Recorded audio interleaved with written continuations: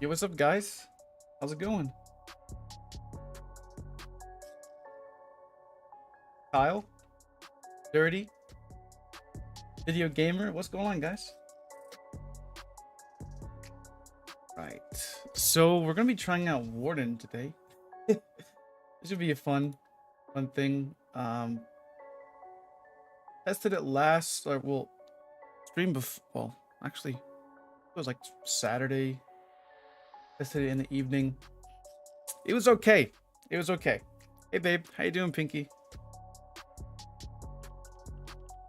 So, kind of figured out something I liked. So this is on a stand-in variation, more focused. But we're using Plague Break and Clever Alk with Blood Spawn. Now, the whole idea I took from last stream, trying to set up ult gen. I still want to try it, but I'm trying a smaller variation, so I'm not spending so much on potions. So we're using Blood Spawn. Woo! Oh, I'm sorry. Getting a little bit sick. But instead of using rapid regeneration, I'm going to be using Shimmering Shield. I think this set was this skill was very valuable to use.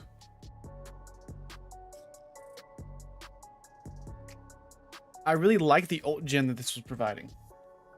I know Magma's good, and I know it may help a little bit with my magic sustain, but overall, man, I really like the ulti gen. I think ulti gen is one of the best ways to play Warden right now. It's a lot of fun.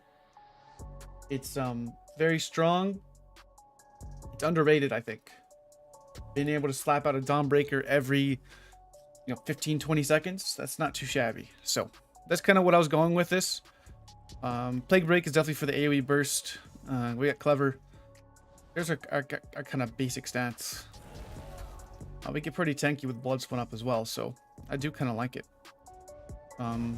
Healing is kind of annoying. You got to definitely keep that budding seeds down.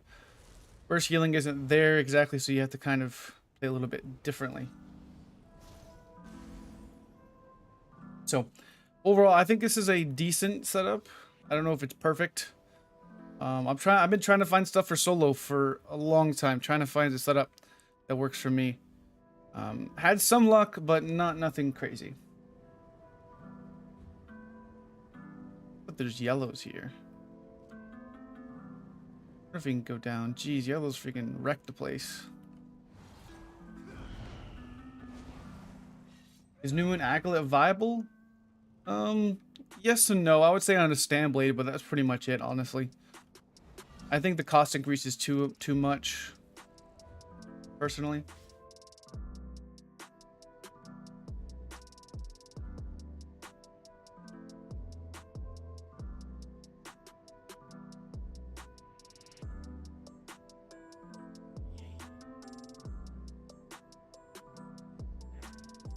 So we get the well, also the PTS will be up today too, so we'll have to check that out today. If anybody sees it, let me know. I definitely want to check out the patch notes first and foremost. So we're streaming on Twitch. Yeah, I stream on both right now for a minute. I'm still thinking about it. It still has been on my mind if what I want to stream on. Both are good, but I don't know yet. I mean, for the most part, I mean, for the stream on Saturday, I mean, it was like 50-50. There was like 90 or 100 people on YouTube, and there was, for the most part, and then there was like maybe 80 on Twitch. So it was pretty close. To both, so I don't know which one I want to stream on yet, to be honest. And I just recently started on Twitch. I don't know yet. I'm still considering it. The only issue is after a while, if I get partnered on Twitch, I cannot stream on both anymore, because partner is a complete kind of. You have to sign a contract with Twitch to only stream on their platform for, I think it's 24 hours. They have to have exclusive rights to your content, so to speak. Not even necessarily rights, it's just will get upset, and they manually review your Twitch account. So we're not even really close to getting partnered yet. It's going to be, if anything, it'll be at least a month. Where do you rank Harry Tree PvP and A? He doesn't play too much.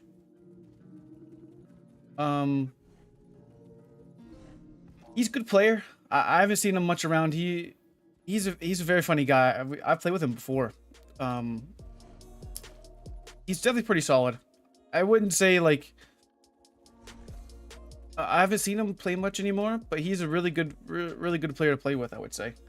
I mean, I wouldn't say like top tier, but you know, he's top 1%, I would say, for PvPers for sure. He's a very solid player. Like I would love to have him as a group mate. If that makes any sense. He's a top PvPer for sure. Oh yeah, I'm on Stamden right now. See, the thing is about Twitch is I don't mind it. I'm actually be coming out with the tier list soon. But I'm still been contemplating on kind of where I want to put classes and whatnot for 1vx. That's what I'm gonna do it for. I don't care. I may drop in some hints. This class may be better in group play than solo play, but people always get like so weird about ranking classes. It's funny. But I'm gonna be doing that probably here soon, probably the next week. What's good, Nonox? How you doing, buddy? Yeah, we're on Standard right now. This is a better variation, I think, honestly, than Magden.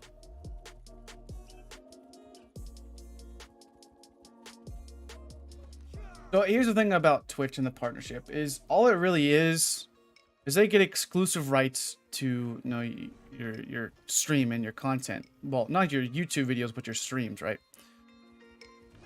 It's not like YouTube doesn't care because, I mean, they just really want.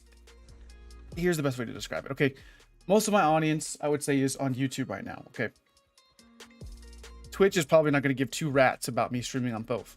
But whenever it's probably starting to sacrifice them money, right, then that's where they get upset. So if you're streaming on both platforms and one platform is taking this amount of money, I could see that, but it's okay. Honestly, I don't know. I'm still thinking about it, like I said, guys. So it's not a confirmed thing. But I'm pretty good drinking my coffee. I'm about to get on the ESO. Nice, man. Can you run a defile set of Magden? Got stuns? Defile set really won't help too much. There's a few setups I've talked about in the Discord with some people, and I think I'm gonna try Drogkin next. Should you come back to ESO? It's okay. ESO's like, if you PvP'd, like, here's the thing I'll recommend to anybody, honestly. If you PvP'd in ESO and you quit because of the lag and the latency and all that jazz, then it's not gotten any better. It's still the same. If you play during prime time, it sucks. But if you can play in the morning, ESO is flawless. I love playing in the morning. Oh, it's so fun.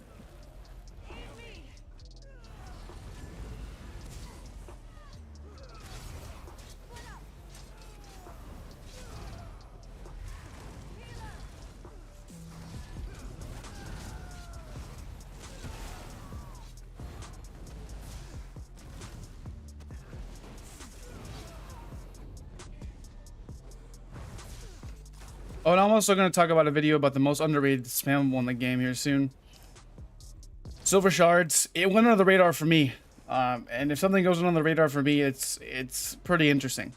Silver Shards is actually one of the best spammables in the game. And I'll explain why here in a second. Now, I don't think many builds do compare to my Stamp Stork. But it's still people want to know. I'm trying to help them out. Builds and whatnot.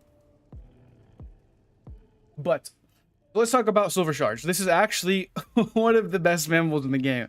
And if I didn't know about it for the longest time, then I know several of the people didn't know about it.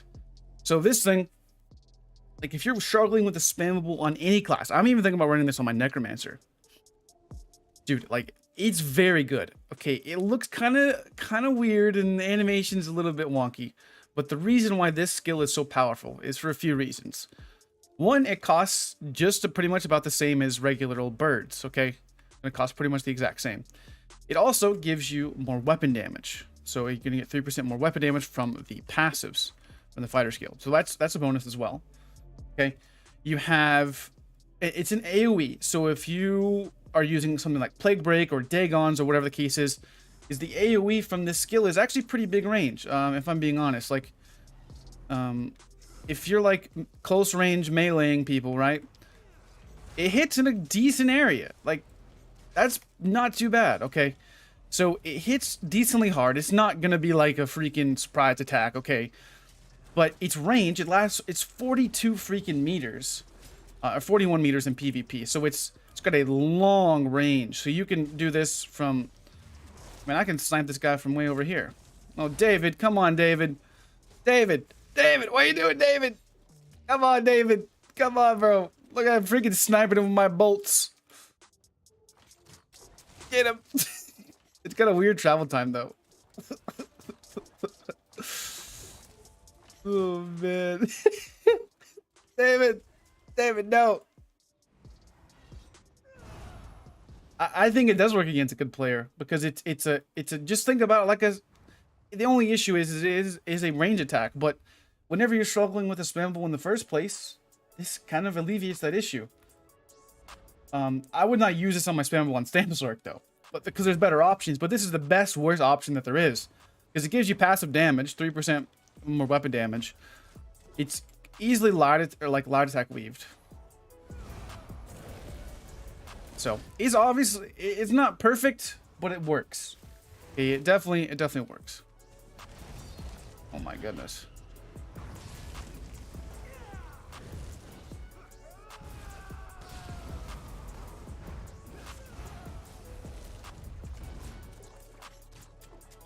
Everybody and their mother is a vampire right now, so it's going to deal 20% more damage to them as well.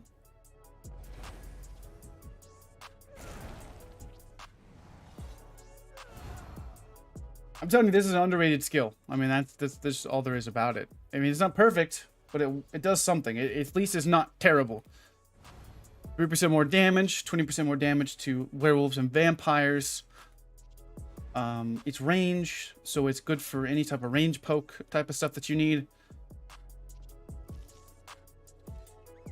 This build is a PvP build. It might work in PvE, but it's not designed for PvE. Yeah, Silver Shards is pretty good on Stampro too. I think it's definitely a good option. It's a semi-pseudo spammable that kind of plugs in some holes. For sure, it's very underrated. Very underrated. I would still use Surprise Attack on Nightblade. Like Nightblade has Surprise Attack, Stamsork has Crystal Weapon, DK has Molten Whip, and Venom Claw and Noxious and all of that jazz, Flames of Oblivion, so there's no reason to use Silver Shards on that. There's one bar yellow and blue. Yeah, I think this skill is underrated. I don't think it's perfect, like I said, but use it over jab, bro. You're crazy. But it's only for a few classes that, yeah, if you're range bombing, I could see it. It's only for a few classes like Warden and Necro, I think that can really use, that really need it per se. Other classes have their better spammable skills and whatnot. But I think it's kind of underrated, not gonna lie. It is a range spammable, so you can dodge it pretty easy, but you know, it does its purpose, man. It's not terrible. It's not bad. Going pretty good. Going pretty good.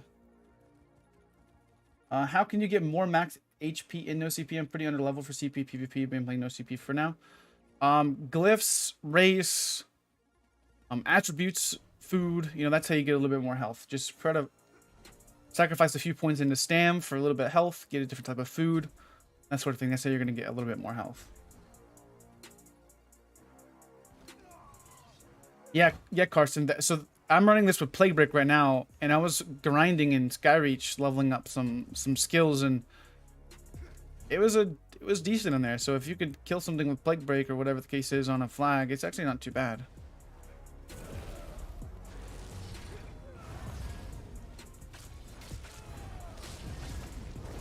Got these freaking gankers, bro.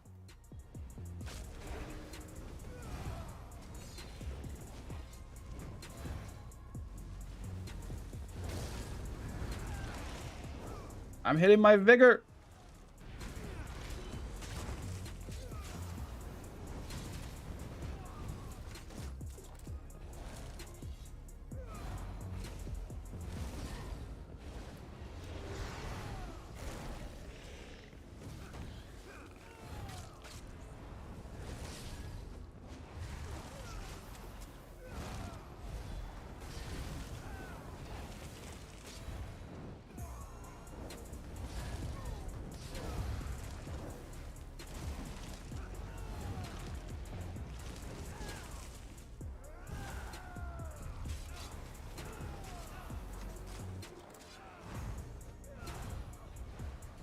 I would say this thing won't compare to DKs or anything like that, to be honest. It won't. How does he... It's weird. You have to really kite on this build.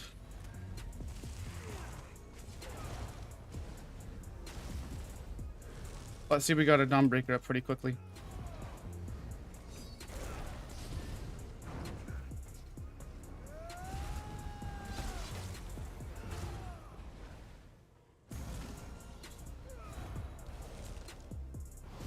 The reason why I like the resto is we can heavy attack with it. Enter the wrong name for the stream. I'll have to look at it. I was trying to get it set up earlier, but I may have accidentally left something. It should be Stand-In, right? Is the stream title Stand-In? Well, it should be. I can't get up here at all.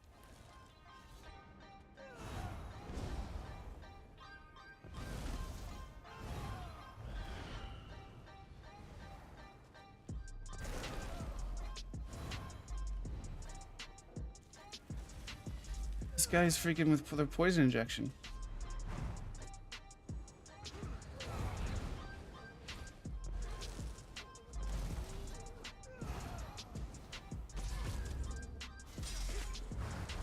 Yowzel. Yowzel.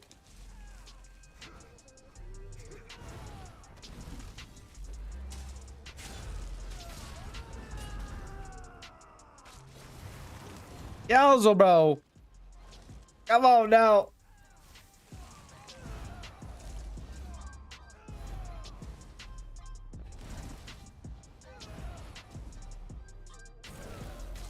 I'm getting tired of the Knife Blade, dude. I can't do nothing about that. I thought that was the other guy. I didn't know Yowzel was out here trying to gank me. He's probably in the stream.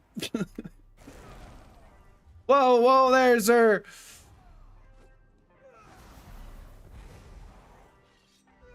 I need to get detect pots, guys. I need some detect pots like yesterday.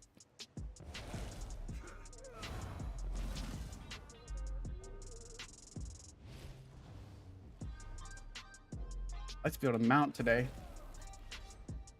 Magic DK over Stam DK, personally. You went to say Stam Sword testing. I don't know, man. I like this Warden. I like it. I like it. It's not bad. It's not bad. All right. Let's go over here. Let's see what's happening. Trying to find some action.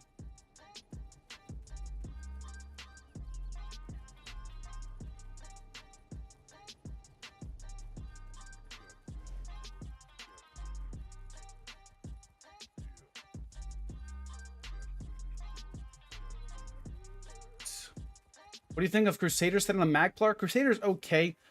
It's hard to say. Like, Crusader's a decent option, but I think you can get the minor courage from Magma. You can get major courage from Eyr0n. So I would say overall, for some classes, I wouldn't say it's the best. But it's okay, you know. You could try it if you want to be different, but I think overall you're gonna be better with you're gonna be better off with something different on Templar than Crusader. It could be funny to try out and see if it works for you, but I don't use Cutting Dive because it's not the best spammable skill to use in my opinion. I just kind of talked about one of the most underrated spammables is Silver Shards. I think it's very underrated. Was like talking about it just like 5 minutes ago. So the reason that is, in short, is it gives us a lot of passive buffs, like 3% damage. It does 20% more damage against vampires and werewolf, which we know everybody is a vampire in PvP because of the undeath passive. So off the rip, you know, the tooltip is just base with just weapon damage buff up without clever. We have 11.4k tooltip. So 11.4, 20% more damage. That's quite a bit more damage against vampires and werewolves. Gonna hit for 4, 5, 6k on people. And it's much faster than, you know, crappy old birds. Birds has a dot, which is nice. But the dot, I just don't think it's worth it.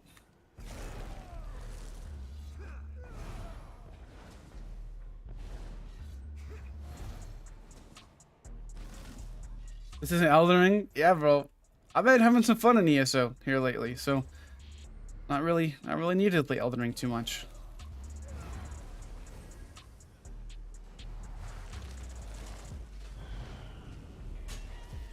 Hey, dude, here's a bunch of yellows, and you leave me. That's funny. This is the imp group of yellows, so these guys are really tanky.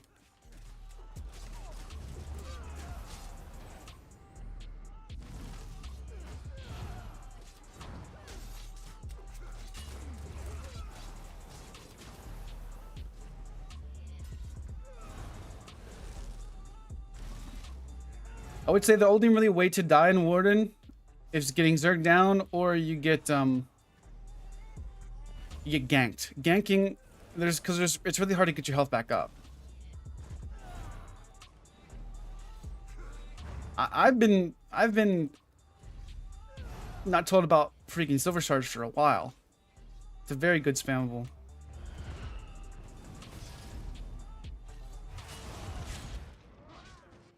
See, like I said, guys, Yowzel. I was not gonna touch him, but then he freaking attacks me. And capping Cowrians. Let's see if we can go somewhere else. There's nobody over there. Ganking is the only thing you die on a Warden, I think. It's very privy to ganks because it doesn't have a good burst heal. I wasn't gonna touch Yowzel, but I guess I can't be nice to Yowzel. He's kill on sight.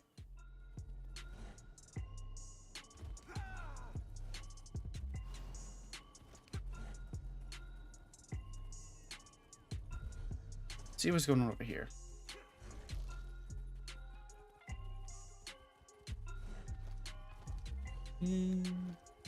Yeah, Elden Ring it's a fun game. I enjoy it, but there's a lot of issues in the PvP stuff that I don't really want to fool with, like Rivers of Blood spam and whatnot. What of an action? What are you doing? Really, sir? Didn't even touch you.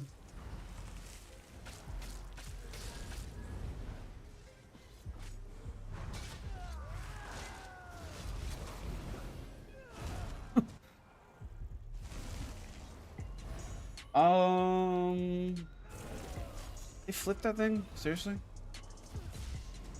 Let me see what it is. It's Plague Breaking Clever right now is what I'm using. I think I forgot to change it before I went live.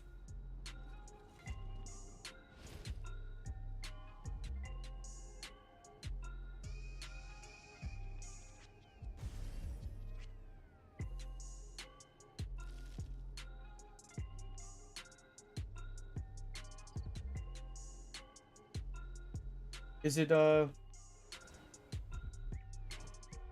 if it's Plague Breaking Clever, then that's what it is. Okay.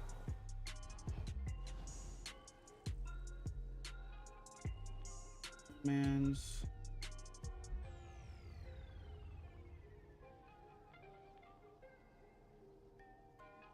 Clever.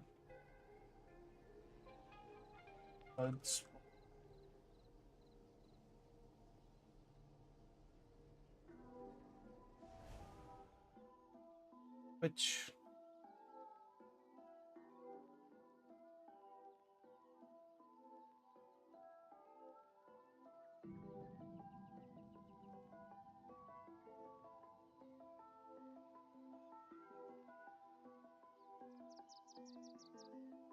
Oh yeah, it was updated on, well, kind of updated. All right. So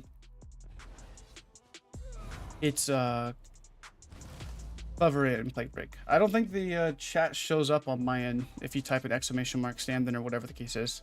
But both of them are updated now, so we are good in that department.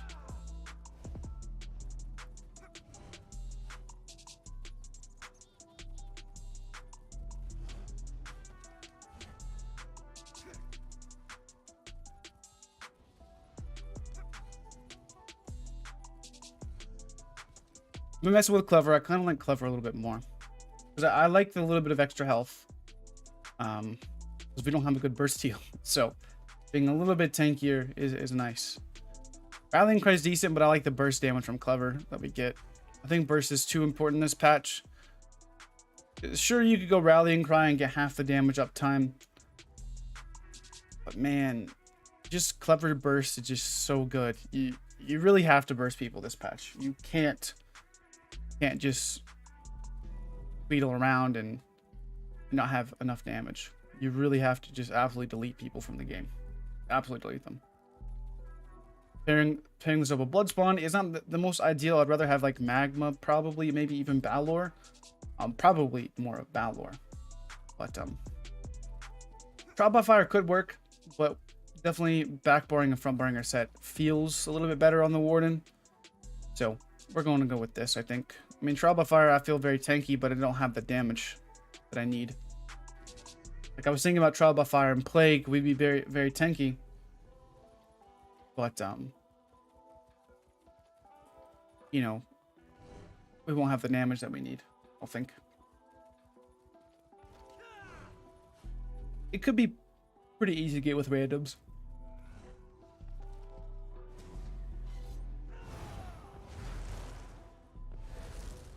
Could be relatively easy to get. But I'm really not with enough randoms to really say. I'm always by myself with Pink, so.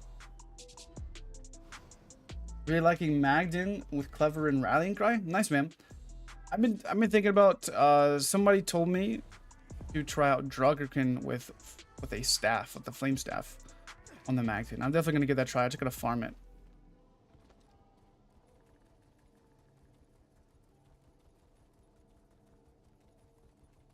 You can try Magma. Magma is mainly for you anyways whenever you're using that set. You don't really use it for other people. Rely on it for other people.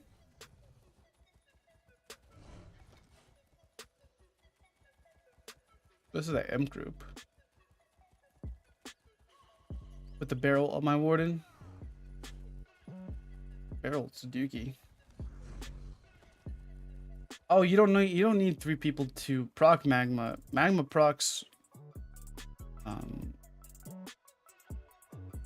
it procs whenever somebody has the set and they heal. And it bounces off to 4 people. You don't need 4 people to proc it. You can proc it with 2 people.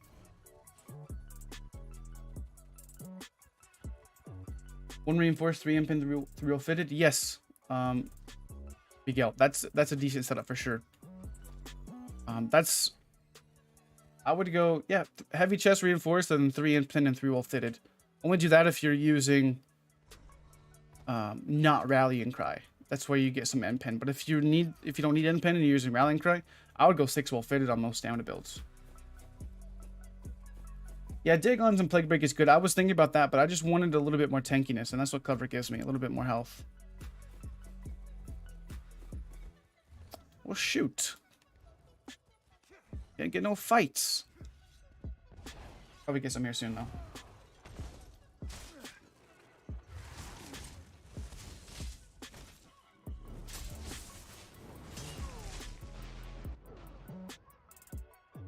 Alright. I wouldn't say so far as Scales is viable, no. Badly. After they did the proc set scaling, that set kind of went under the water because you don't get any extra stats for that set. It doesn't give you any damage or anything to scale it up with. It just gives you max or base stats. So it's not as good.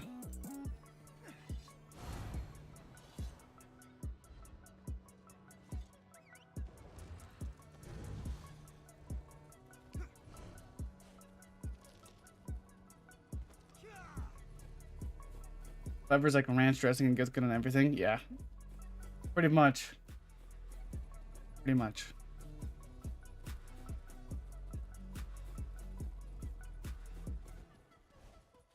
Pretty much.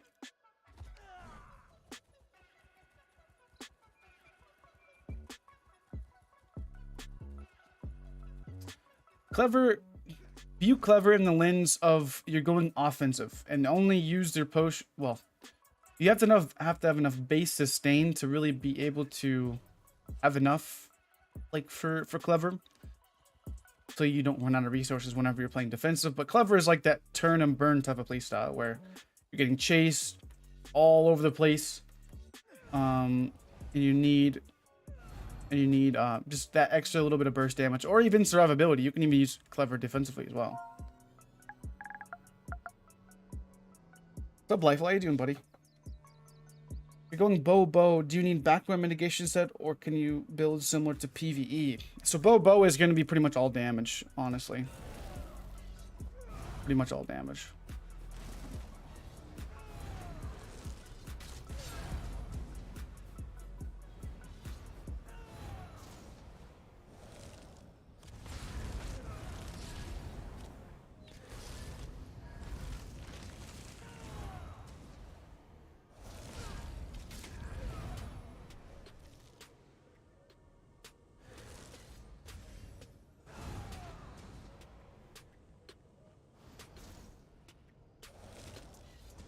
One on Mazza.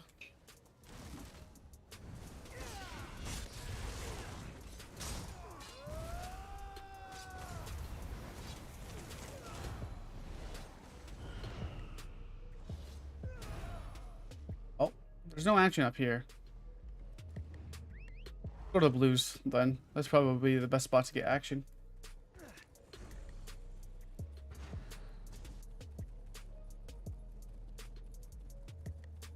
He's in the stream. He's funny. He's Yowzel. He's a ganker.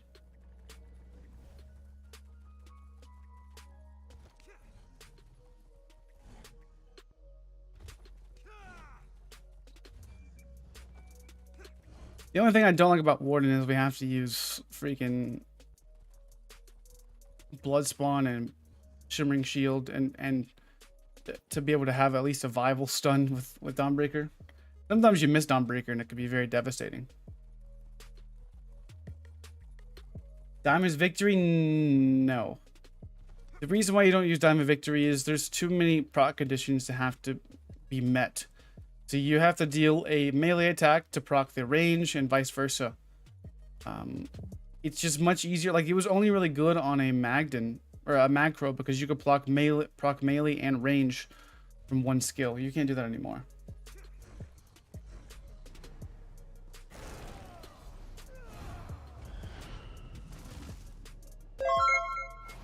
It's Philip.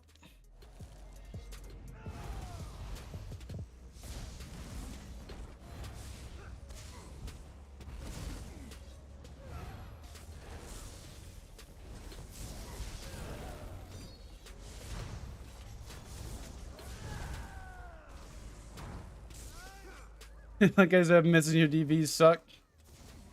If I hit him with it, he's dead. If I don't hit him with it, he's surviving. Yes, yeah, I had the same thing, Yowzel. I had it on stream. I had to re-download the whole entire game.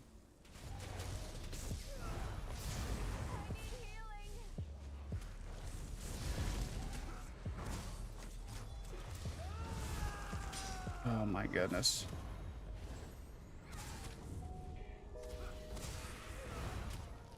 This is why having a viable stun is nice and it's frustrating at the same time. Like, if I had a viable stun, he would be dead in 2 seconds. But because I don't, I can't stun him whenever he's streaking around.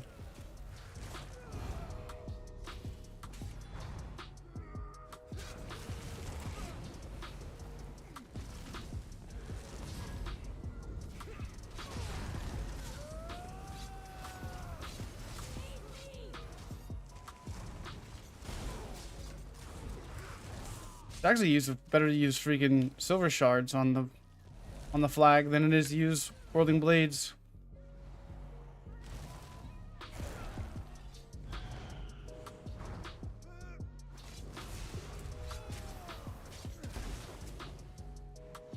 All right.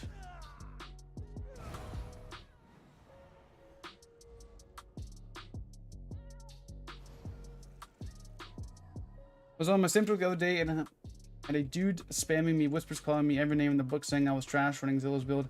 I had to break his heart because I was using Brais and Briarheart. I'll never understand that, man. Like, I'll never understand why people like get upset for using somebody's build. And it's not even my build, it's just something I thought of, right? Because I'm sure plenty of other people have thought of a similar setup like that, or even the exact same one, and they just didn't post a video about it. So, but it's probably like copyrighting a playstyle. But anyways, like, I mean, it's no big deal, dude. I don't care. I mean, I'm using my builds. I've heard a lot of people on Xbox have been using my builds, but on PlayStation, dude, I don't see nobody really using my setups. Good current setups for Stamcirk Werewolf. I don't play Stamcirk Werewolf. Or really Werewolf in general. So Lycan would be a person I would suggest. He plays Werewolf. Lycanthrope Rage, I think, is Lycanthropy Rage, however you say his name. But he plays Werewolf mainly, and that would be the guy I would look for Werewolf builds. I miss the old shot clinch, honestly. What's good, Deucer? Love Shipwright.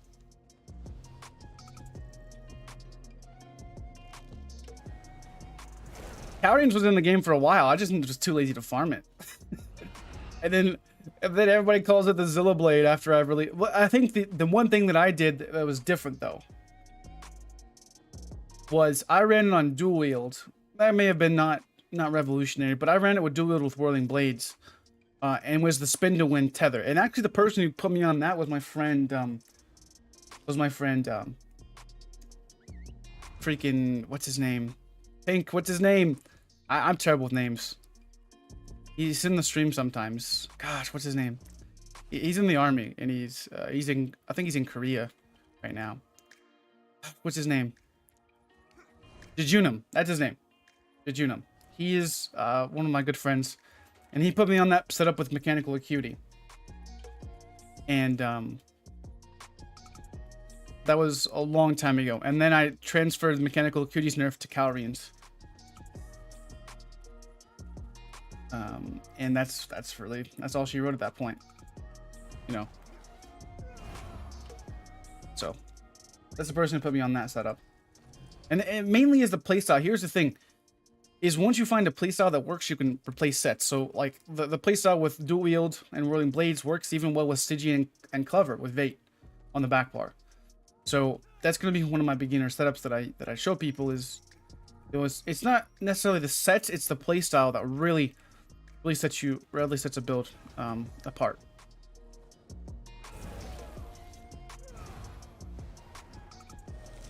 Templar's mobility is what it is.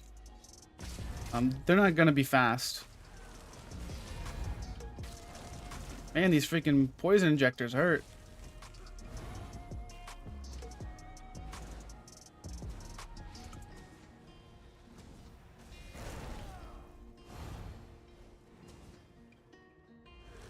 Cowrians is one of the best sets ever. What's good, Stevie?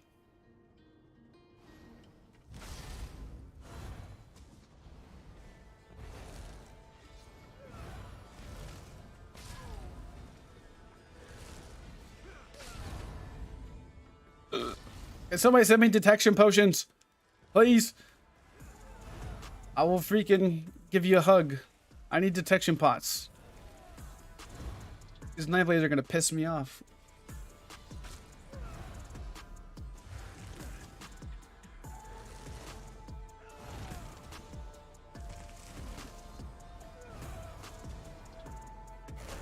Tether is one of the best ultimates for Whirling Blade Night Blades. It just pairs so well together. Even though the ultimate sucks sometimes and it's cast time. Poison ejection is giving major brutality. Are you sure? I don't think it is it? There's no way. No way. No way. I don't know you haven't morphed. It doesn't give major brutality. I don't know about that, Chief. There's no way that gives major brutality.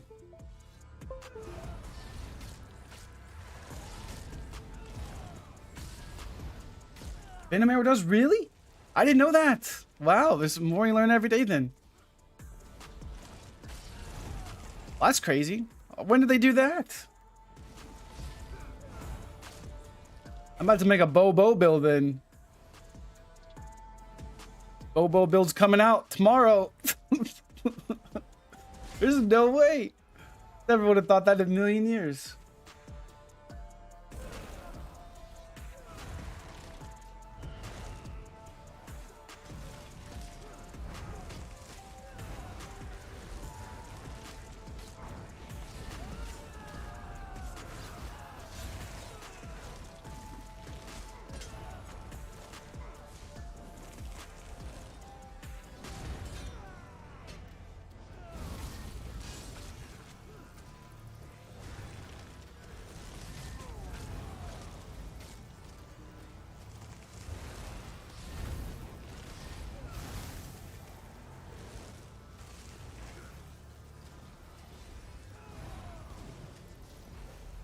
Gonna aggro some people.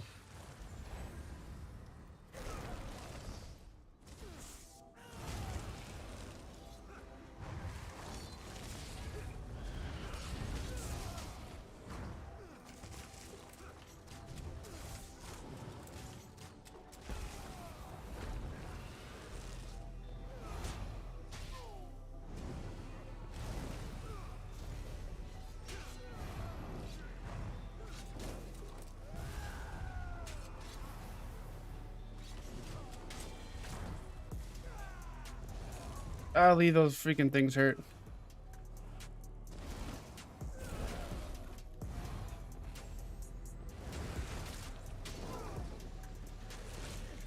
What is that freaking trash?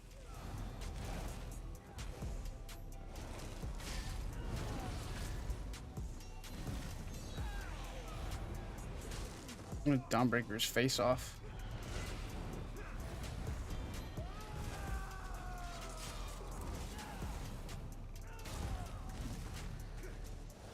Golly, the snares are insane, dude. That's the freaking permafrost.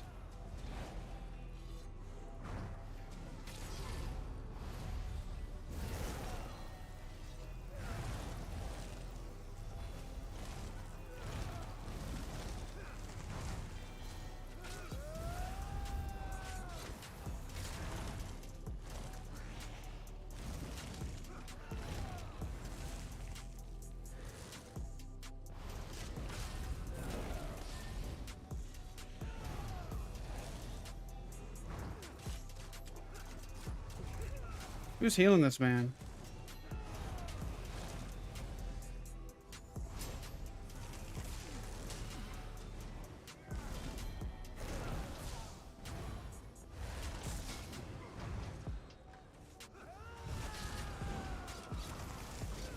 Stop healing, bro.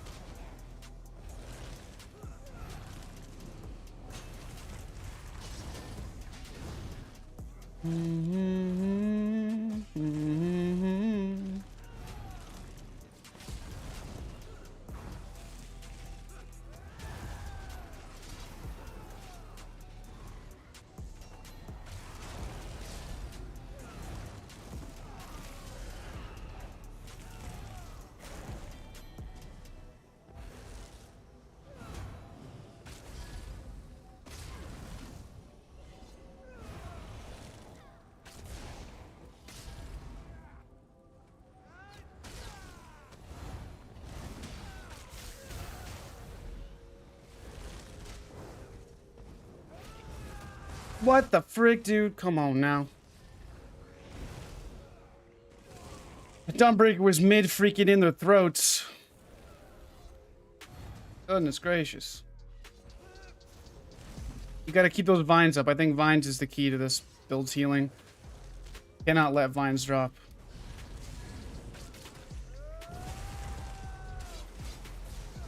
Goodness gracious.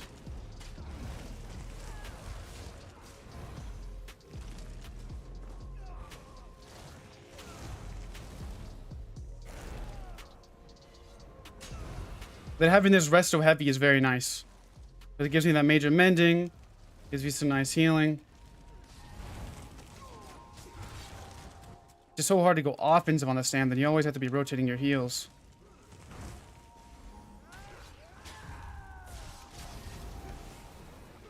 Always have to be rotating your heals.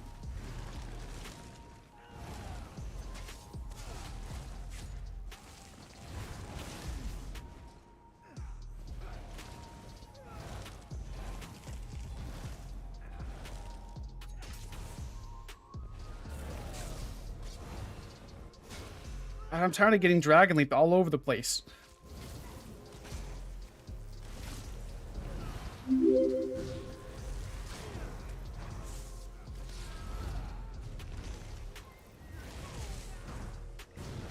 Drunk guy gifted a tier 1. Oh, every single time you try to use Dragon, I should have popped my move pause. What I should have done.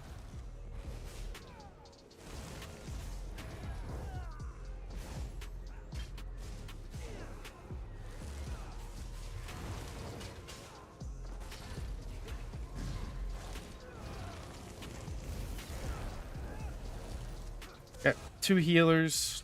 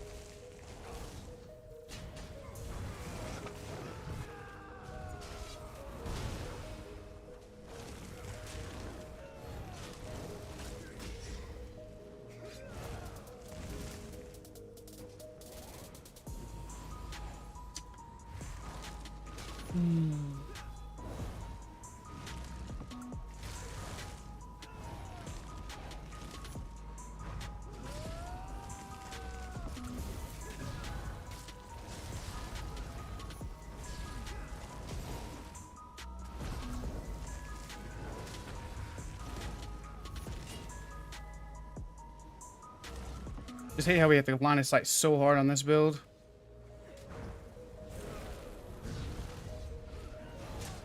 Got bumper humper healer over here.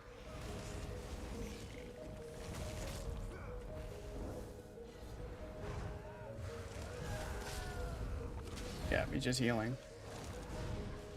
Then there's nothing really you can do against just a flat out healer, dude. Like if anybody's a healer in a group, it's almost like ripperoni pepperoni status for trying to kill anything.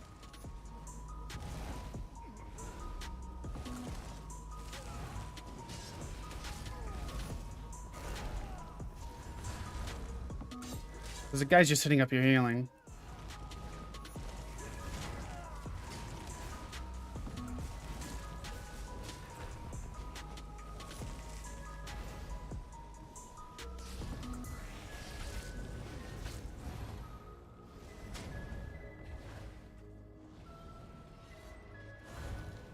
There's one chase.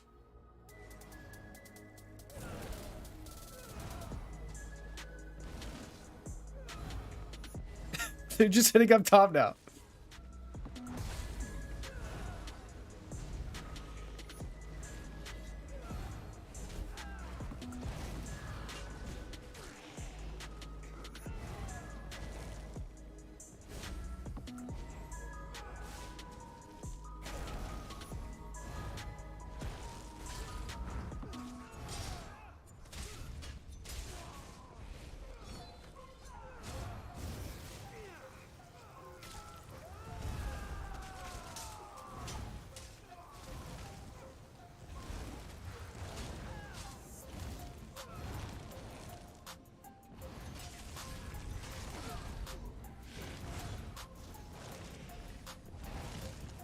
Survivability isn't too terrible on this build, is it? I mean, you got to freaking kite like a whore, though, but still. Oh, my goodness. You have to kite so hard on this build because you don't have a good burst heal.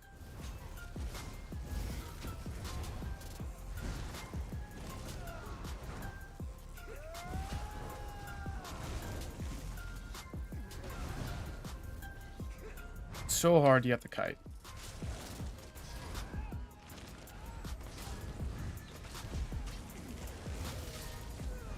There we go, Brit.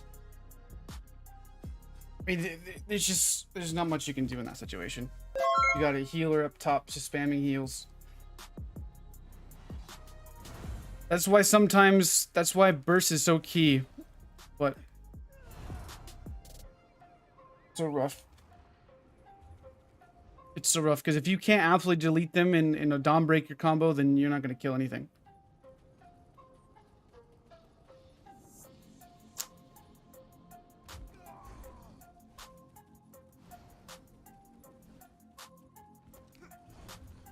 You just have to kite so hard. So hard. You don't have good healing. You can't just like hit a rally, right? And I think the mitigation we're getting from the range attacks from the bow spammers is more important than rapid regen. I mean, there's nothing much you can do against a barrier spamming healer just sitting up there, just not doing anything else.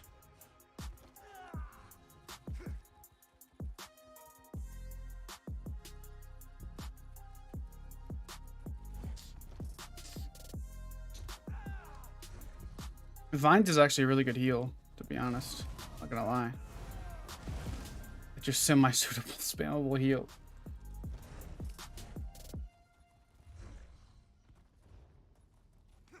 I'm not running any recovery glyphs, actually. I'm doing all damage with smoked bear food. It's so hard to stay alive, though. Sometimes.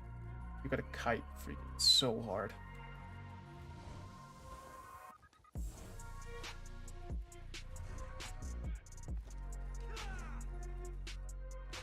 Maybe a dumb question, but what option did you turn on to see debuffs done to you? There's a setting. I have a complete setting guide that I went over several weeks ago, months ago at this point. And that would be what I would suggest to look at. It's in your settings, though. Effects or something like that.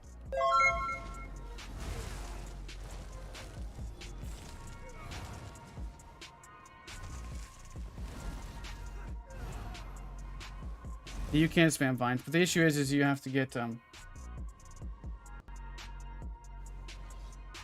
I could try Arctic, but the issue with Arctic is it costs twice as much as freaking this, so it's even worse. Budding Seeds is delayed healing, and it's a good burst heal if I can put it on the ground. It costs 2,000 magic. Arctic costs like 4,000.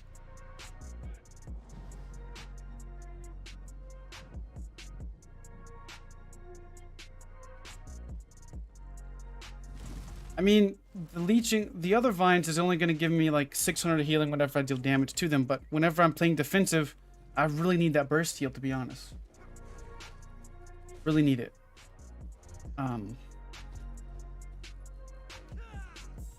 It's hard to say. It's hard to say. I would say that for group play, the other one's going to be better.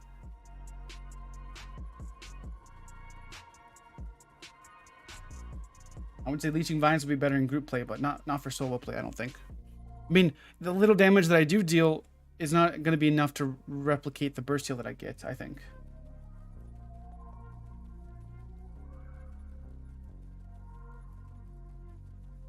I may try it, but I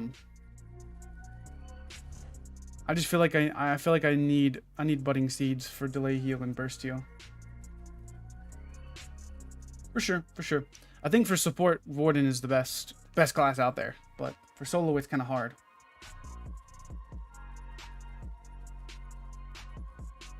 What I think I'd do for a bow Warden, I would definitely do that that proc, whatever that thing those guys were using earlier. That hunger proc that does the poison damage, that stuns or whatever. It's pretty nasty. I would actually never touch the stamina leap again on any class, honestly. Or on DK. I would use the magical leap, the fire leap on the Sam DK too.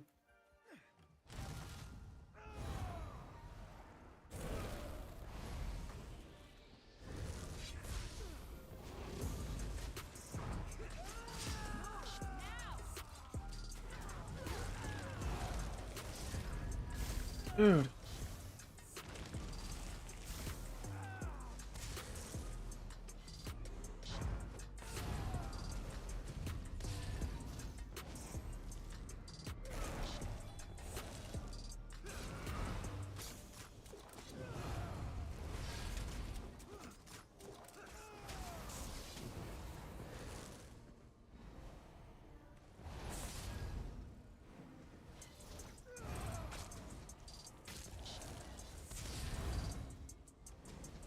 Getting tired of snipers.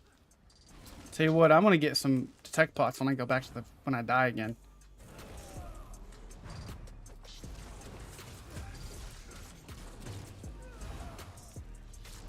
Oh, this man's annoying as freaking.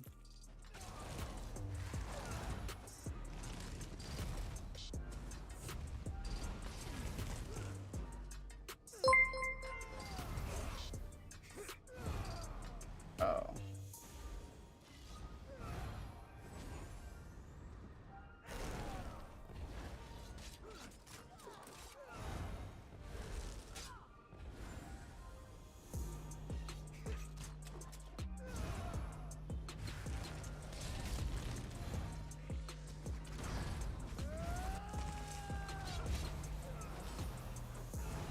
Gracious.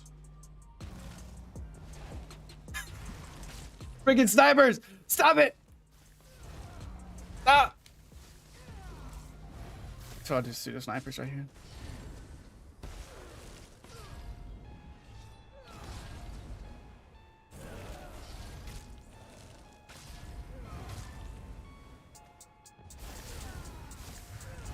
My friends are coming down.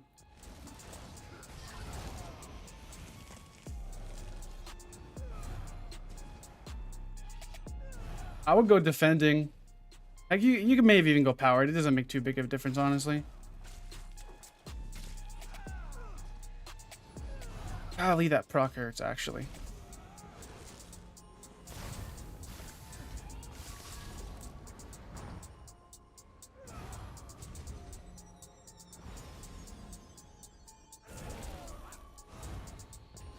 You have so much sustain. I'm using a magic recovery food as well, so these are my stats. The pot up with the stand pot up. I don't have any magic recovery on my potion. I'm using immovables.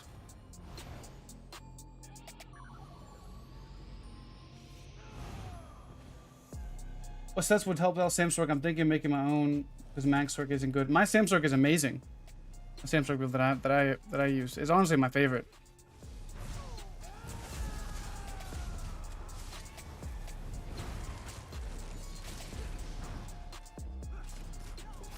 Golly, that proc is actually hurts.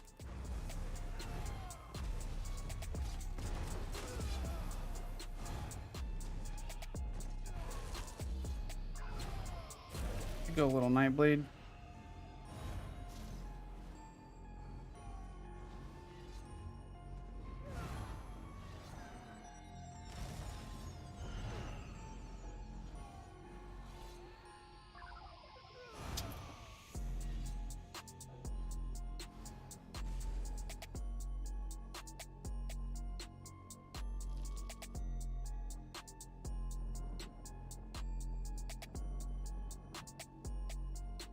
Do you play with kind marchers on any class?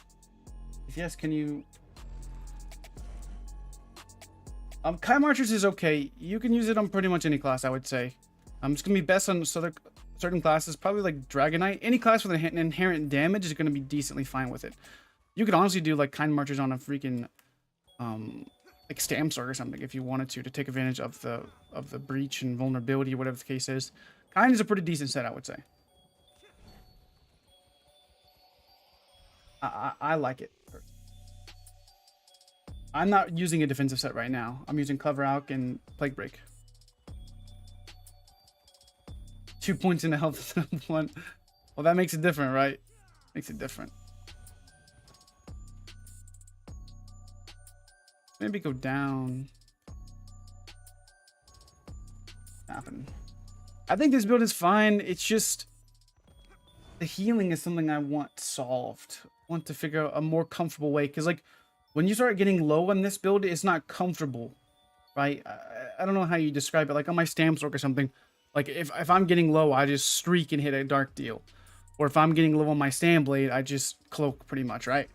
Or my DK, I hit by Coag and it's freaking gonna save me. But on this build, it's a little bit more difficult to stay alive. It's not comfortable, I would say.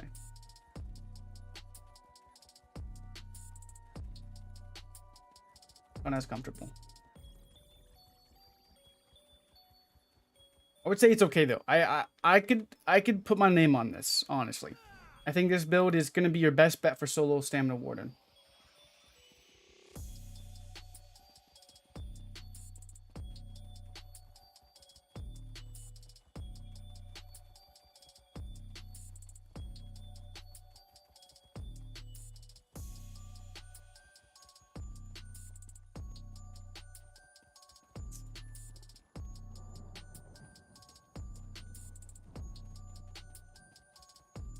Stamina shrooms?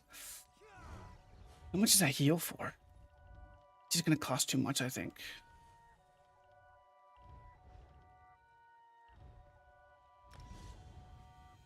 $3,700. Not terrible.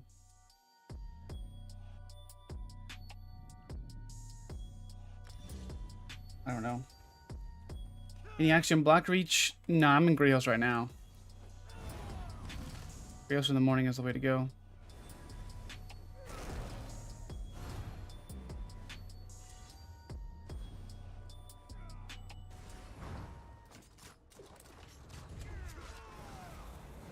Would Aegis color be good in Sam Sork? What does it do? I think it's a trial set, is it not? I think. I don't know every set in the game, but I know most of them. I think it's a trial set. It doesn't ring a bell that it would be good though, because I typically have a good sense of something that would be decent. Run. There's blues up there now. Come on now. Go up there. See what those blues are doing. Yeah, mobility and CP are the defense you need these days for DPS. For sure, for any type of 1vx build. Sometimes, I just wish I had a little bit of better heal on this thing. What do you think of Magnet Sustain? My support is Nord buffed up with Wretched and Plotting at 2000 mag recovery. That's plenty of recovery, I would say. Because you're always, if on a support build, you're always going to be heavy attacking typically, right? So, I think that would be fine. Reading Rally Cry and Backbar Dagon's front with Malakath and Balor. That's okay. For a Magden or Stamden?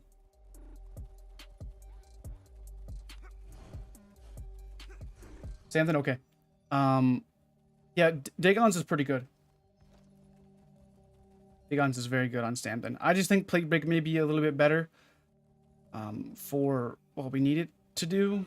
Because typically, I mean, Dagon's is a lot of damage, yes, but I think Plague Break may be a little bit better because whenever we're going for offensive and killing, and it also applies a dot as well. So I think Plague is just a little bit better than Dagon's, personally. This is not the PTS, no. This is on the live server right now on console.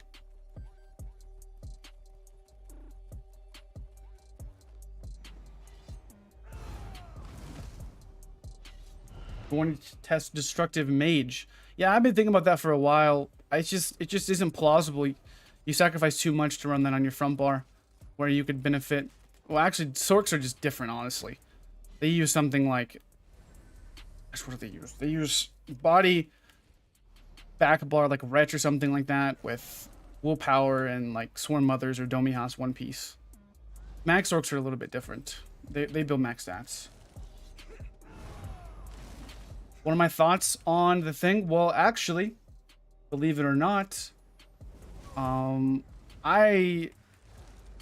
was the one that was suspicious about it. I mean, I'm pretty sure everybody was. I talked to Solman and a few other creators in the Discord. I was going to do the video, but I decided to not. And I told Sawman could do it. He did it all on his own. I didn't. Well, there was a few things that we talked about, like the some of the people talking about it being, you know, look pre-recorded. But I was the one who brought it up in the chat. I just didn't want to do the video. It wasn't something that I really had the time for, honestly. So I told him he could do it. I was suspicious about it because they didn't talk about any of the donations or anything like that. It looked suspicious for sure. It was hella suspicious. At the very minimum, it just felt off. Because, you know, they usually do giveaways and whatnot, right? Didn't do that. It just felt awkward. The mic issues weren't fixed. So there was a lot of things that were sus about it. That live stream that Zos did looked pre-recorded.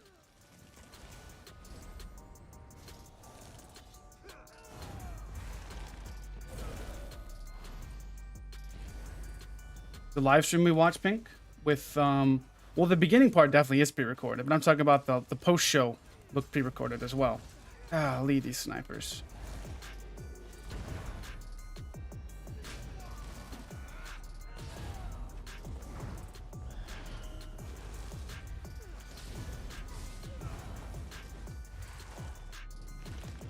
She banned him for 72 hours.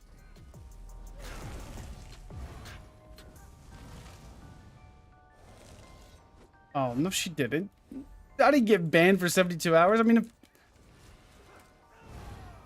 I got banned a long time ago for the character names. It was when they were playing the card thing. I think that it looked sus. You know, Easter weekend, you know, they don't want to be in the office on Thursday or Friday, right? Maybe they took Friday off. I don't know. But they said a weekend, and I just don't think it looked legit. I mean, conspiracy theory or not. Leave. These snipers are what's hurting. I think that's why the healing feels off. Or feels bad, I should say.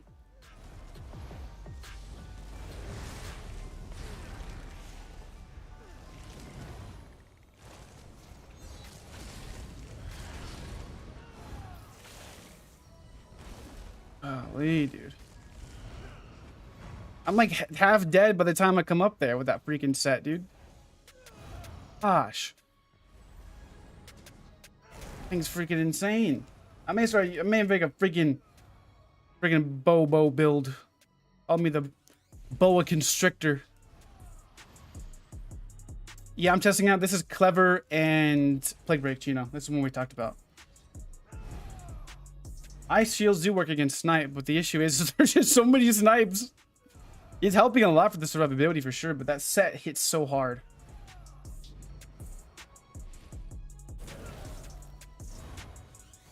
So hard, man.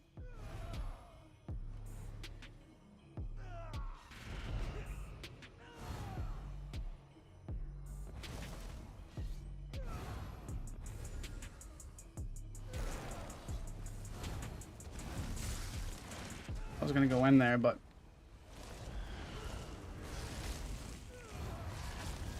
that freaking hunger spew set, it's annoying.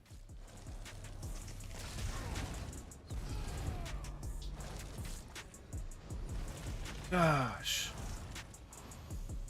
This is where I wish I had a meteor, to be honest.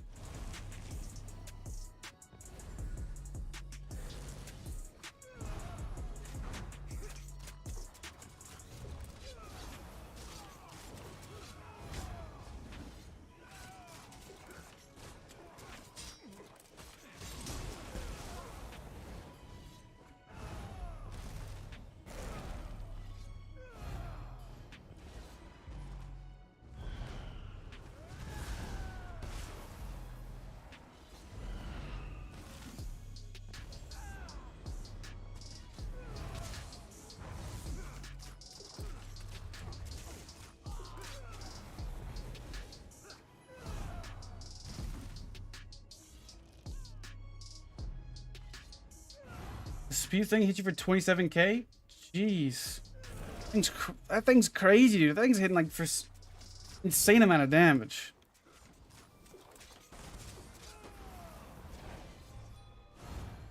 You think Clever's so overrated?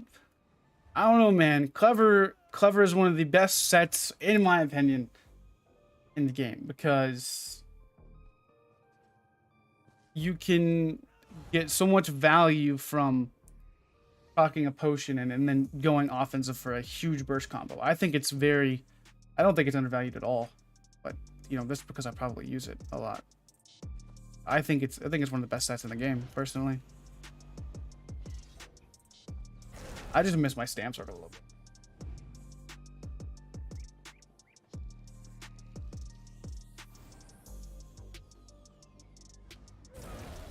Look at mount.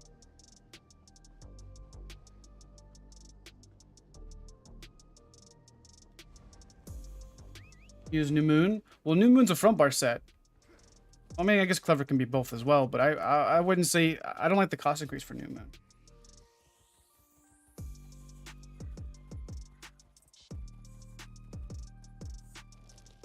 Yeah, Molokina doesn't let you use other monster sets like Valor or something like that. The cost increase is what I don't like. Cost increase is going to get you killed. I know it's 8%, but that's like the vamp. That's like Breton passive, which is insane. If you play a Breton, you know how much important that cost reduction is.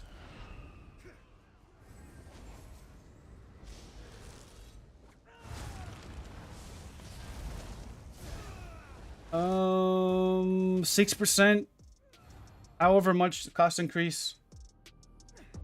You know, if you have New Moon and Vamp, it's going to be insane. So, right? That's the issue, is that you're stacking so much cost increase that Vamp is needed to not die, and then you're having extra cost increase on top of that. That's like what Zamork said.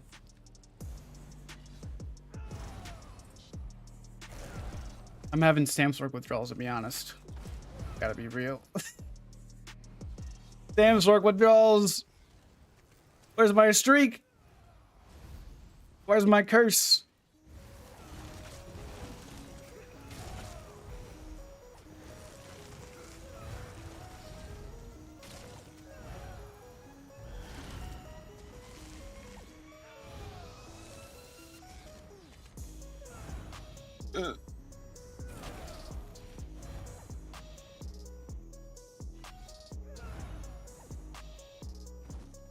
These guys aren't attacking me.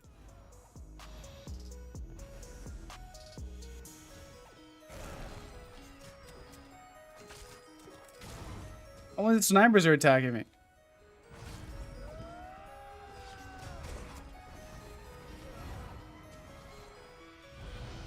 Oh, come here. Come here. I'm trying to get some fights. Let me test my build.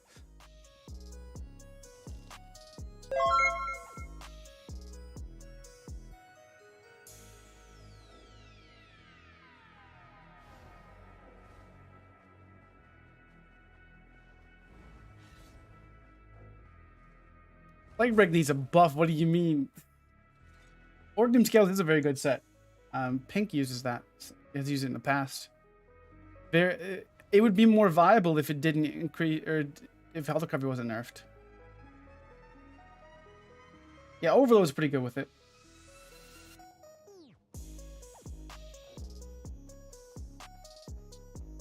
Yeah, I'm having Stamswork withdrawals, dude. I think this build's fine. It's just I can't get. You need the right group of people for Stamden to be as good as like Stamsork or something.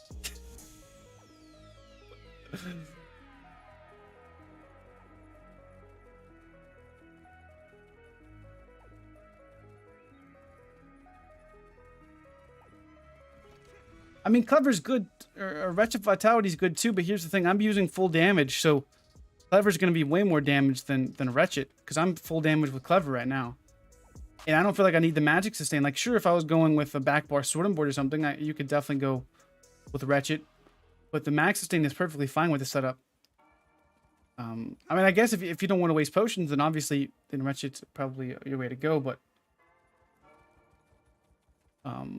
I personally think that Wretched is a fine set.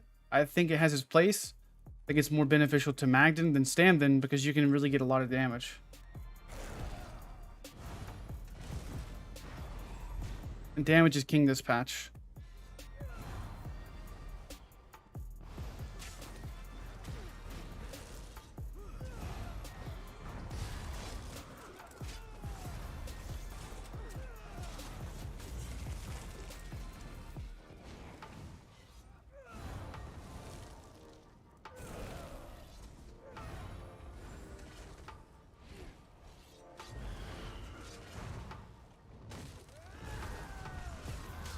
Oh my goodness, I hit my freaking whirling blades.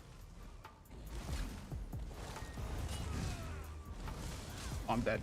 No way you can recover on this. No way. If Sork out, you can streak away. If I was Sork, I could just streak away. Oh man. Yep. Just nothing out causes the Sork right now, dude. Straight up.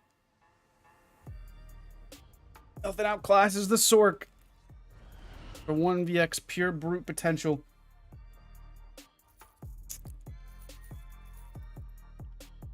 I'm not sure when the PTS will be back up. It'll be up today. Should be up today. Yep. I'm getting on to Stam Sork. This build's fine, but Stam Sork is just better. That's just facts.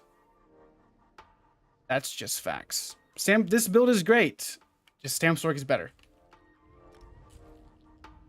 Stam Sork is just better.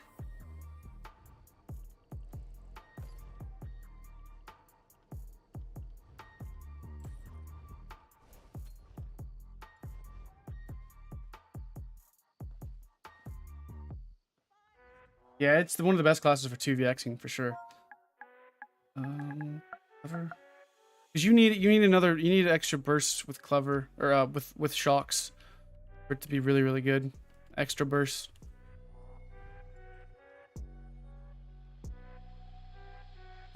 Do I think people without mythics are missing out? No. I don't use a mythic on my Stam Sork.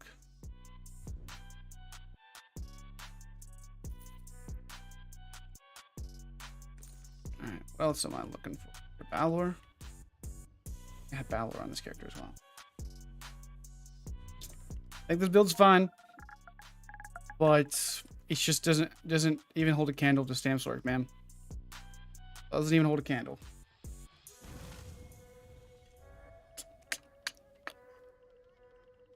All right, I think that's everything for now. Good epic.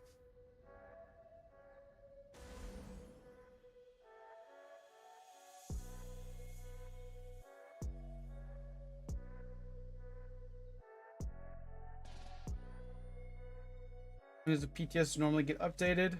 I mean, midday, I would say. Midday. Stam Sork is just superior.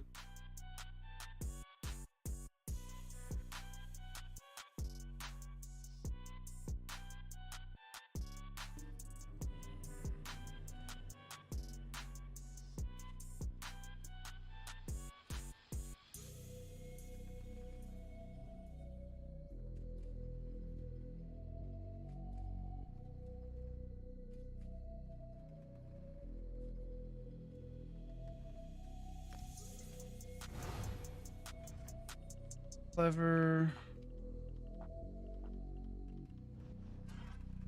Good serotonin.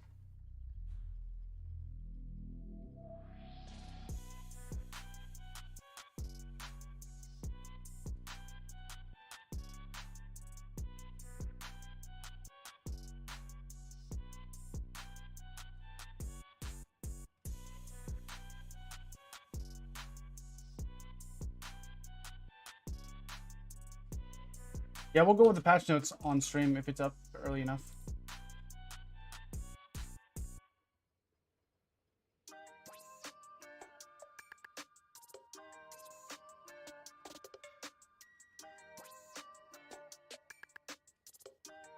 All right.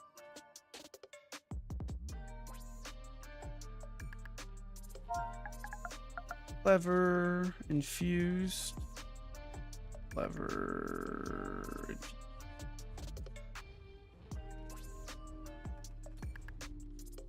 Trial by fire.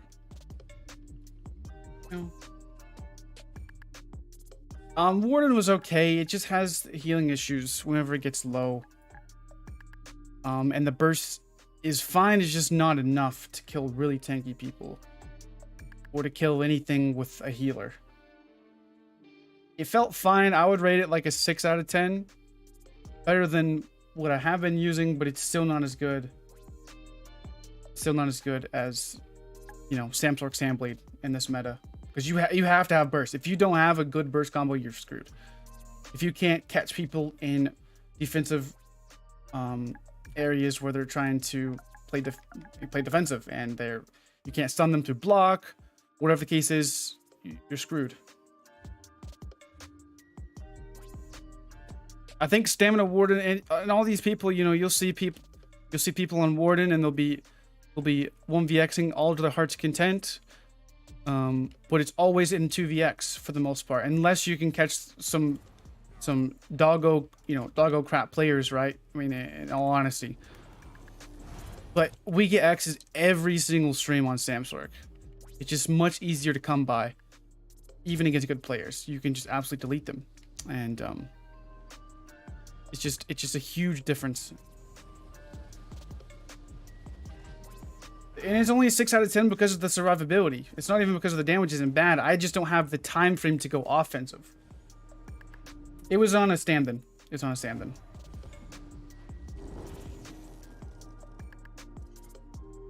Don't have the time frame to go offensive.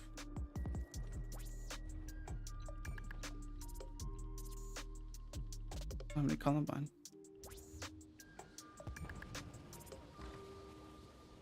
Stamplar is okay. Stamplar's in a decent spot right now. It's not perfect.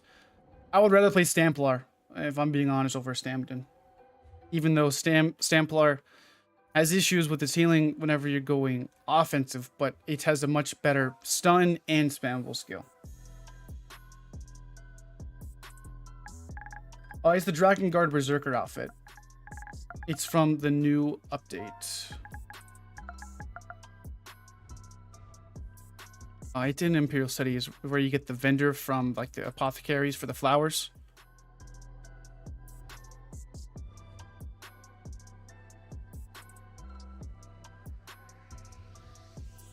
Some Columbine. Never buy flowers ever. I need to get into IC. There. Well, you have to do quite a bit of PvP. Like that's something I overlooked. Is you do have to do quite a bit of PvP. You have to be like Alliance rank relatively decently high. It's not too shabby, honestly. It is a PvP rank, PvP outfit.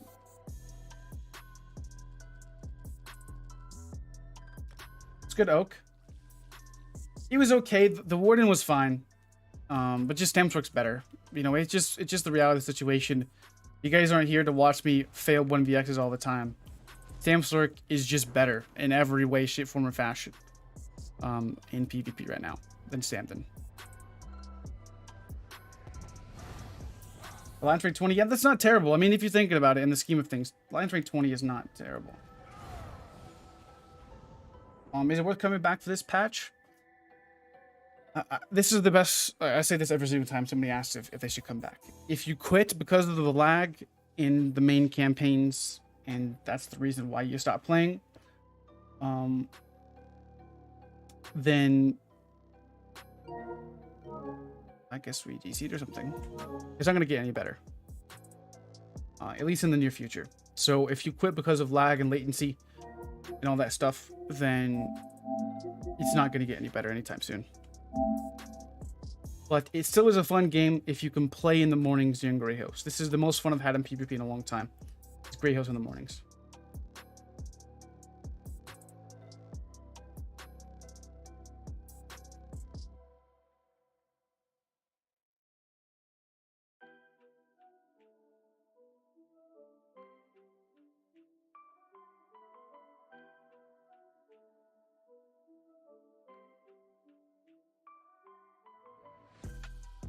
I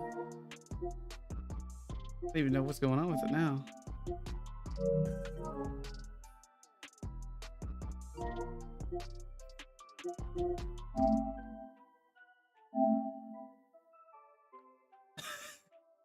What's going on with it now?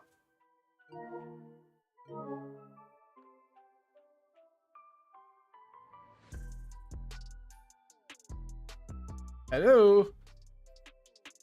Can we go? I do need to charge my controller.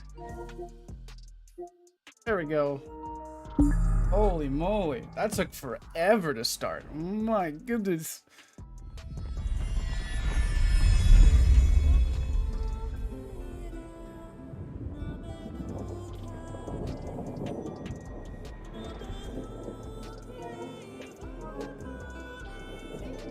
Bro, can you please let me sign in?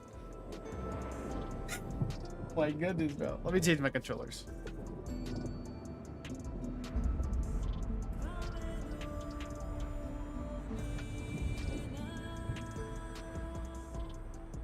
Am I gonna have to close application again?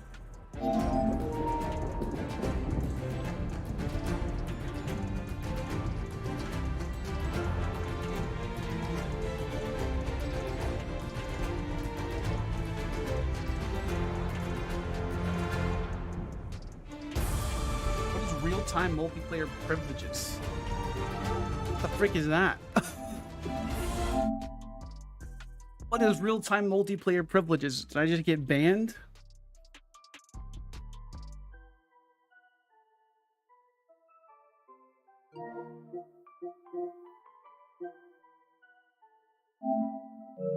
I think it may be something to do with the internet. Hold on. I don't think. Let me reset the PlayStation.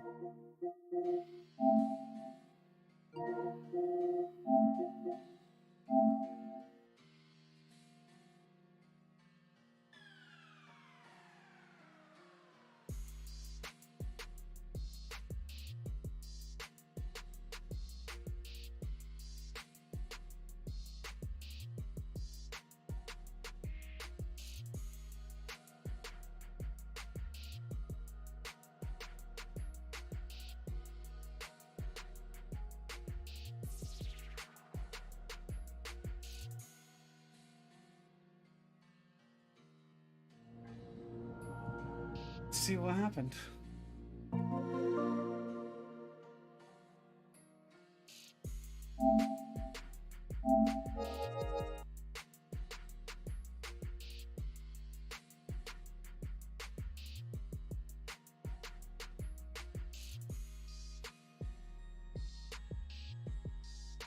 My PSN could have ran out, but I don't think so.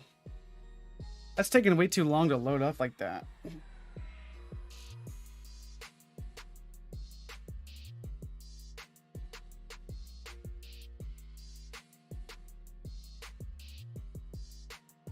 What's good, Jay?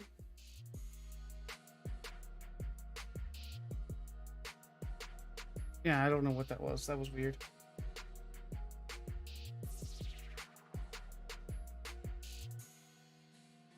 Taking forever to look at this trash, bro. Oh my goodness. What is this trash? Bro.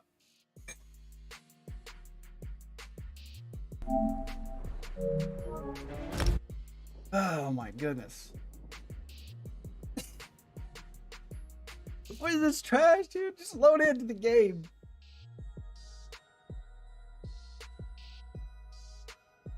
What? Dude.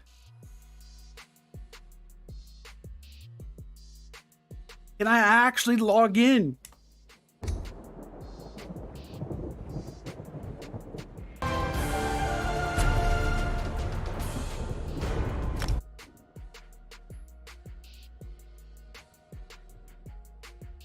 Excuse me. I was just in the game. Oh my goodness, bro. What is that? Gosh.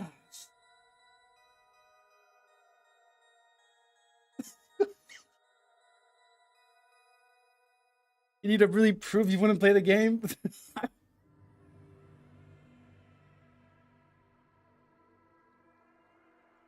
As a real quick question, do you play ESO on stream without audio? No.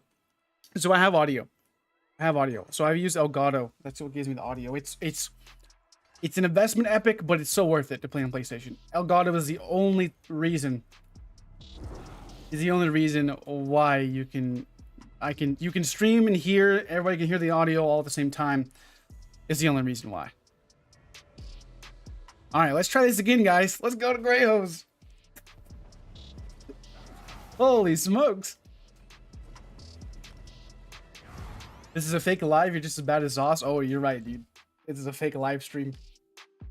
Straight up fake live stream. Come on now. That's trash.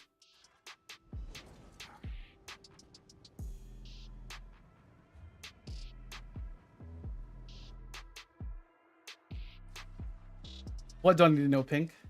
What do I need to know? I think she's... Are you delayed, Pink?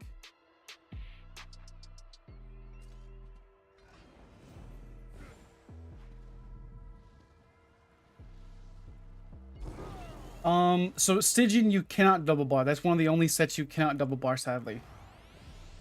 You have to be in combat and you have to double bar that. I think I'm gonna go out trial by fire. So where's the PTS? I don't know yet. It's not up yet. It'll probably be up here in a little while. I would say probably like 1 or 2 would be more realistic.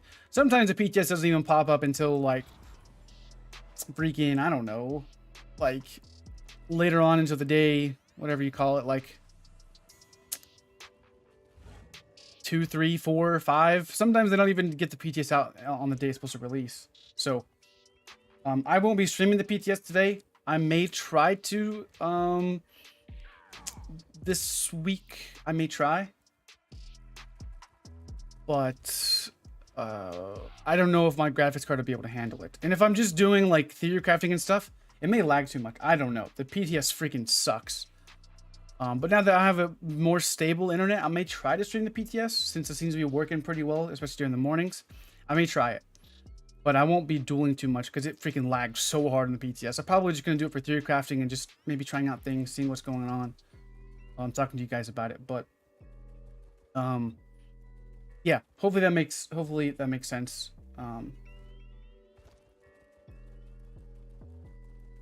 I'll try to stream it, but I doubt it. I may do the card game. We may just do some card game duels or something to test it out and to actually see it. That's not gonna require too much performance. So, yeah. Kind of glad I started playing Elden Ring again. Started over with the prisoner class. Kind of want to do Spellblade. Level 14 on Saturday. Now I'm just trying to figure out where I should go. Elden Ring's fun. I think it's a great game. I mean, everything has its purpose, right? ESO was a live service game. It's a lot of fun, but it has a lot of issues. So does Elden Ring, especially for PvP. But the PvE in Elden Ring is really a lot of fun. And I enjoy it. I think it's really fun. And I like here's what irritates me for the most part about games is Elden Ring's difficulty isn't just hard because it's hard. See, I don't like games that make things abnormally difficult. Like Malenia's boss fight at the very end was kind of cheesy, and it was kind of intentionally like super ridiculously hard, okay? But I like Elden Ring because it's simple, okay? Where the mechanics aren't just like, oh, you got gimped by a, you got hit by a 455,000 attack, It's simple, you got light attacks, heavy attacks, roll dodge, jumping attacks, and potions. And that's how you stay alive. In ESO, some things are abnormally difficult just because they're abnormally difficult. And sure, there's mechanics to it, but the mechanics aren't the exact same. And I don't like games that are abnormally difficult just because they're supposed to be. Elden Ring, that's baked into the experience, and it's just a different feeling that you get. Like ESO's mechanics on some trials, they're just abnormally difficult to a degree where they're just not fun difficulty, if that makes sense. Like, things being hard and triumphing over things that are difficult is what I think is, the serotonin release that you get whenever you beat something. It's hard. Same thing you get with Elden Ring. ESO doesn't do that in its content at all. So, if that makes sense. I think a lot of people feel the same way. And people are getting tired of microtransactions. I mean, I don't like having to open up my wallet, every single time to get some, like it's just pay for convenience. A lot of things are.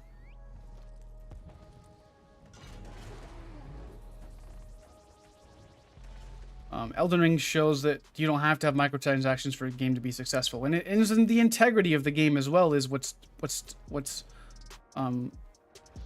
tainted with microtransactions to a degree. All right, there's a lot of attacking going on now. Got some PvP going. If you guys see the PTS up, then let me know.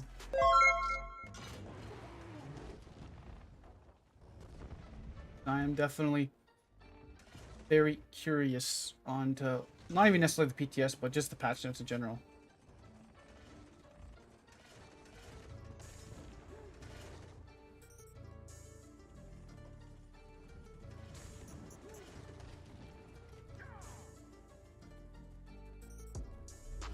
Let's go over here to the blues and yellows.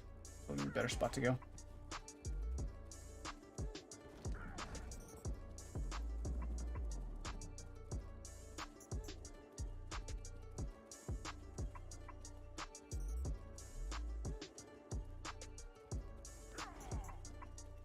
I don't think microtransactions will appear for Elden Ring.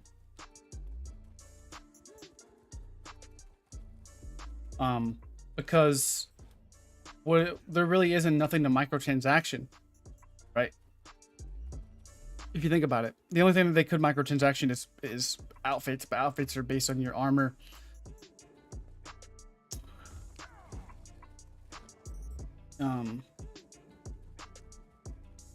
You could also say, you know, Elden Ring, like a DLC is coming in the future for sure, but that's not really a microtransaction. That's getting more content.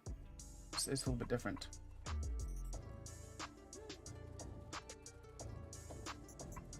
Oh, yo, homie, I love your YouTube videos. Got a question. Why don't you use a snare removal? Because you don't need one on Stamswork. You're super fast with it. Minor expedition with Hurricane. With Streak, if you get hit by an AoE attack, you have major expedition. There's no really need for snare removal on the Samsark because Streak is so good. I was worried about it at first, but no, not after playing. Not after playing this build for upwards of probably, I want to say, 20 hours at least, maybe 15 or so. I've played it pretty much every day on stream for the past like 2 weeks. And there's nothing wrong with microtransactions. Whenever they're you gotta be real. Changing a race is $30. 30 bucks.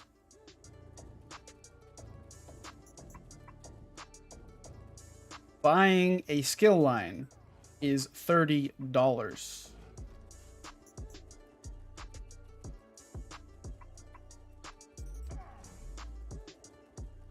Crown crates are a gamble, you know. You don't have to pay for it if you don't want to, but you know, it's kind of a. I think people would be more accepting of it if it wasn't so expensive. Because it's like, it's an arbitrary value that they decide. Right? Just an arbitrary number that, hey, this is what it's going to be. This is what the value is.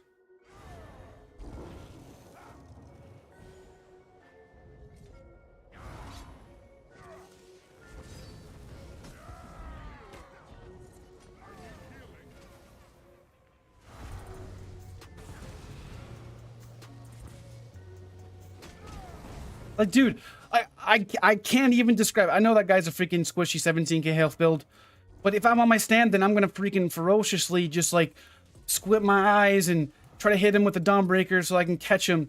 But man, Samsark, I could just streak through them and they're stunned.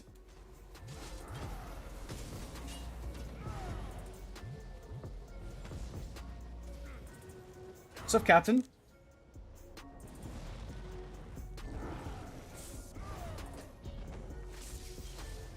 I think ESO, they need to focus more on cosmetics, but I don't know. I wouldn't mind spending money on cosmetics, like armor and stuff, but most of the armor that they put in is behind a freaking arbitrary, hard to get paywall like the clown crates. You know, I wouldn't even mind buying outfits, some of those outfits for actual money rather than just clown crates. But I guess they make more money because it's in the clown crates.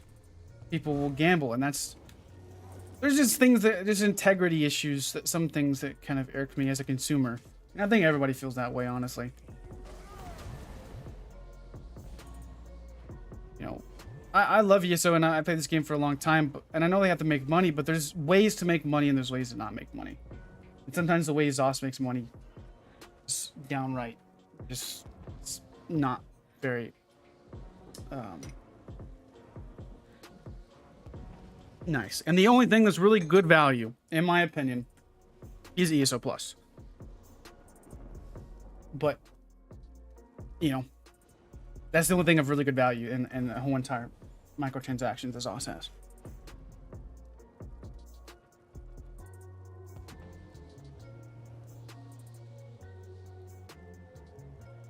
And then you have to have, you know, race against time is very strong, right? So, like, see, if I go out, like, and like you can even incorporate streaming, like, you know, sure, everybody has to make a living, but there's just ways to make a living, right? Like, I'm not over here like swindling people and like promising them something that, you know, right? So, like, if I go out and like build a shower for somebody, I actually did something and I provided them value for it.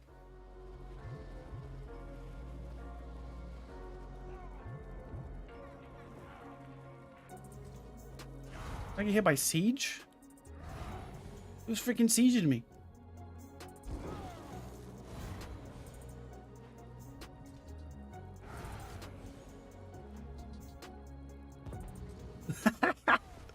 You're like my tiling, Yaozo. There's just some things that, you know, doing an honest day's work. I mean, the artists are doing their best, but just some of the prices are kind of outrageous. At least inflation hasn't hit ESO, right? At least inflation's the prices are the same for ESO. Like, crowns haven't gone up in price, or have they? I don't know. Are they still the same price that they were before? That'd be pretty funny if inflation hit Elder Scrolls. Maybe that's why they're scaling back on some of the updates, if you think about it from a business perspective. Maybe that's why we're not getting what we got in Morrowind or Somerset or elsewhere, right? What if that was the case?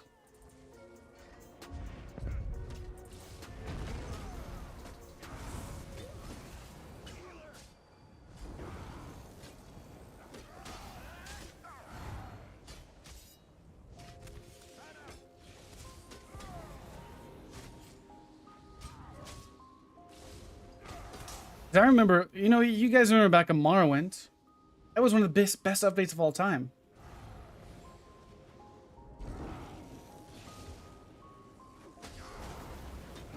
You know, best updates of all time was that.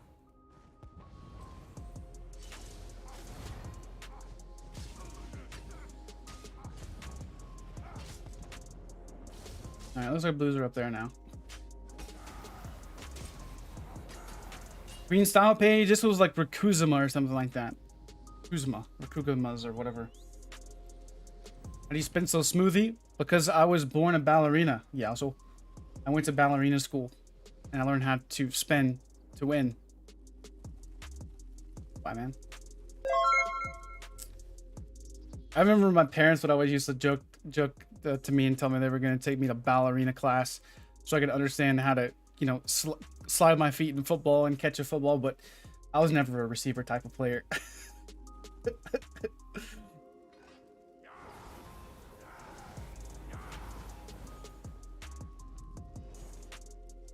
I was more of a linebacker. Like I can catch the ball, but you know, there's like receivers and then there's like other people, and I wasn't a receiver.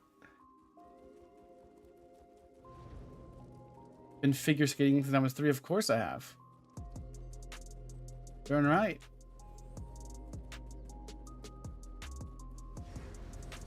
No, I'm just attacking. I'm not even blocking. Can't even block cancel it anymore.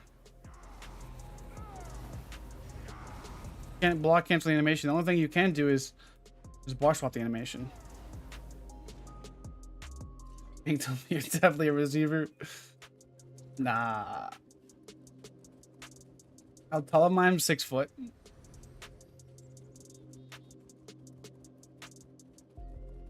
I haven't bought many things with the crown store in a while, other than race change tokens.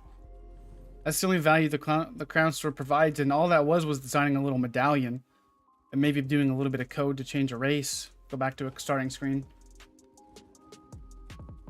Yeah, roll cancel also. 5'11", nah.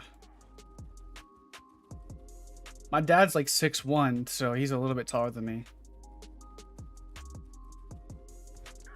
Yeah, also you're like 5'8", bro. You're like 5'8", 5'9".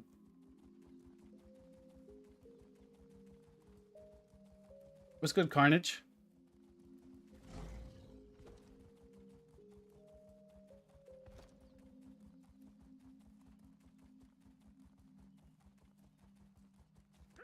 You could block cancel on PC. You can't do it on console. You can only bar swap cancel it. See? It's not the same kind of bar or block cancel that you really need to do, though. Not the full animation. Don't make this about you. There's nothing wrong with being short, in all honesty. There's nothing you can do about it. So, there's no sense in worrying about it too much. It's just the way it is. But I guess you could say that from a privileged height, that doesn't make a difference. But honestly, as long as you don't pick a girl that's taller than you, you're good, bro. So just pick a girl that's shorter. That's all you gotta do.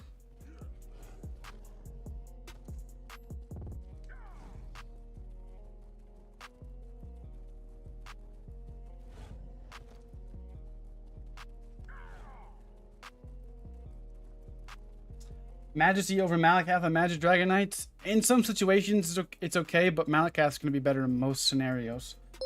If you're running 2 damage buff sets, like Burning Spell, even Olarim or something like that, then you'll be better off with Majesty, I think, because you're going to get a little bit more damage scaling, but Malakath's good as well, so. Yeah, but they can't be taller than you. That's the thing. They can't be taller than you. 6'4", your girl 5'1". And Pink's short. Pink is very short. Alright, friends. I'm on the Storky Porky. Let's go now. I'm on my favorite class. I do have a beard. Not a neck beard, though.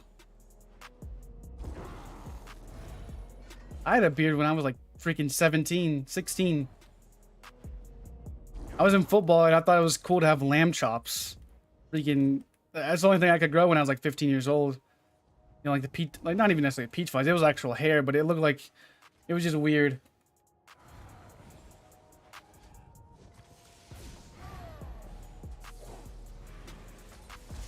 All right, there, sir. I'm now on my class that actually does well. Have to remember what buttons I need to press when.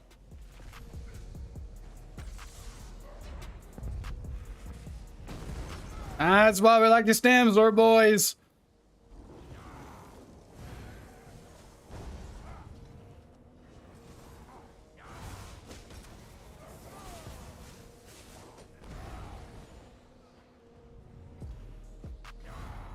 I was Warden testing. It was okay. It's just not like Samsort, man. It's not like Samsort. Yeah, also moans video vibes, bro. Chillax. Oh, man, you guys are too funny.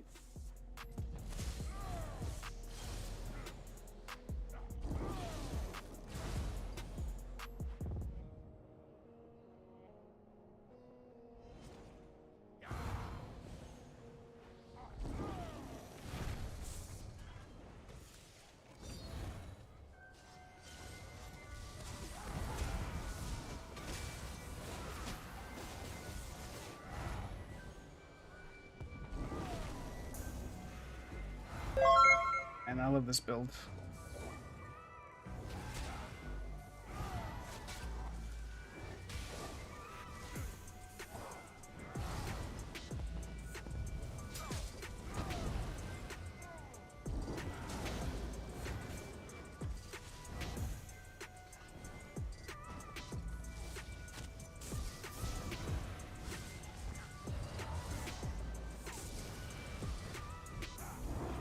I think Dark Deal carries Stamp Sork, honestly.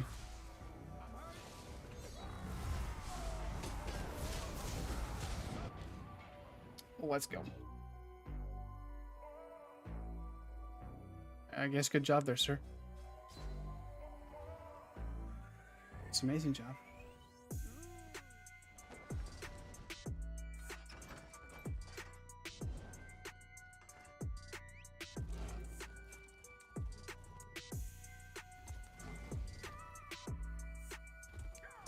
All right, let's check it over here.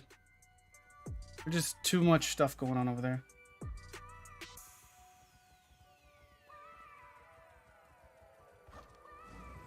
I was trying to help Zmork.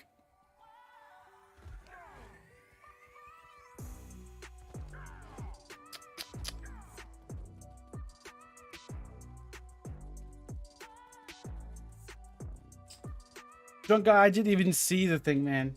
I didn't even see what you gifted us up earlier, dude. My bad. That was like an hour ago. I feel like a bad person. Appreciate that, man. If you're still here.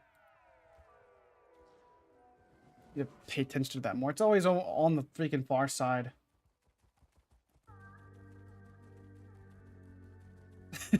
I always do that, dude. Didn't even see it.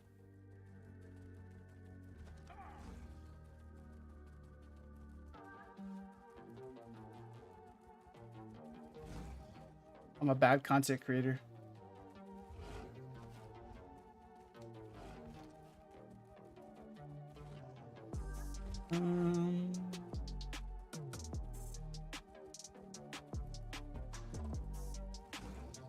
I think pink is delayed, guys.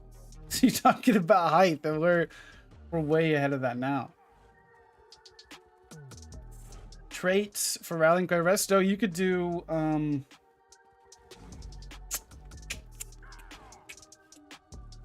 either defending or powered is is the two best traits.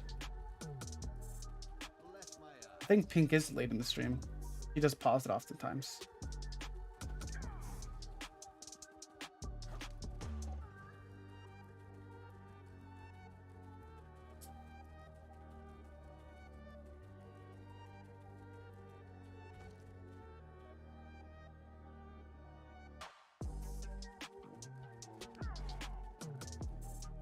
Pink is finally watching my streams.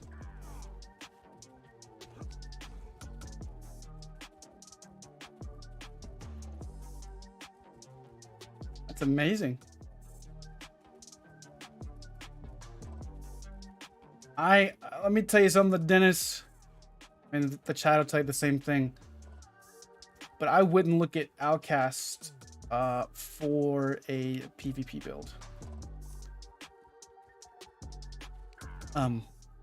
Just like you don't go to me for PvE builds, right? Outcast outsources some of his builds, and so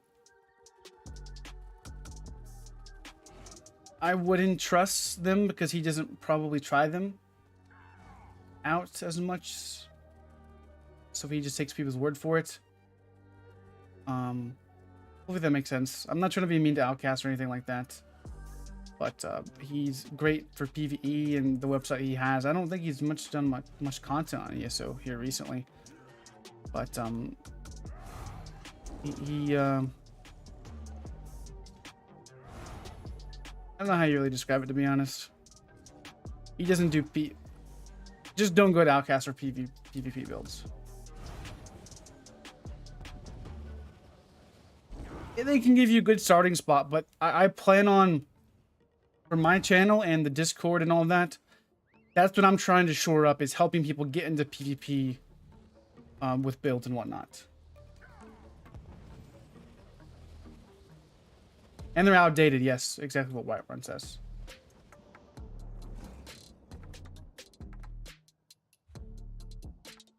where's the freaking fights, man?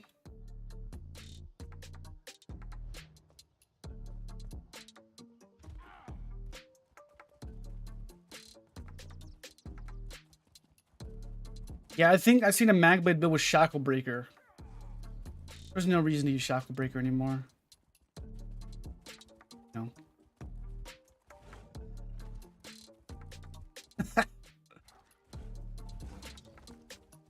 There. Was he sieging it from the inside? Oh, shooting it, sir. Keep shooting.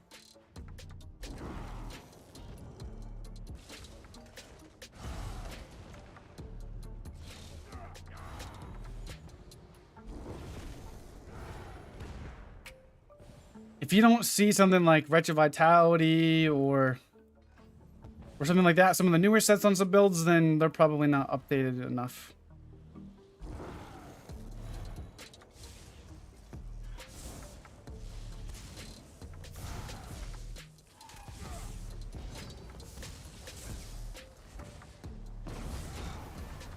How long did that take me on my stam then to kill them? And how long did it take me on my stam torque? Like, dude. Killing potatoes, you have to be easy and fast. If it's not fast, it sucks. And you're freaking screwed. And if you can't limit and kill people fast, then it's not a good build, honestly. Potatoes are not. If you can't kill something fast, then it's trash.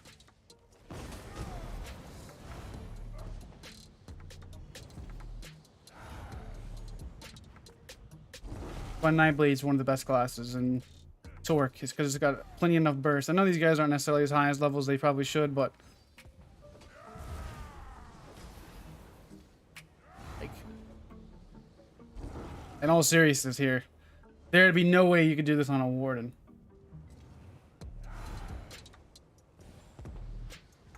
Spriggan used to be good, but I wouldn't use it much anymore. I wouldn't even touch Spriggans. I'd be better off with Stoon or heck, Heartland Conqueror even. I would get hit by a freaking Soul Tether.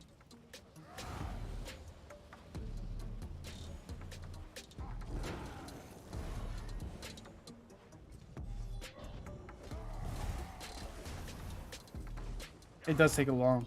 Sam Sword is just bam bam, you're there. You already have your burst ready to go before you're even attacking anybody. Before you even look at them.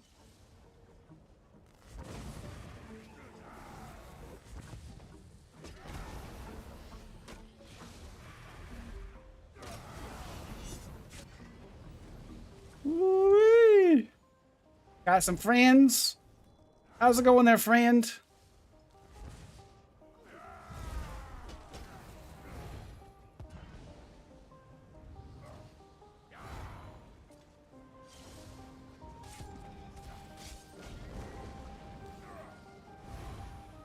Need to get some potions.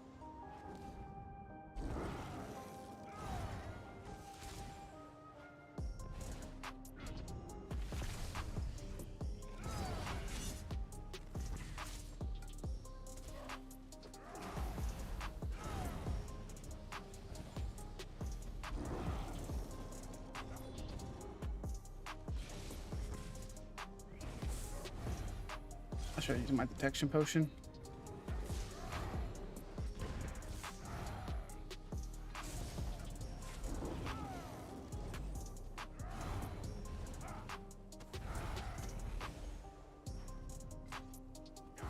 Sir, you really want some? There, Mr. Boots.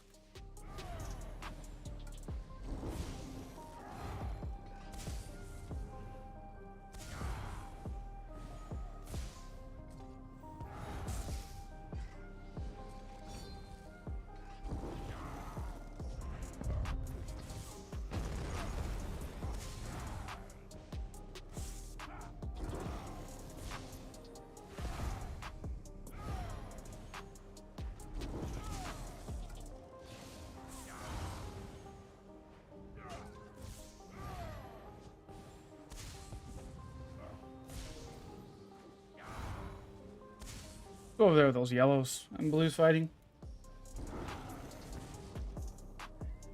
Go ahead here and die to these guys.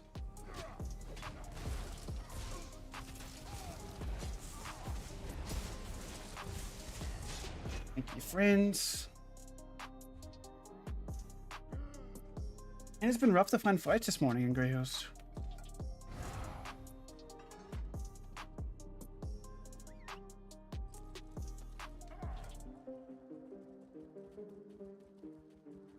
This is a Yazzle.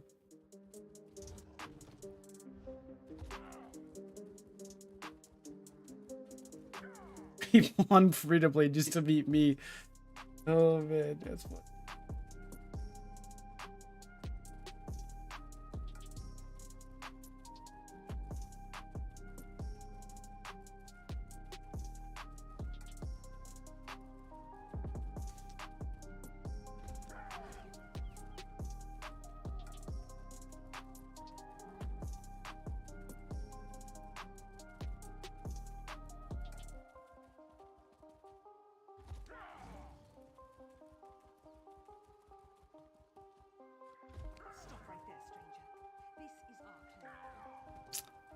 Hopefully the PTS launches here soon so we can check that out and see what the patch notes are looking like. He probably is coming to gank me for sure. I know he will. No, he will.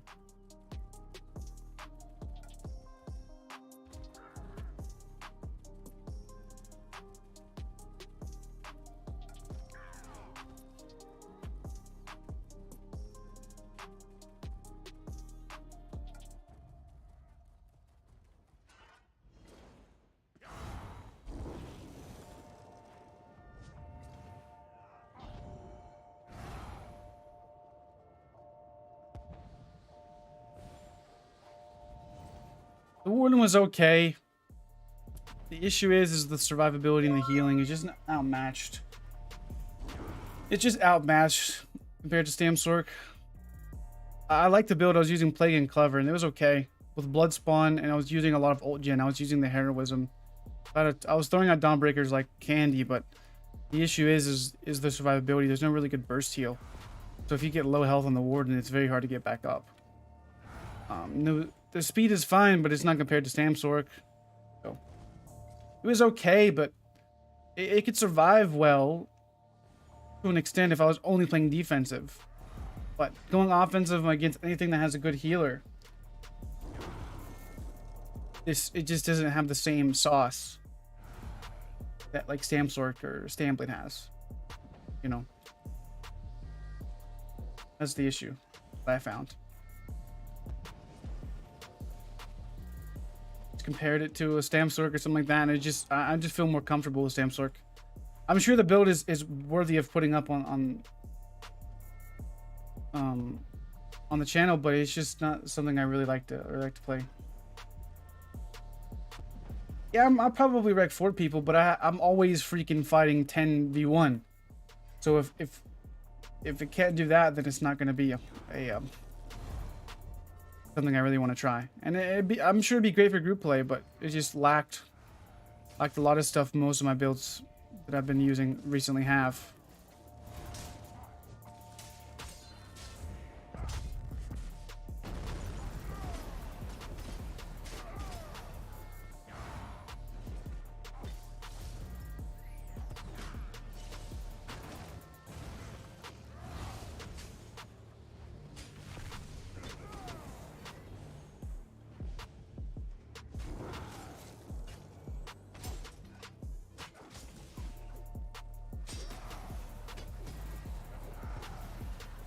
Yeah, I like that, but I like the sustain from Resto.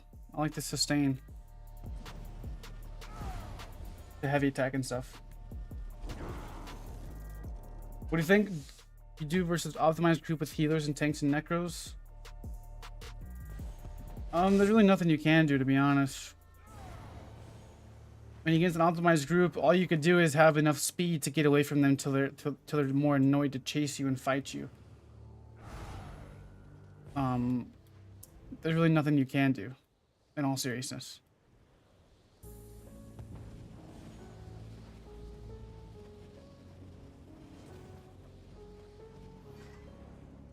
You just have to have enough speed to get away from them. To thin them out.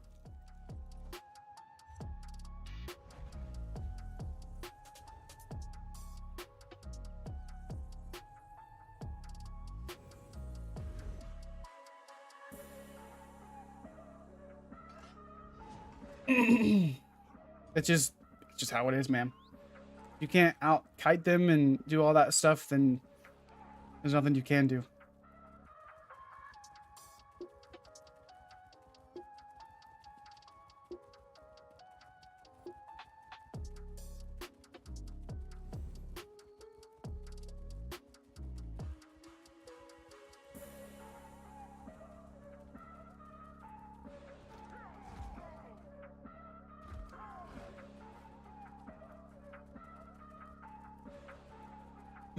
What's good, nice. Thought I'd change the title to Stamps Work is Better.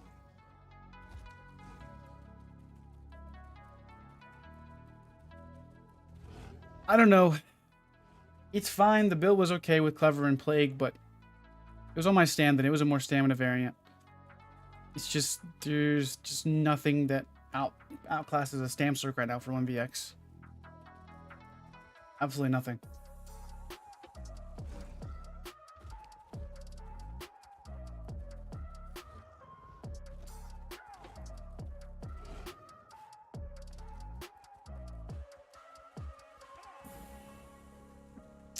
It worked decent, but it just doesn't, it wasn't what it needed to be. For me personally, for what I needed to do. I was running Clever and Plague Break, Clever back bar with Plague Break front bar, with Blood Spawn, using Dual Wield and Resto. You can scroll back to the stream probably about to the first, I don't know, 2 or 3 minutes, and then you can see what I was running gear set wise. I do think Stamosoric is the best 1vx class. Any of the streams I played Stamosoric, we've gotten 1vx in it. Every single stream. Every single one of them.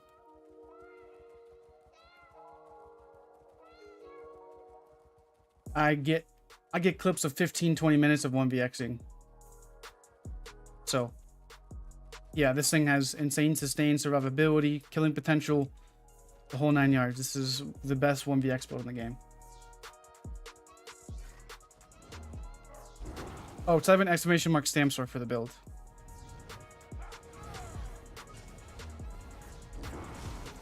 Wait, healers, boys.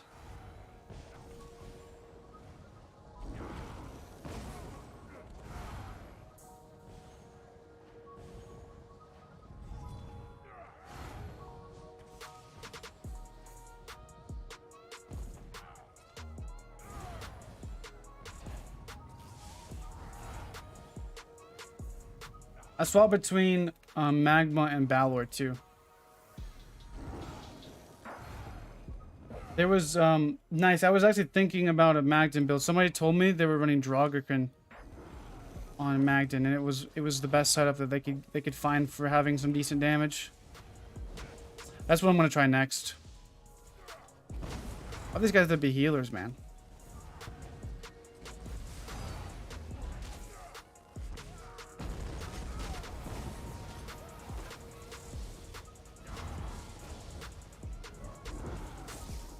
Healers, dude.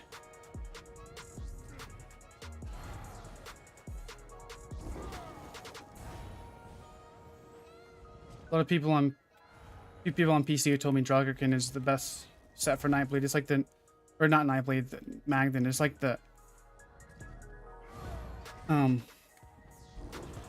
it's like the Magden's Calrians is what the way you described it.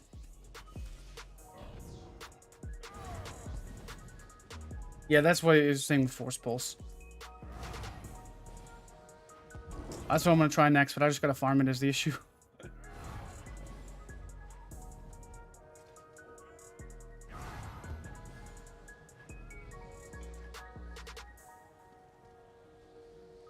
think he was using Clever and that set. And Draugr with Balor, I think. He was using some weird stuff though. He was using like armor buff. The only spammable skills he had was Force Pulse and Sub Assault. He had legit everything else was support. Like healing. He had the major protection from the other thing, whatever you call it. What is it called? What is that called? The major protection flare. He's using that back bar. I'll send you what he was running. Nice. I guess I can look at it. Let's see. He was using Force Pulse, Sub Assault, the magical version, Armor Buff, Betty, and Wings with Northern Storm. Backbar was Vines, Seeds, the Flare, the Burst Heal, and then Rapid Regenerate or Radiant Regeneration with trees. I think he's using he's using Resto.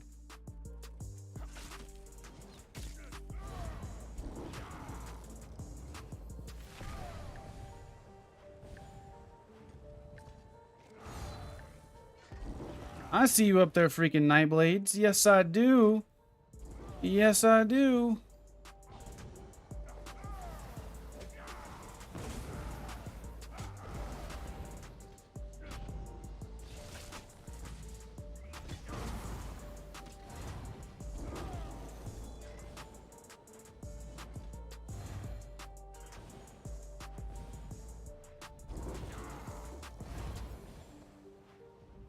I need my detection button up again.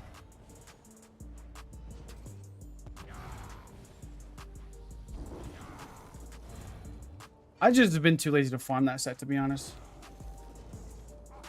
I still use Trial by Fire and BGs as well. It's not even just... I don't even just use the set because it's bugged. I use it everywhere. One of the best sets for defense.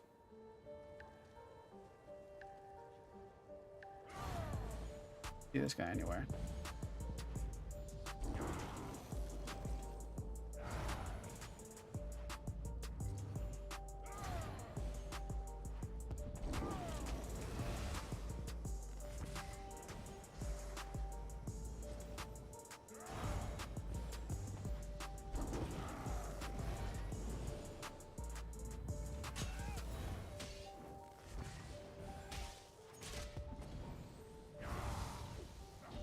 What is that, sir?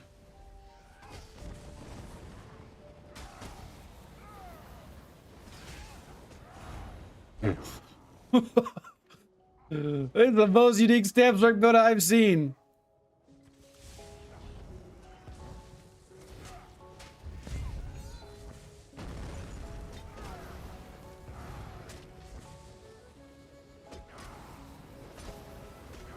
I hate the bear so much. Just stop me from hitting any of my abilities on him.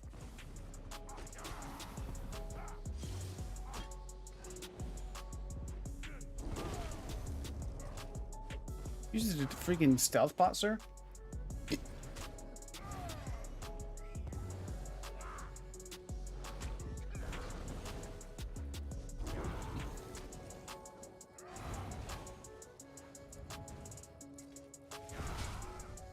Man's Harry Potter. Oh, man.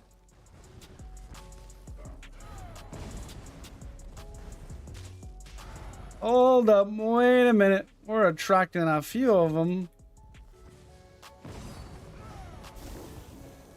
I got a few friends. Alrighty. Come on. Let's explore a little bit, shall we? All right, so let's go ahead and hit this up a little bit. Go ahead and proc this a little bit. Yeah, I see some people. Oh yeah, I must go ahead and. Oh no, you're not a primary target yet. Let me kill these snipers first. It's you. Streak. Oh, my food ran out. Oh no. Oh no. When I have food equipped.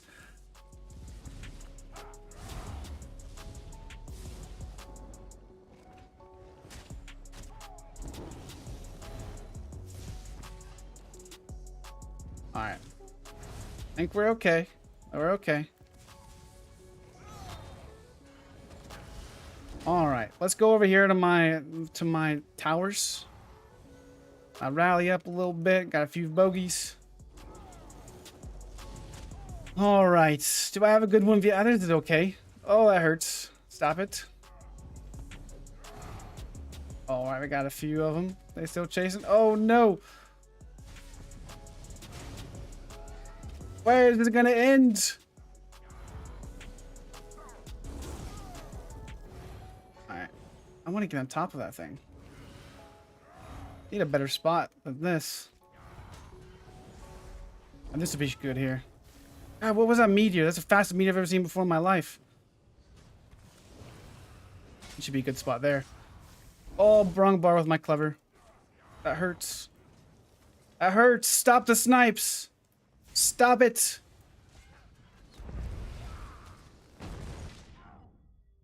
Ooh. We gotta keep going. These snipes are hurting.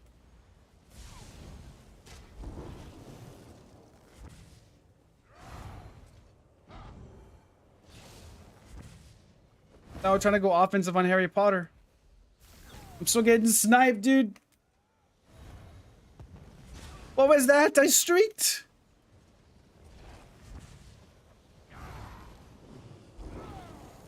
All right. Need some stats, resources. All right, I gotta kill these snipers, dude. I roll dodged. No. God, these snipes, dude. Oh.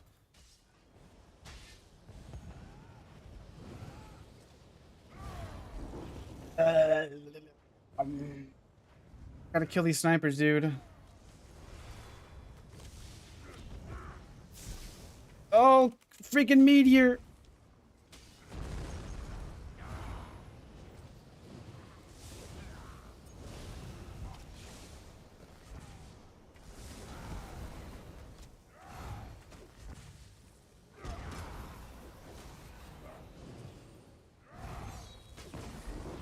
Harry Potter, what are you doing, sir?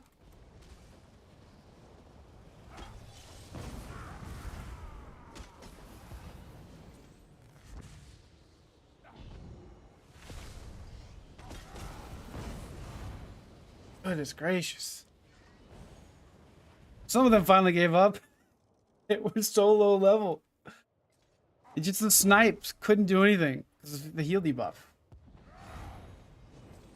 Well, that wasn't really anything crazy, but man, I just couldn't turn around and go offensive. Getting stunned, a rush of agony, or getting stunned by whatever else it was. Yeah, Clever Mace's front bar. I got a whole build video, Arcane.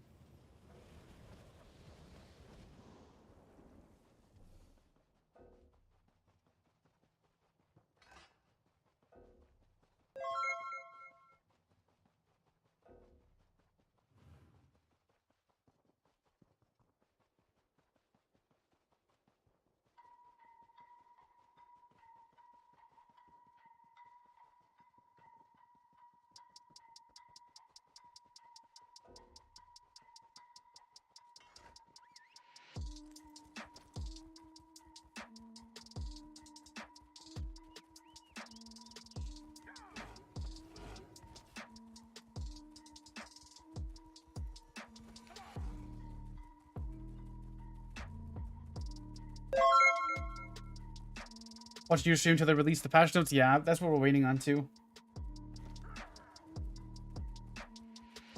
Thanks for the follows, guys. Try to go offensive when you're getting sam. Yeah, it's so hard to go offensive by snipe, dude.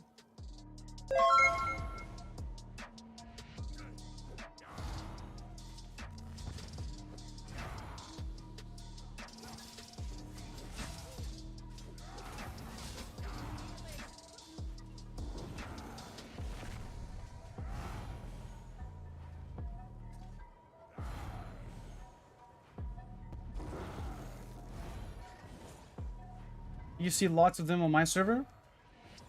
Really? I've heard a lot of, if it's on Xbox, you guys have been saying everybody should run my build on Xbox.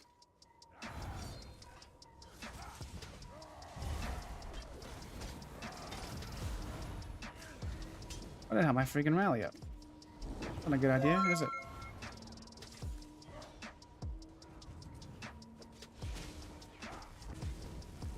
Oh, I got stunned. Wait, who has this? Blues has it?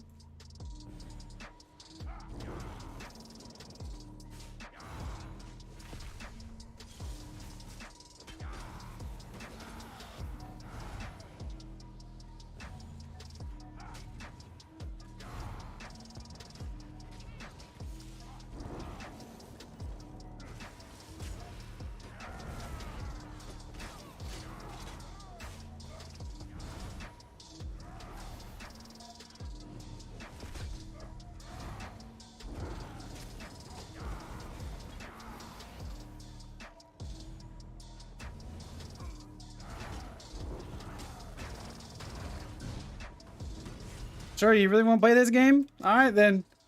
All out death brawl for everybody. Okay. You guys want me to kill you? I will. I'll do it. Alright then.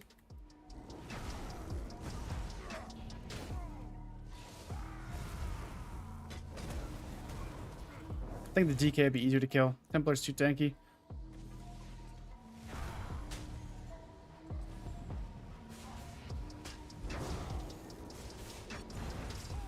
What?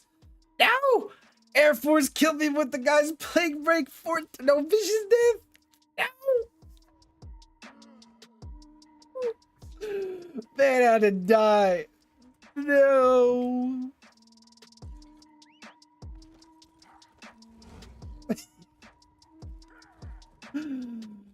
Oh man.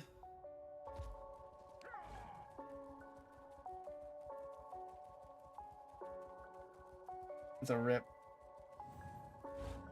I could have killed that DK, I think. The Templar is a little bit too tanky. If you have any Templar with like 30k health with bubble, it's almost impossible to kill anything with that.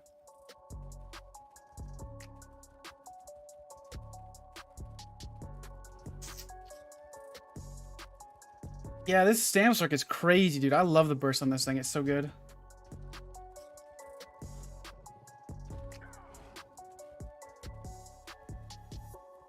Yeah, I know you guys don't want to watch me dying every 2 seconds on my Stamden.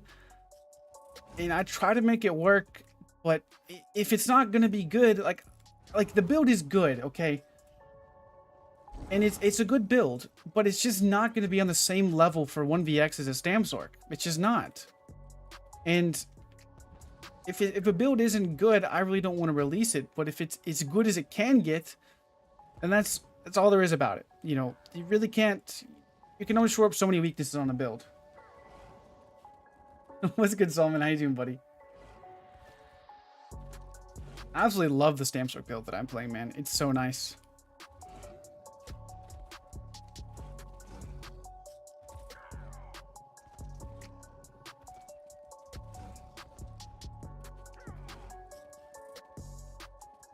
Oh no, it's all, man. Yeah, PTS isn't up yet. What's good, Rusky? Rusky, how you doing, buddy? We still on for Wednesday. Oh, for the thingy? Possibly, yeah. Possibly, yeah. We'll know. I'll know more about. More than likely, yes. We can do our secret 1v1.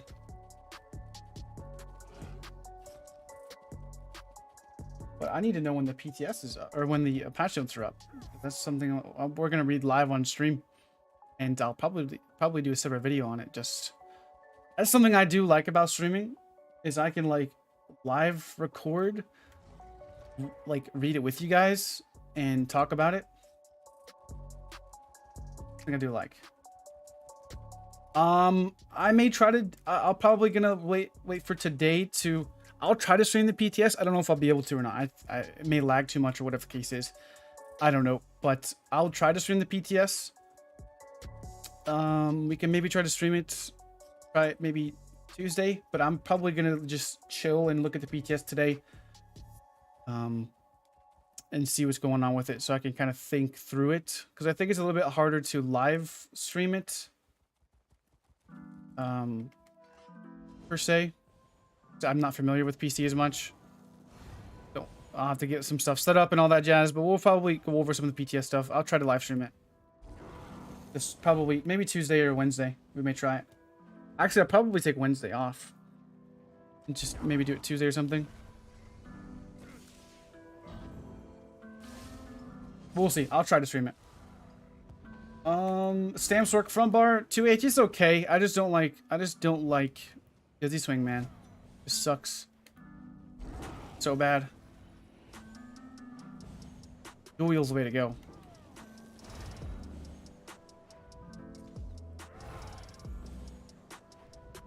Pariah's actually quite a bit far off from Trial by Fire. Pariah is only good at 25% compared to Pariah. Or Pariah is only good when when you have 25% health. Because when it's getting borderline where Pariah is better. Anything between 75% or full health to where you need it to be, it's just not gonna perform as good. Dizzy Swing's just so slow. It's so laggy. It's just bad. I don't think Dizzy would be as bad as like us in the non-prime time, but it's still gonna suck because people will roll dodge just all the time and get out of it.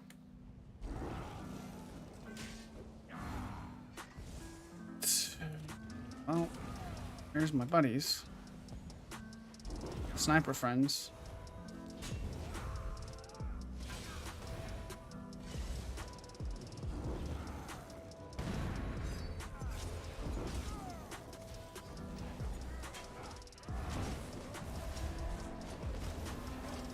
Oh, I need my rally up. I don't know why these guys are so level, dude.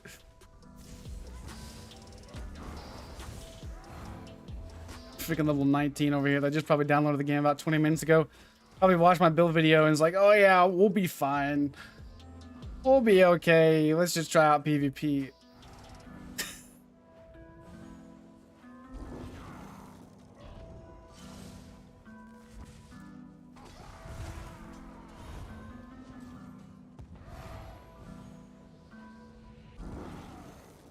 Thanks for the falls, guys.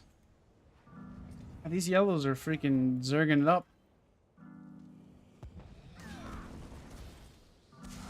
I've played ESO since launch on console. Way back in the day.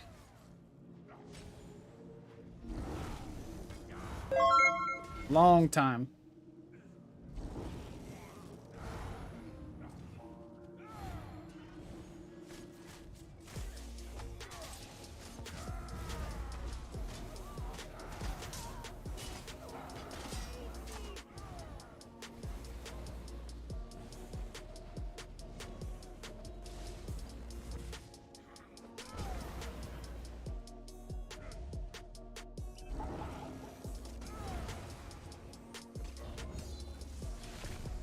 Streak.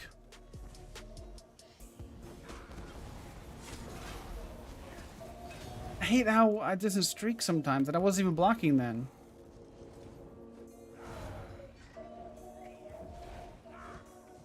Weird.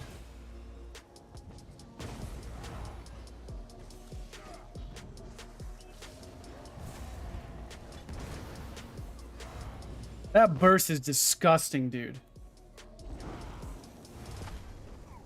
Burst is freaking disgusting. Streak.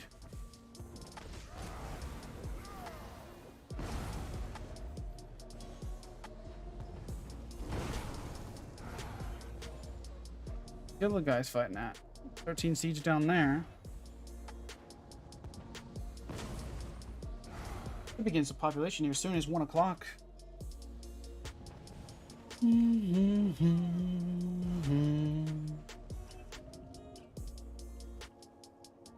2-2-1. Yellow should be doing something.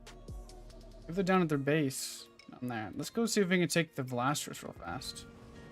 Hello, sir.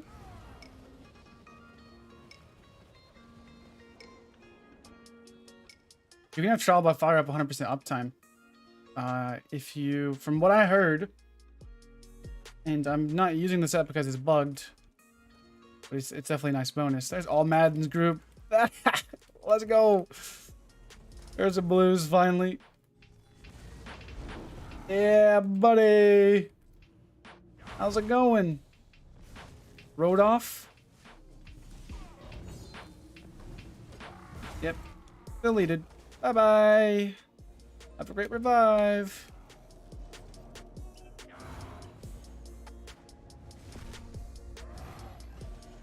About to leave too.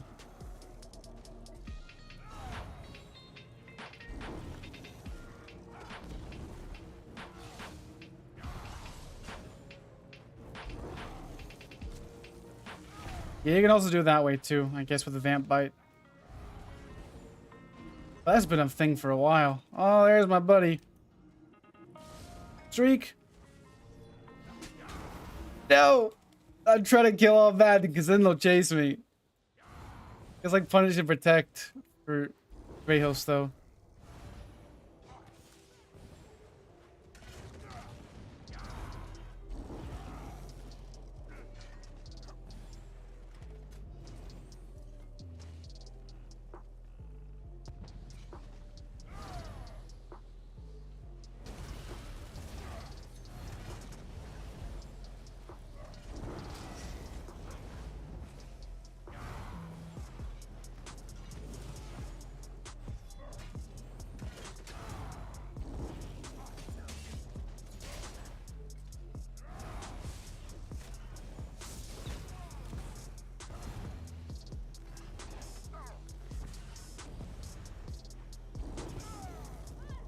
Sir.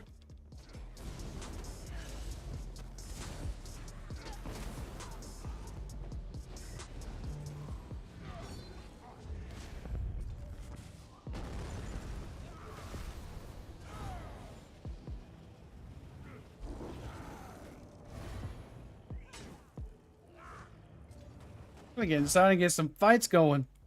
Oh, they got bombed! No, no! They got bombed! Oh my goodness. That's a ripperoni pepperoni. They got bombed! Oh no!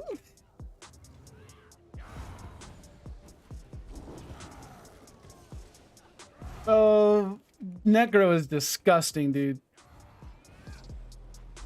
Necro is disgusting, bro. They went up that wall too?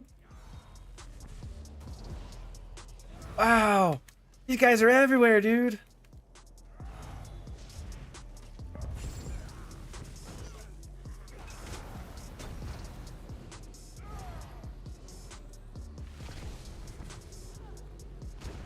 No.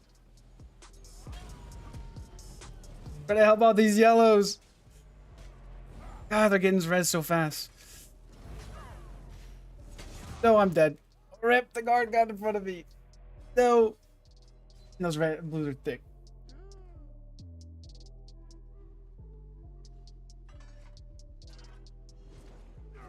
Sam's work's amazing. I love Sam's work.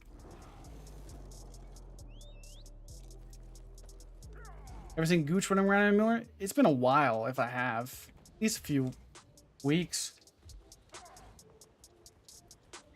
Masters, Inferno, and Max Orc. It's only going to be good in duels, I would say.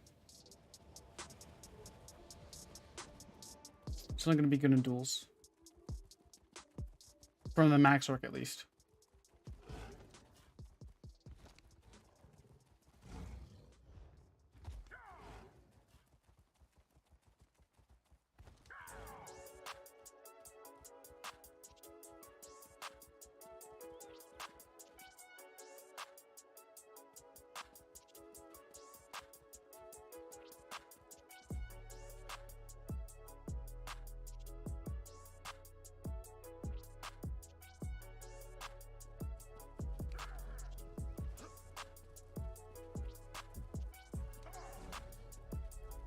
Here's the reason why some builds work in BGs. Okay, the easy way to describe it is the Stamp Sork is best for an open area, open field, good line of sight. with, because it's got the most speed, okay? In Battlegrounds, Stam Sorc, there's just different things that you can really describe about it. So, Stam Sorc performs best in an open area where there's a big area where you can, you know, streak around, move, and stuff like that. In Battlegrounds, it's a condensed area, so classes that are a little bit slower, like Templar and DK, are much better there. While those classes are good in open world, Stam Sorc has a leg up above them in open world because of how fast they are, especially for 1vx. So in Battlegrounds, Stam Sorc is great. I'm not saying it's not bad, but I'm saying this build in particular is not going to be like a Juggernaut, like a Dragonite. That's what I'm trying to say. It's more fast-paced, so it's slower, or it's less tanky, and then like just a brute DK where you can just face tank, go into, like, you know, whip and whatnot, talents and all that jazz, right? So that makes sense. That's why some builds hold up better in PvP, like that.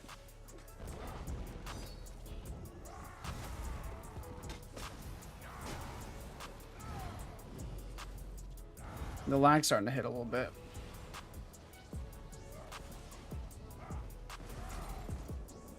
DK nerf to the PTS? I haven't seen the PTS yet.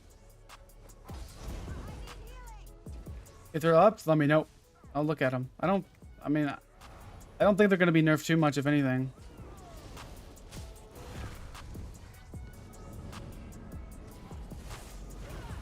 These guards would go somewhere, to be honest.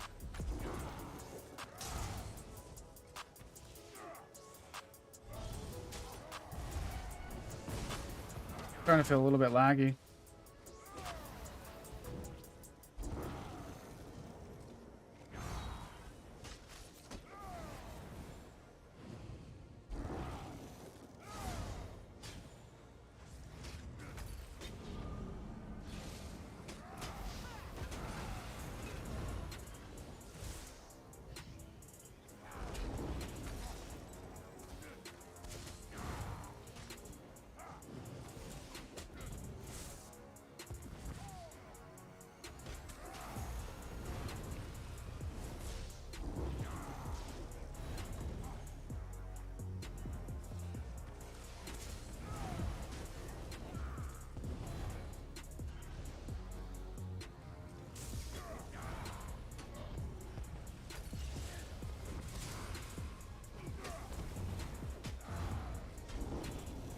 We'll have to wait for a meteor, I think.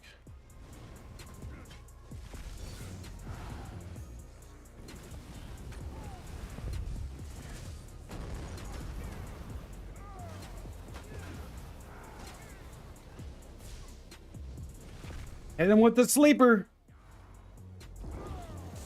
Go night night.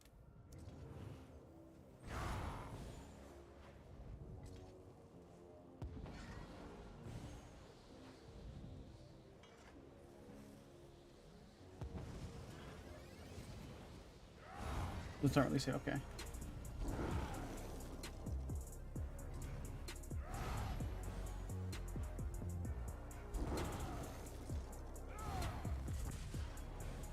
It's a little bit laggy now. Getting there at least.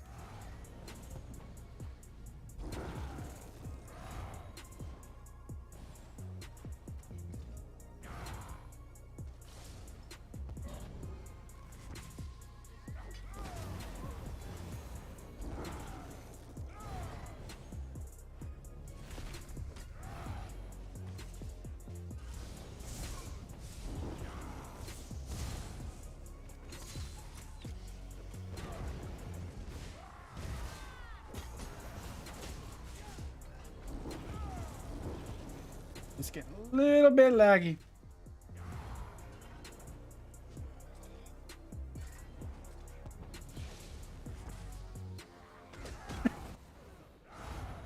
These cameras.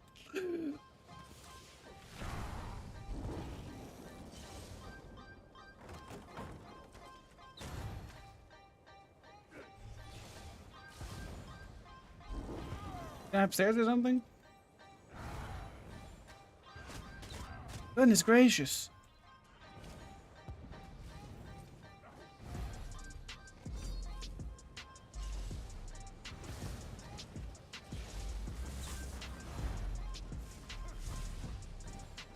What? Bro, I swear I was on the outside of that trash.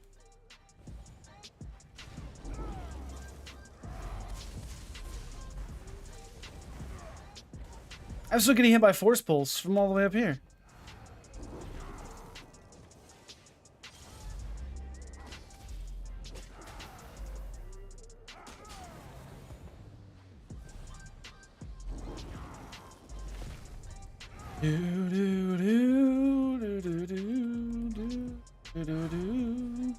Alright, looks like we got a few healers up here. Hello, friends. Hi.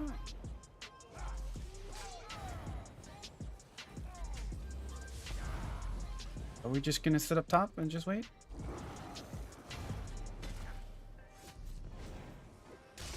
It would be a freaking Nightblade. I just hit my potion too. I'm up with a 8k surprise attack, 8k calories. I hate how you can't pop potions mid-roll dodge anymore like you used to. If I could have popped my potion there, I would have survived. I died to 100 damage. 100 damage.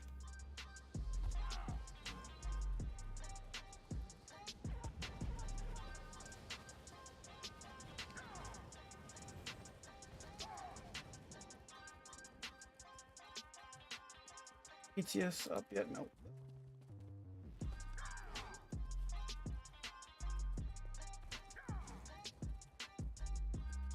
That was a good spot too, but there's just so much. There's gonna be so many healers. That was the ball group. I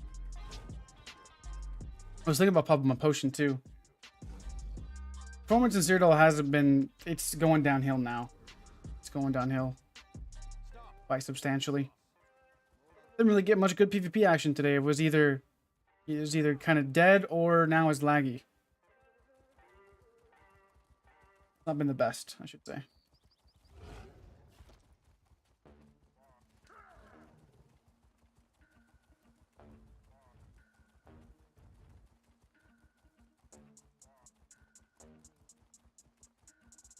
Birds used to be good on Warden? I don't remember that, to be honest. I always thought Birds was terrible.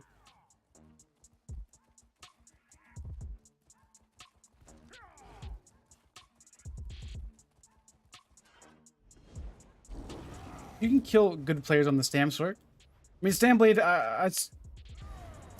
good, but Stam Sword I feel like an X better with for what I need it to do. Stamblade's very good though.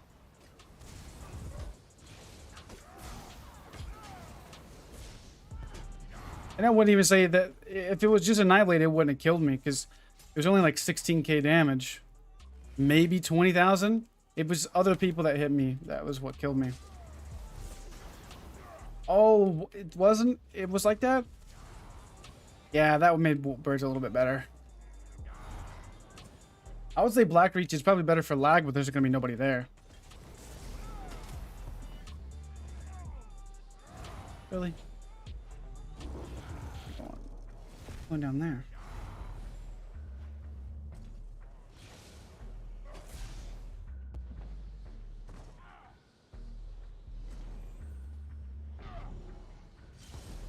Actually, I know what I'm gonna do.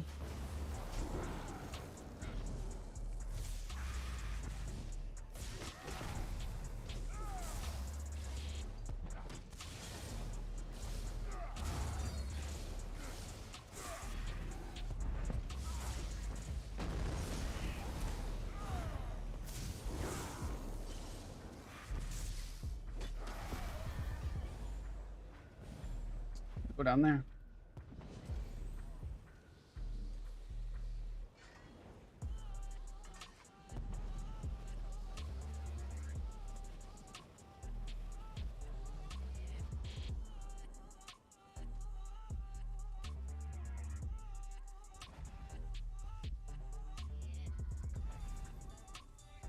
Well, Stamblade can do the same thing in open world, almost as good as Stam Sword can. I would say I like Stam Sword speed more, but I mean the Zilla Blade is designed for maximum kill potential and burst damage, so I hope it'd be able to kill a single target just as well if not better than the Stamsork. It's more consistent and more reliable, but even against good players, it still does fine. If you can catch people with a calories and a surprise attack, it's pretty much donezoed. Now, but builds are designed for 1v1s or 1vx. They're not designed for both. I mean, some do well in both, but I mean, if you want a 1v1, a DK is the best, right? I mean, we all can pretty much agree on that.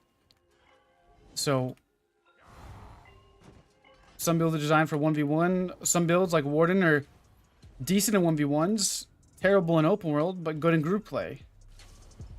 You know, so there's all different kinds of scenarios, situations where one thing's good and some situations and others are, that's you know, kind of balance.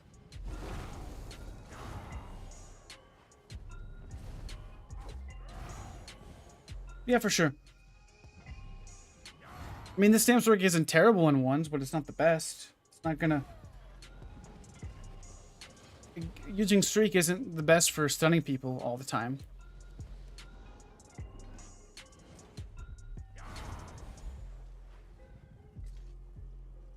Yeah, the Warden buff is gonna be nice, Duck, for sure. For the Northern Storm, but it may help, but I don't, unless they do something else to it to help with the stun department, it's not going to be very good. It still won't be enough, I don't think. But great for group play. Like I said, Warden is group play oriented. Warden with Northern Storm now is going to be disgusting on both Stam or Mag. It's going to probably benefit Stam more because you're going to have a Northern Storm with the snares. Probably could even go you can go with Proxy Dead as well. PTS downloaded the patch. Yeah, I downloaded it yesterday. If not, I'll download it. I'll download it to after the stream. I want to go with patch notes. Kind of talk about it.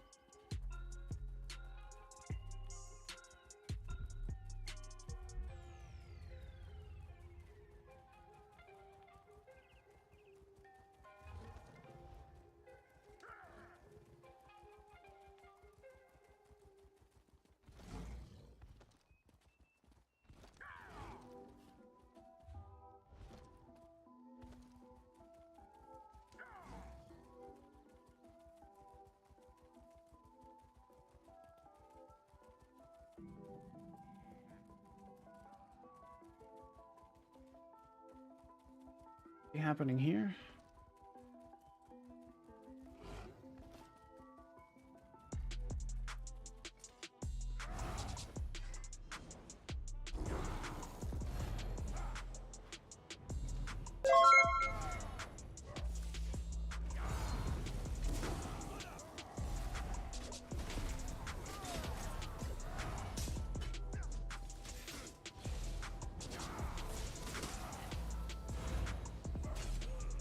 Ideas for 1-bar builds with Werewolf?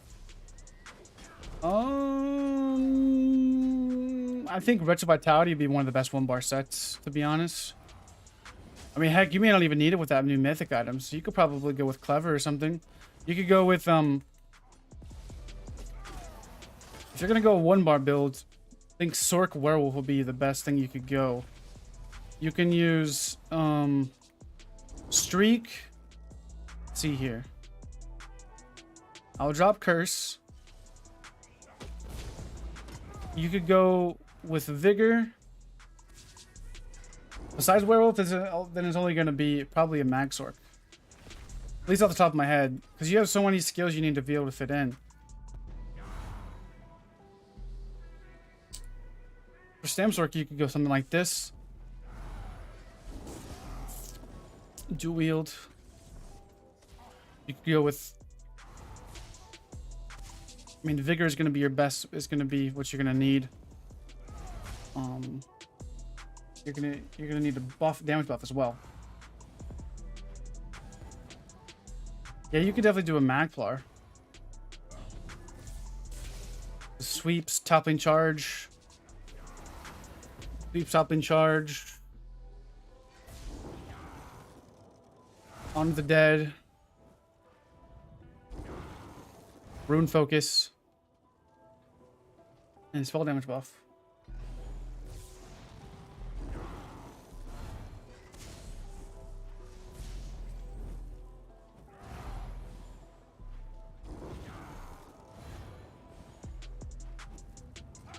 What's up, man?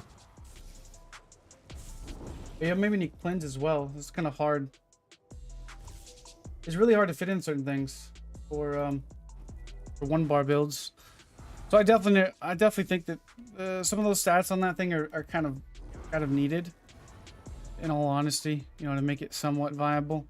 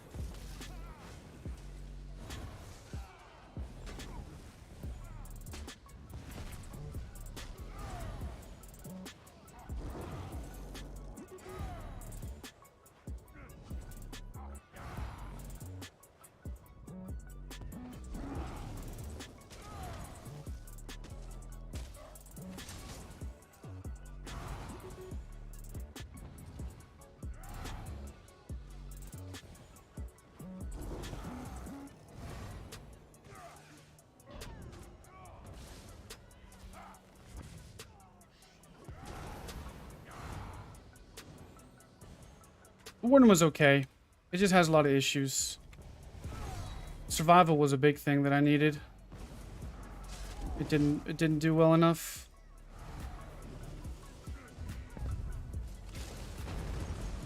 Ah, these snares hurt. Annoying snares.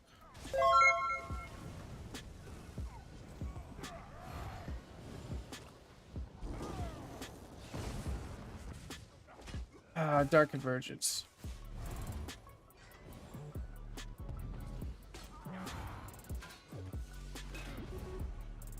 Streak.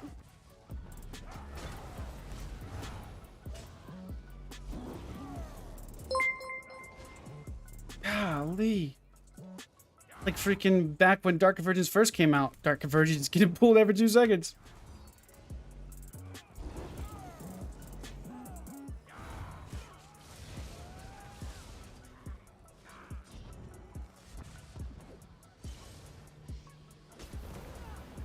I haven't seen the patch notes yet. What is that? A 10k what? A 10k soul tether? What? I'm back.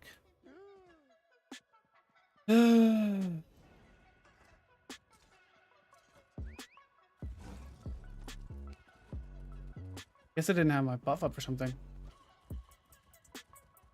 Guys, there's Zilla Blade again.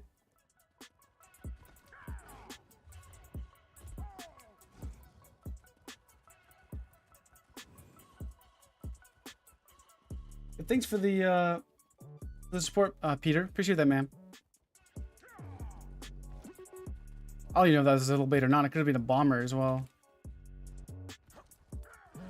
I almost have I have my meteor up too. We have a lot of mitigation as well. Arc. With trial by fire.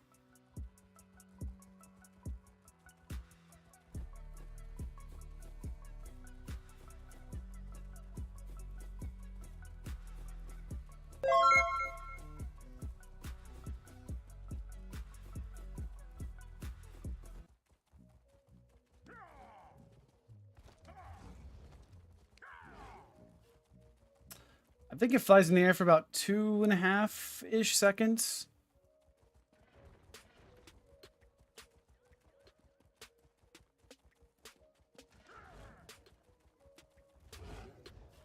It only builds a hit that harder crit blades. That was a crit, 100%. Those base soul tether's gonna hit me for 10k.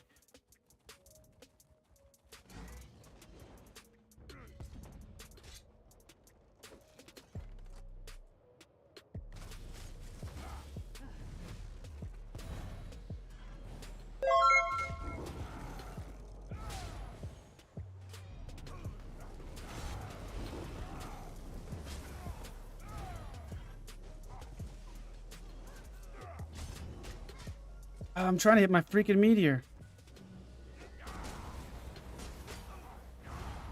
Freaking negated every 2 seconds.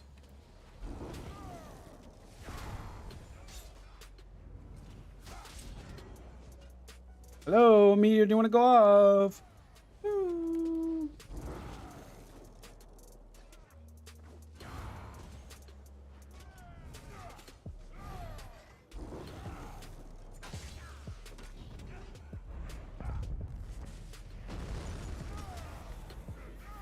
What the frick, dude?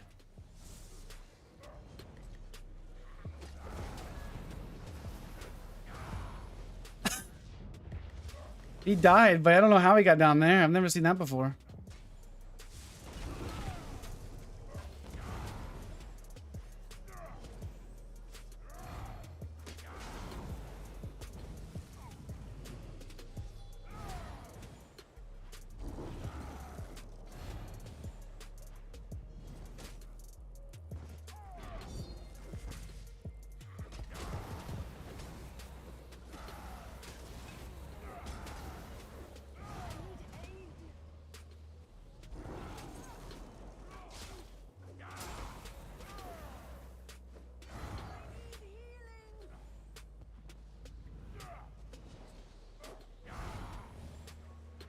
Yeah, we're on the collapse arc again.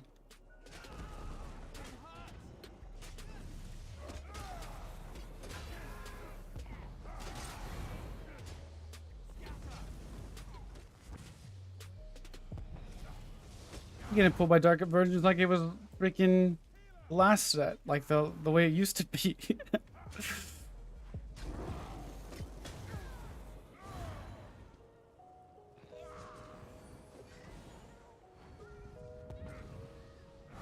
Percent mitigation is definitely going to be best for overall mitigation. But I don't want to run Iron Blood, for one. And the only other percent mitigation, Trickery. I don't want to run Trickery. You know.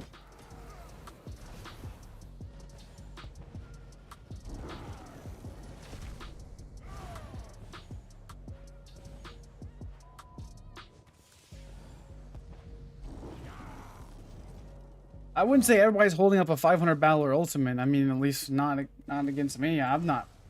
I mean, the only people that do that are ball groups.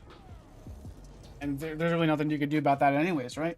So, I think building for what you can control, what you can do, and trying to survive as long as you can be the best bet.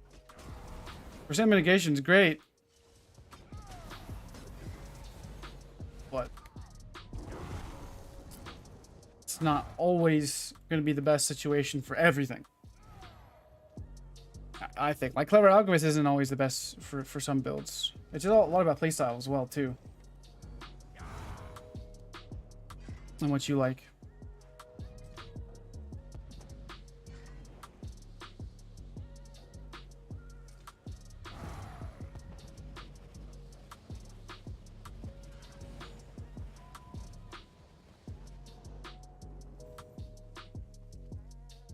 At the end of the day, every mitigation is a percent. And it goes into a big formula for a big calculation. There's diminishing returns for all of it. But there's no... the returns on like 32,000 resistances is, I think, it's either 32 or 34. I don't remember exactly. I think it's 32.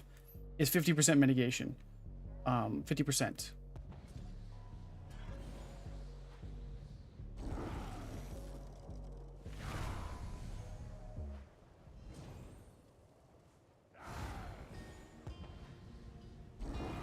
Yeah, but necromancers are just beefy. Necromancers are literally just tanks that have no good offensive stun, and the only thing that you can use is Dark Convergence on a necromancer, which doesn't count, in my opinion. If you're just bombing, you're not a 1vx crow.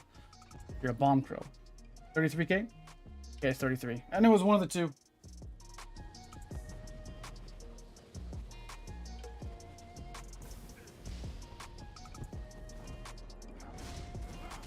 Paying attention. Can't even streak. Sticking on my phone.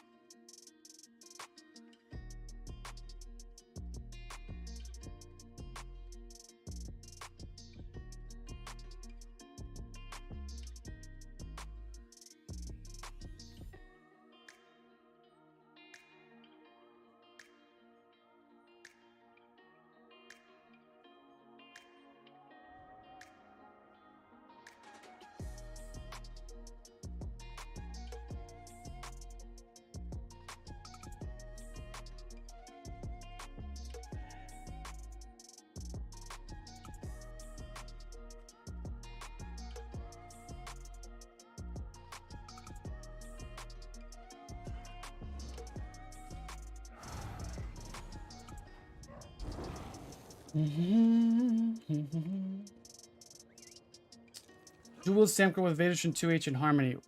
Well, that's... I mean, if you don't use Dark Convergence, you don't have to use Dark Convergence, but... I mean, it's centered around just that one burst. I mean, do you play solo, Zos, or do you play group, or how do you play? Fighters Guild stun is... Yeah, that's definitely the best stun for Necro. You solo? Okay. I mean, Vate... And that setup sounds great, but I just don't like the harmony. That's not really... Doesn't fit me too much. I may give it a try. But, Necromancer is very tanky. I mean, just straight up, they're the beefiest class out there.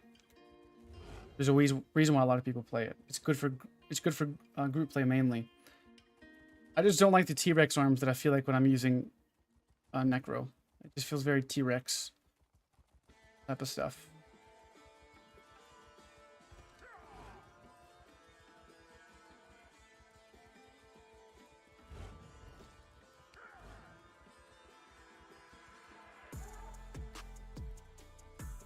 What's the difference between a stun and a werewolf necro fear in gameplay?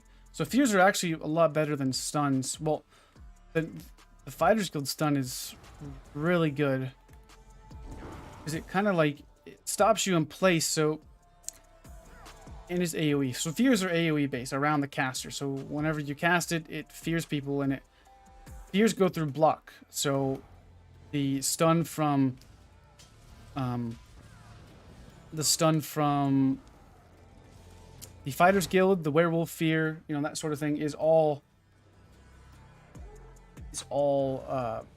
unblockable. So that's really what helps against tanks and whatnot. People playing defensive.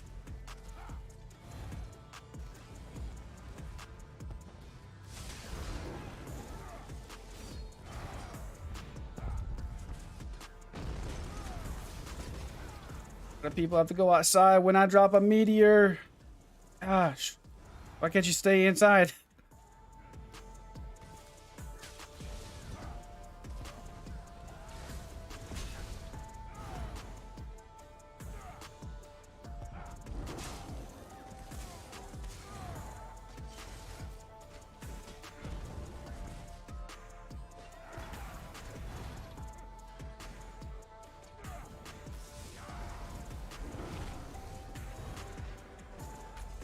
Freak.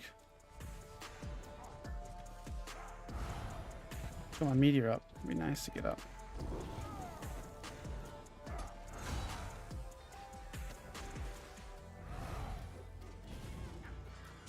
Meteor. Gosh, they would have a freaking elusive mist.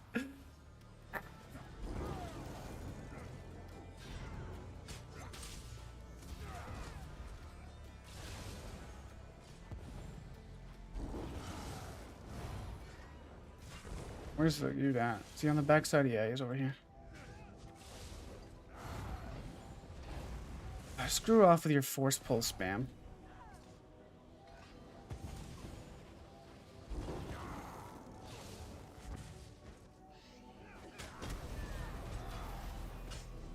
Need to kill the healer.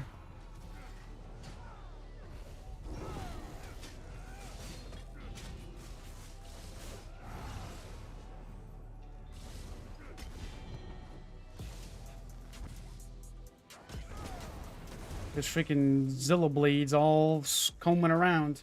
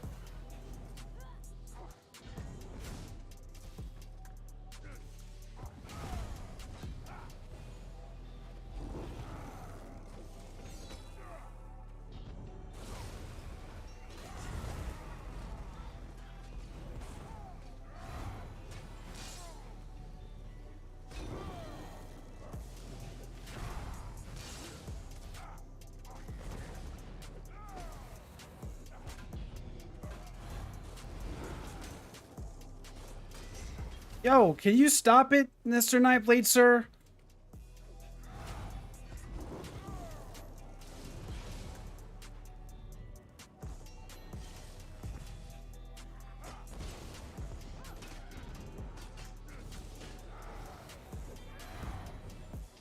He should be banned against me.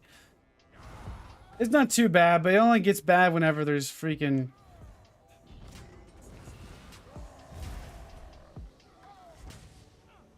It only gets bad whenever there's whatever it's called. There's a bunch of people, honestly. Look at this guy with the... Is that Harry Potter? He's got full charge freaking ice staff.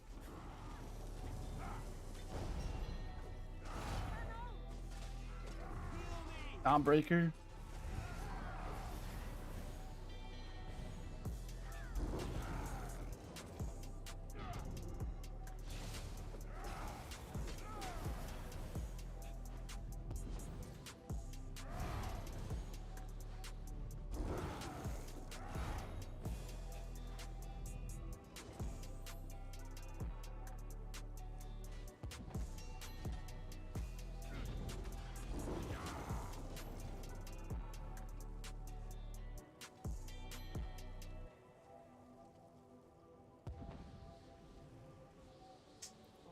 When's the PTS gonna be up?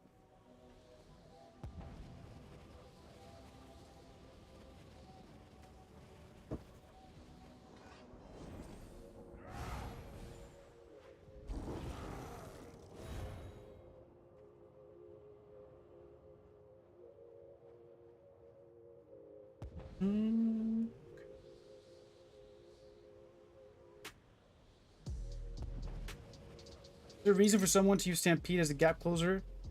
Are they Stampler instead of toppling charge? Some of it's based around preference.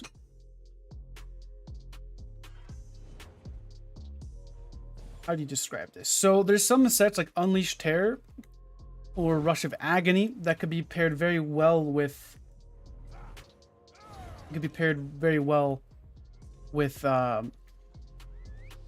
Crit Rush, because it can pull people in and get them close to you, that sort of thing, right? Helping Charge stuns, which is good in certain situations, but if you don't want them to be stunned, then Crit Rush is a good gap closer.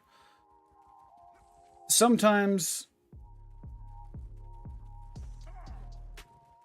gap closers, I don't like gap closers personally, but in Battlegrounds, I think gap closers are good in certain situations. But for the vast majority of circumstances, gap closers are not widely used and are mainly used to help people stay on target. Or they're proccing a set with a bunch of dots. That's the only really two situations you would use Crit Rush, I think. Is you're a little bit more inexperienced, or you're so experienced that you're a meathead with a bunch of dots with Unleashed Terror. But in most situations, gap closers are really rendered useless. In my opinion. I don't like them much. But you could use a gap closer. It's sometimes better to have skills that have double effects. So a good gap closer and a stun is powerful. Right. So... that makes any sense. Yeah, gap closer to use to kill MVXers. For sure. I haven't played ESO from beta on PC. Always with an Xbox controller. I just started on Xbox. Doesn't feel fair. What do you mean it doesn't feel fair? Evil? What's not fair about it? Talking about using a controller or...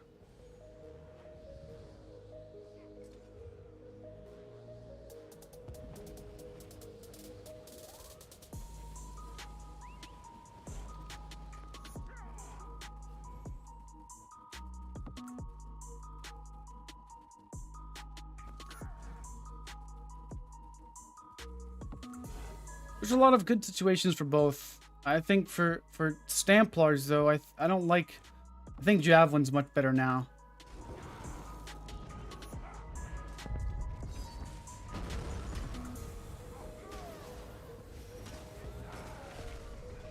Man's freaking dead, dude.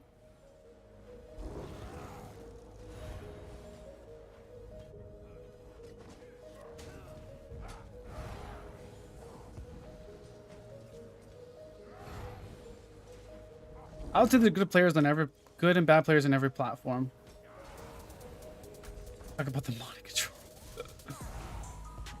It just depends on what you're doing. If you're doing like serial open world, I mean, there's bad players in open world on all platforms. BGs, your MMR could be pretty low as well.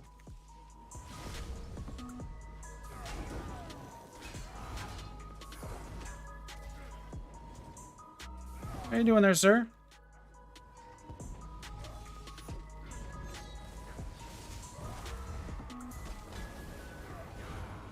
No healing allowed. It's just a bunch of Xers. Let's go down south. See what we got there too. Let's go down there.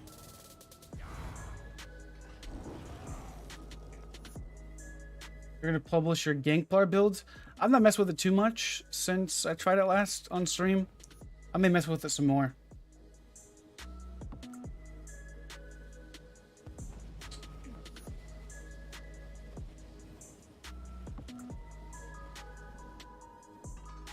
When we talk about modded controllers, it's not really like a modded controller. It's more or less going to be a scuff. But I don't think scuff controllers provide any advantage over regular controllers. If you just bar swap with your left analog stick, you're basically using a scuff controller. Then I just think it's just not as comfortable a way to play either if you're just going to be bar swapping and moving your hand constantly, trying to bar swap. The only reason why scuff controllers work for like Call of Duty and stuff like that is you're not going prone all the time.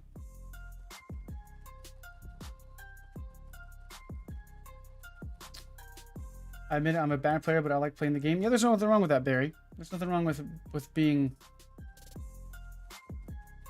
There's nothing wrong with being a bad player. But here's the thing, Barry. You can get better. That's all. That's the truth. Everybody starts somewhere. Some people have more experience in competitive games or types of PvP games. Others don't. But it's not to say you can't get better or can't improve. You can always improve and get better, man.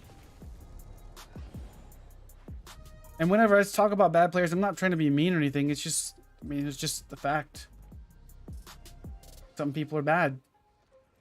It's not trying to be mean or anything. It's just inexperienced. When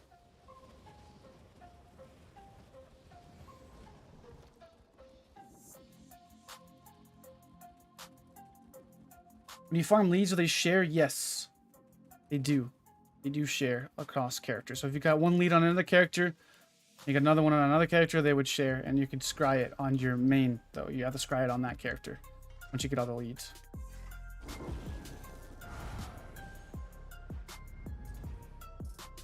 Everybody's still learning, man. Even I am. There's still setups that I don't know about. I don't know everything. I like to know I know quite a bit, but I don't know everything. So when somebody asks a question or whatever the case is, sometimes I don't have the answer, or sometimes it's a matter of perspective and people prefer, you know, 1vxing, group play. And when I say whenever I say a class is bad, doesn't mean it's bad. It means it's bad for what I'm trying to do with it. I think that honestly the best way to improve and get better at PvP is to duel.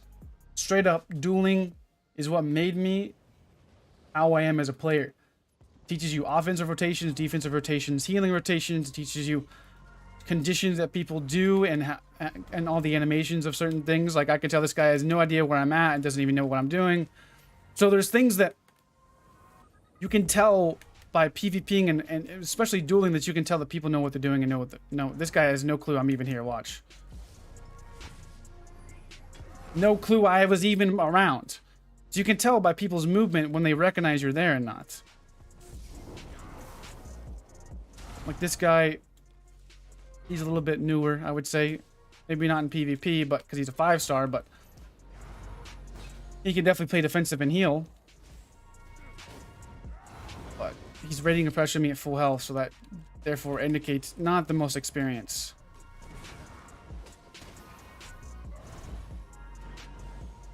There's just small ticks like that that you can tell if somebody's good or not.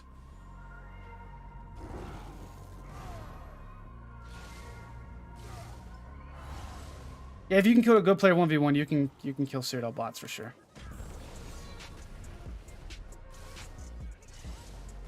And there's nothing wrong with being a bot. Everybody has to start somewhere.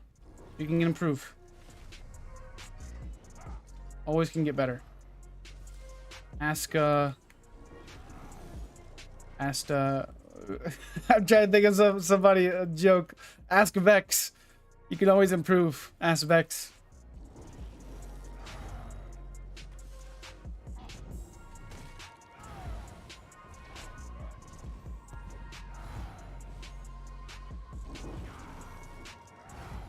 Yeah, this is PlayStation. I wish we had more sensitivity, but it sucks. This is max we got.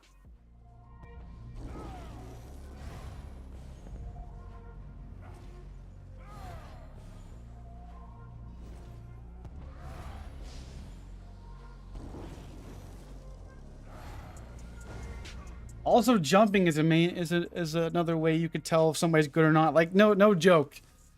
Like, people think like, oh, if you're jumping, you don't know. People that jump know what they're doing. I'm straight up facts.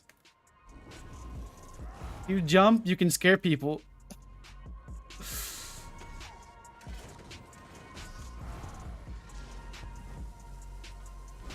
Because jumping insinuates that you can press multiple buttons in one combo, and it's like probably like an ADHD thing as well, being a guy. You know, hitting multiple buttons at once.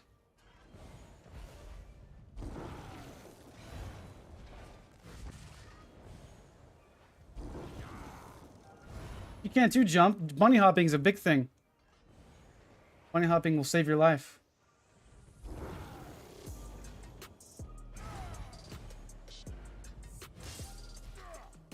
I miss my Stamplar with mechanical acuity, to be honest. That's what made me happy. My mech acuity crit Plar. That's what I love. That had so much damage.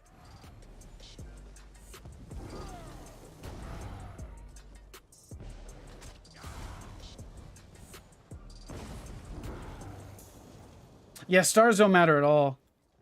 Having 5 stars, it's so easy to get Alliance rank. 5 stars now, all you gotta do is just play. I don't even have a 5-star character, and you guys know how good I am, so stars don't mean a lick of anything.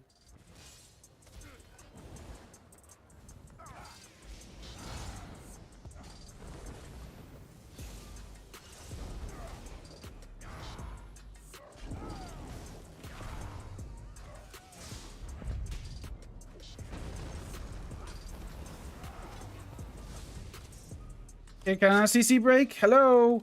What was that? I couldn't CC break? I couldn't get up.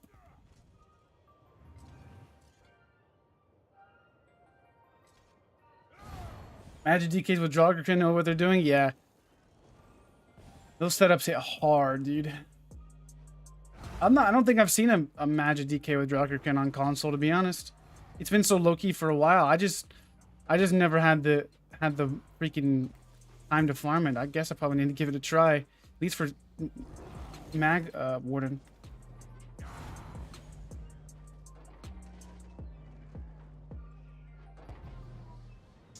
I need the Natch Potes. Where's the Natch Potes at?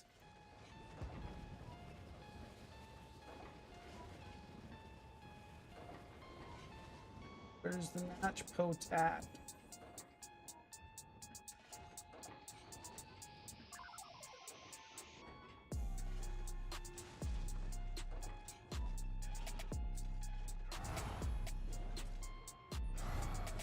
Yeah, those hit hard.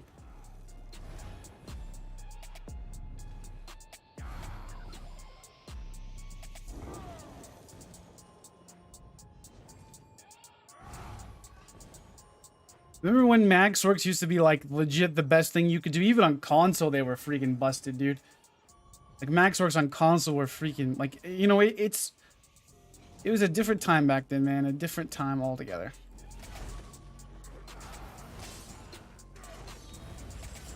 I remember when you could just turn around and hit somebody with the force pulse on a Max Work and their 30% of the health bar was gone. Hit him with the frag and it was about 10k.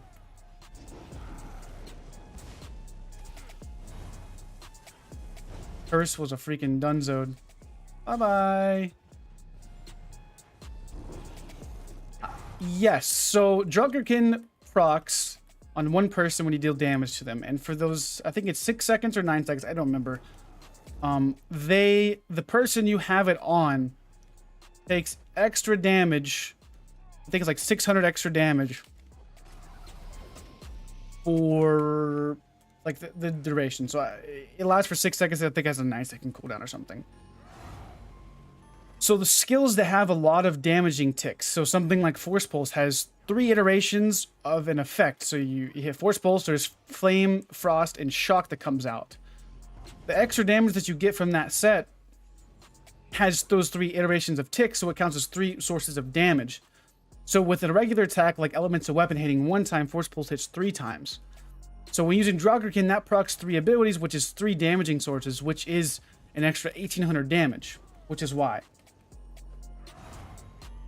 So you can layer several attacks and dots together, which you're going to add for burst potential, because the more damaging attacks there are, the more Draugrkin's going to do damage. And it's going to be just absolutely disgusting.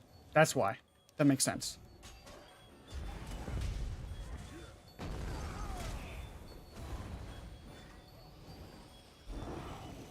I would say Vadershrin does do something with Draugrkin, yes, because it's damaging ticks, and the ticks are pretty quick.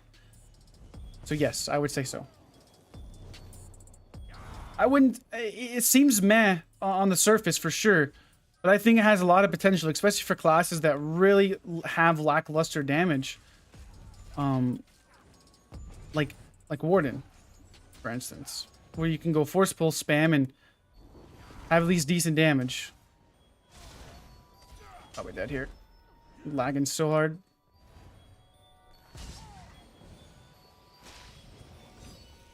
I want the X spot here.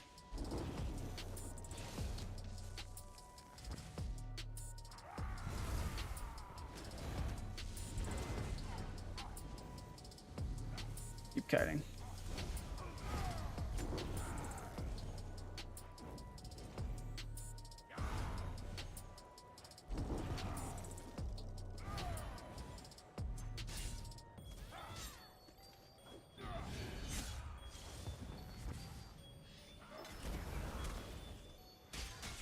That hurts.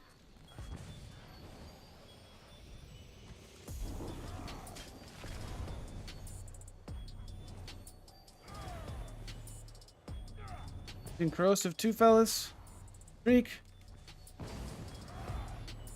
Need to wait for a meteor.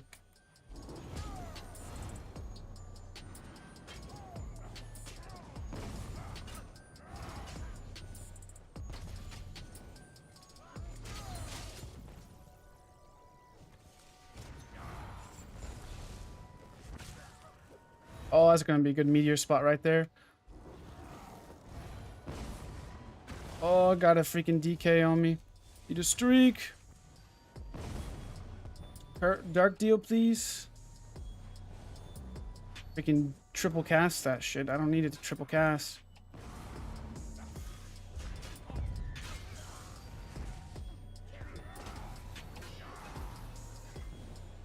Oh, I would get stunned, dude.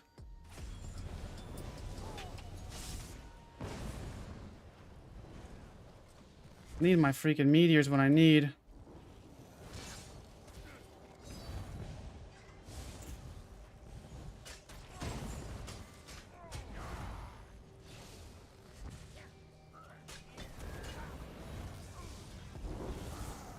I did not hit that twice. Oh, it's so annoying.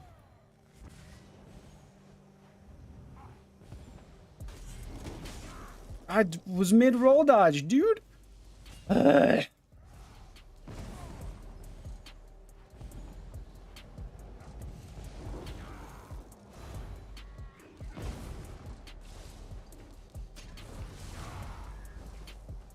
Okay.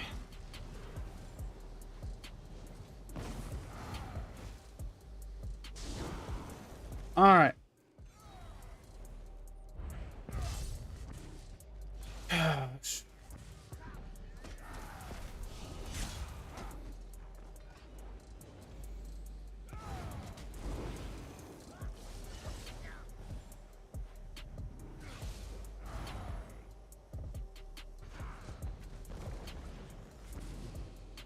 They hit a fat DB here.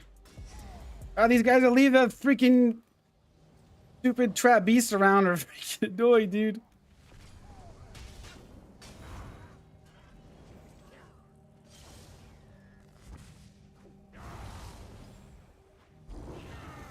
And these guys freaking on my nuts, dude.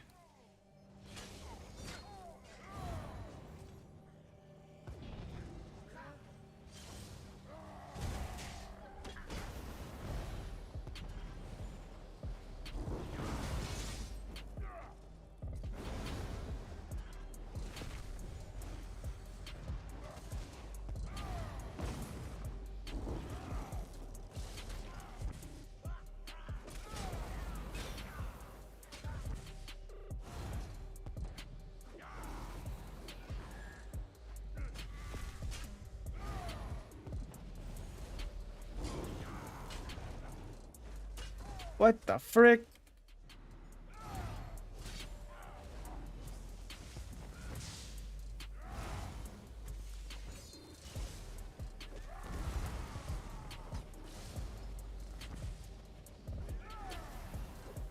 I didn't know this was here. This is actually pretty nice. Even first person.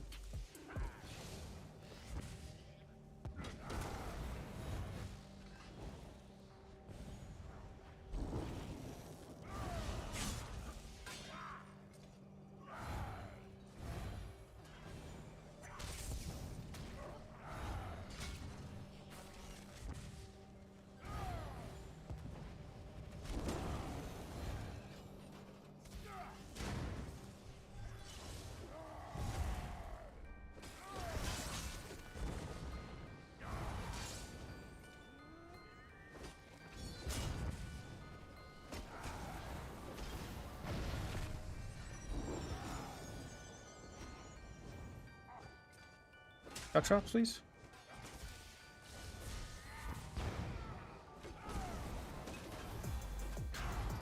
Let's get the other guy. Easy to burst.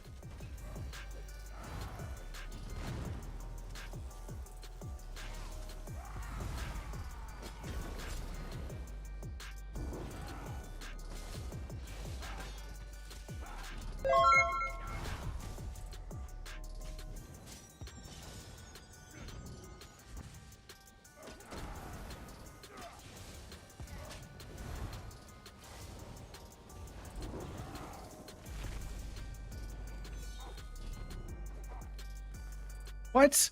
Mid-streak. Mid-streak, my dude. Did a meteor to kill this guy. Yeah, stream is gonna be better quality on Twitch.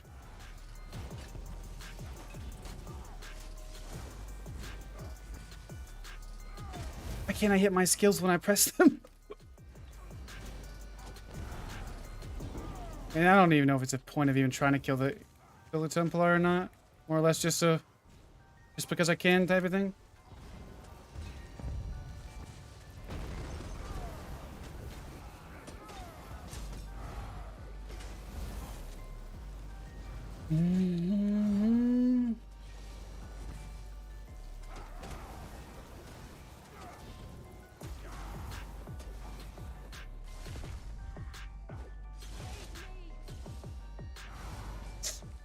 So laggy even down here, dude. It's crazy. I wish these guys would leave me alone.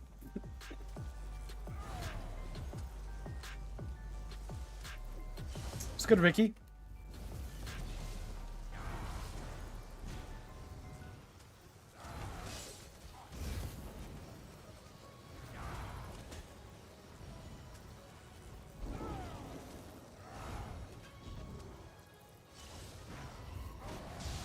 Dude. I'm so tired of freaking... Golly.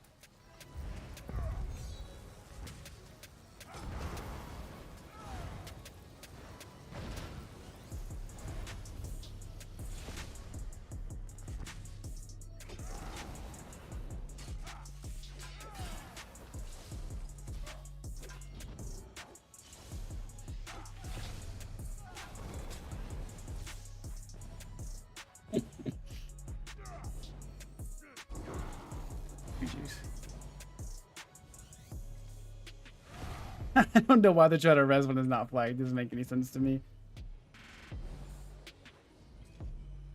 Really care about meta. I just want a character I can learn and know how to play and have fun and with no matter I die or get killed, but I probably have fun with the Sorc. Sorc's definitely Sorc is more of a advanced type of class because of streak and camera positioning and stuff. I would say honestly, I would go with Templar Barry. I think Templar is a very easy class to start off with. You know how the offensive rotation, it's very simple, just puncturing sweeps or jabs. I need to get some vampire stuff. We have one more food too. I'll probably just die and go get some.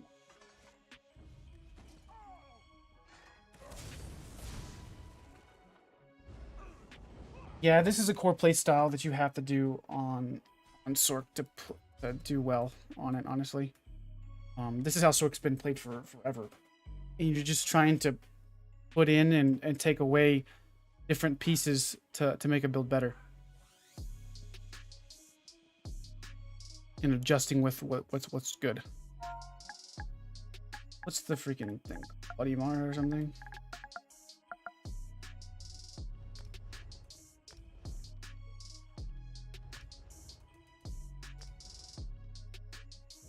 Maybe some more smoked bear hunch? I need to get some more of those if I don't. Oh, I only have one. Oh no. Yeah, Stamsork's definitely better than Magsork for most people. Magsork's good, but Stamsork's just more fun.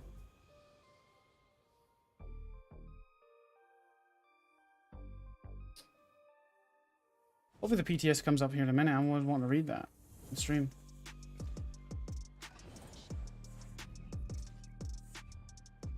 I need to go take a leak. I get the smoke bear.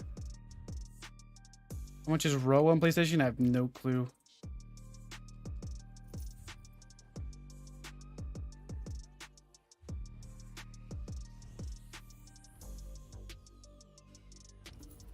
Okay. Black reaches 1 bar. Okay. Well, if you guys see it, let me know. Because I'll be playing while streaming, so.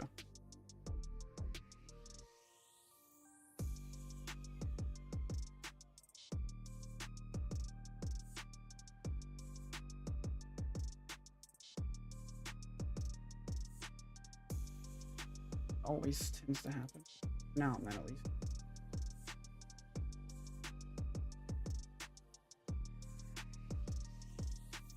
I do have bots. All right. Let's get my food situated.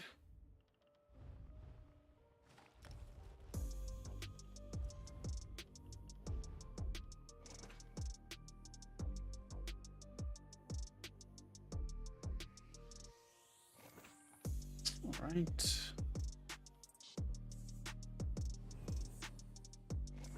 I would say probably rose about 10,000, 10 to 12K console. All right, I'll be right back. Give me a sec.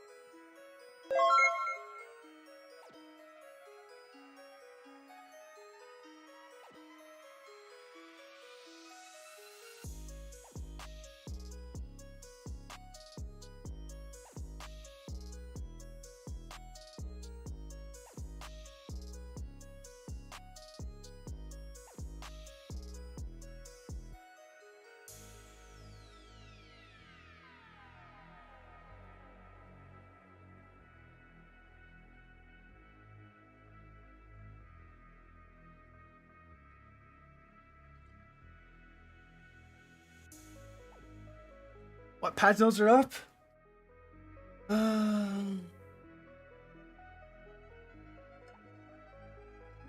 All right. Crystal frags, really? That's huge. All right. Well. All right, we'll check them out. Let's go to gate. So don't.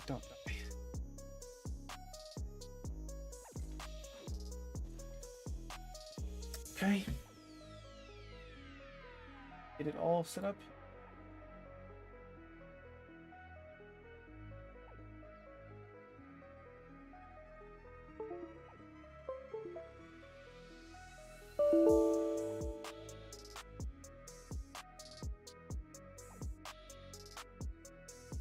Okay, yeah, we'll check the notes.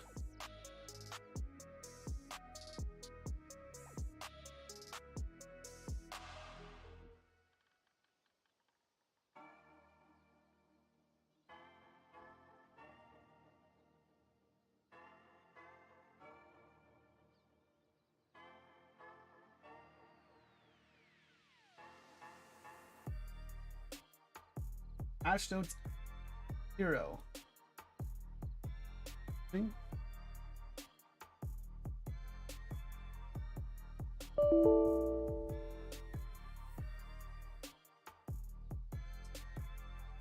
So, give me a sec, guys. 1 sec. Wait, wrong thing.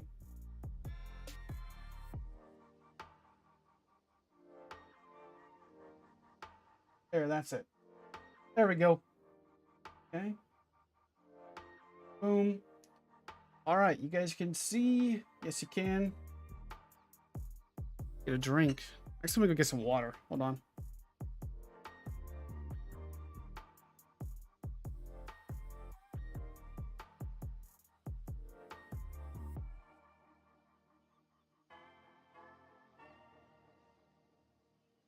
All right. So, you guys can see it, right?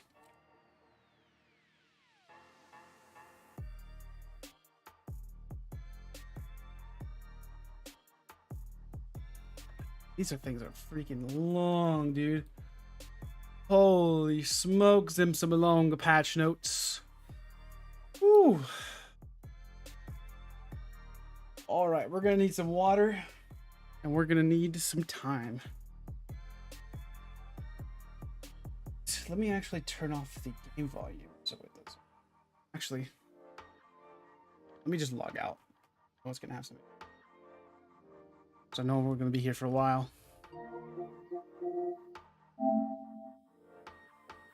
With that, not the game volume. All right. I don't know if I want to do this in sections or what. I may do this in a whole big long section and then may do short. I don't know. I think we'll just go with the whole patch notes. And then I may do just small sections. Needed. All right. Well, what's going on, guys? So today we're going to go over the PTS patch notes for version 8.0.0. Yeah, these are some long notes. I don't know how I'm gonna do this in a YouTube video, but I'm like streaming right now, so yeah. So there's a lot of new stuff going on here. Don't really care about Tales of Tribute as of yet. We'll try that out on the PTS, I guess, here in a little bit. We may mess with that, not on stream though. But so the Blessings of High Isle, we've seen most of the new sets. I guess we haven't seen some of the values. So Blessing of High Isle, this is the Max Magicka, Mag Recovery, Max Magic. And then when you're healed while in combat, you increase your weapon spell damage by 369 for 5 seconds. So we knew pretty much all these sets coming in. This is a decent set, it's okay. The Steadfast Metal with Recovery, Max Stam, and then while you have a food buff active, you reduce the cost of your core combat abilities by 25%. So this is pretty good for tanks, but that's about it, I would say. For the Sister's Scowl, this is going to be interesting. So whenever you bash an enemy, you place Sister's Scowl on them for 15 seconds. When hit by a light attack, a target of the Sister's Scowl takes frost damage once every 1 second. So this could be interesting. even for PvP. So this is, I don't know what this scales off of yet, so it doesn't say. I'm wondering what this is. We'll know more information on the PTS. Though. Druids, so this is confirmed. This is, what is trainee One Piece, guys? Is it trainee One Piece like 1400 or something like that? So if this is more health than that, this is going to replace the One Piece trainee. I think this set could be good for max orcs, any max stab build. I don't think it's going to replace any meta sets or meta setups on certain builds. But this druids could be interesting, obviously on max orcs and that sort of thing. Orders of Wrath, this is just a different version of Senche. I don't see it going to be viable in PvP at all. This is going to give you that critical damage and healing, which isn't super important. Serpent's Disdain, so status effects increase by 16 seconds. Nothing crazy. So if trainee's 1400 health, so then yes, druids is better for a one piece health now instead of trainee. So that's definitely pretty interesting. Trial sets really aren't crazy. I really don't want to go over the sets too much. Mythics, we've really gone over all the sets. If you guys haven't seen it, then just watch that video that I did previously. Let's just go to the class stuff. That's really important. Wonderstones in Armory, quick slot. Nothing crazy here. Quests. We're halfway through already, so interesting. All right, so this isn't really too much stuff that I can tell. Quest zones, general. All right, so here's the important stuff, guys. I'm probably just gonna restart the video because that was really nothing. So what is going on, guys? So today we're going to go over the version 8.0.0 patch notes. We just scrolled all the way down to the bottom midsection area for combat and abilities. All of the sets and stuff we've already gone over in a separate video before they were even in the patch notes. So we're just going to go over the combat abilities because this is what the most important stuff is, honestly, for the patch notes. I don't want a freaking hour-long video. Nobody wants to watch that. So combat and abilities. The following abilities will now properly target justice neutral NPCs. Okay. Fix an issue where many players' source damage over time effects could still miss invisible targets rather than hitting them without removing the invisibility. Fix an issue where abilities that bounce to multiple targets could cause health desinks in some cases and would fail to bounce when hitting blocking targets. All return damage from player source attacks such as spiked armor and cutting defense can now be blocked and dodged to help add counterplay to these effects. That's pretty big for volatile armor. So this set's been kind of gutted for a long time. This skill, it's been gutted because it used to scale off of your damage and now it's scaling off of your resistances, and now it's going to be blockable or dodgeable. So this is definitely going to be a big deal to an extent. I mean, it's not necessarily crazy, but okay. Interesting. So, fix an issue where numerous abilities were not obeying line of sight. This is stuff hitting you through walls, I want to say. Interesting. So this is going to be pretty good. I mean, if I'm line of sighting my balls off and I'm getting hit by attacks that I shouldn't be getting hit by, then yeah, so I guess it's pretty interesting. I know Caltrops like goes through walls sometimes, so that's definitely interesting. So yeah, that's definitely nice changes overall if this is what this means. Dragonite. So engulfing flames reduce the flame damage taken bonus on this morph to a maximum of 6% down from 10. The total sum of the weapon and spell damage needed to reach the cap remains the same. So I guess this power creeping on damage at this point is what I'm guessing, trying to adjust some things there. So hardened armor, increase the morph of the damage shield granted by 24%. This could be more of a viable choice now because the damage shield on this thing has been okay for a while, and I've actually used it on several classes. This could be decent. So fragmented shield, increase the duration of major mending granted from this morph to 6.667 seconds at base, up from 5 seconds.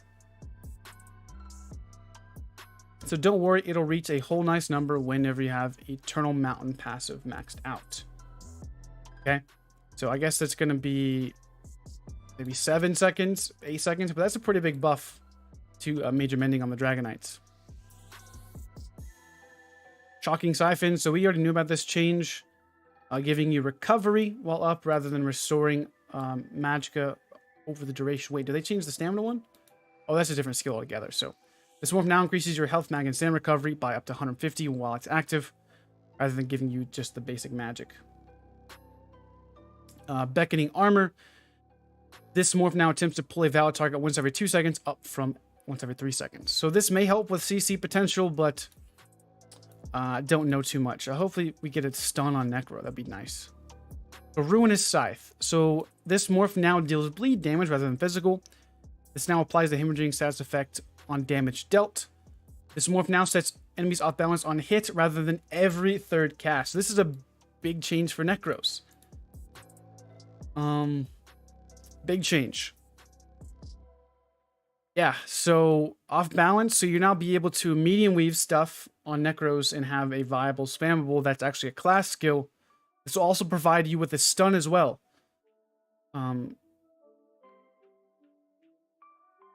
So yeah, this is pretty big. I would say this is definitely one of the biggest changes I've seen so far. In the patch notes is this right here, the off balance. So Hexproof reduces the cost of this morph to 1670, down from 1880, and this morph tooltip now properly states it reduces its cost as the ability ranks up. So Mortal Coil, this is the recovery for, you know, the healing morph. It's going to give you health, magic, and stamina recovery. So just like with the Mystic Siphon as well. Nightblade, Piercing Mark. Fix an issue where the heal from this ability was lower than the base ability. Increase the duration up to 60 seconds, up from 30. So this is the one that reveals Nightblades from stealth, I believe, or it's the other one. I don't remember off the top of my head. But yeah, that's not too bad of a change either. Ambush. So we already knew this change. Granted Empower for 10 seconds, and it now also grants Minor Berserk. So that's pretty big as well.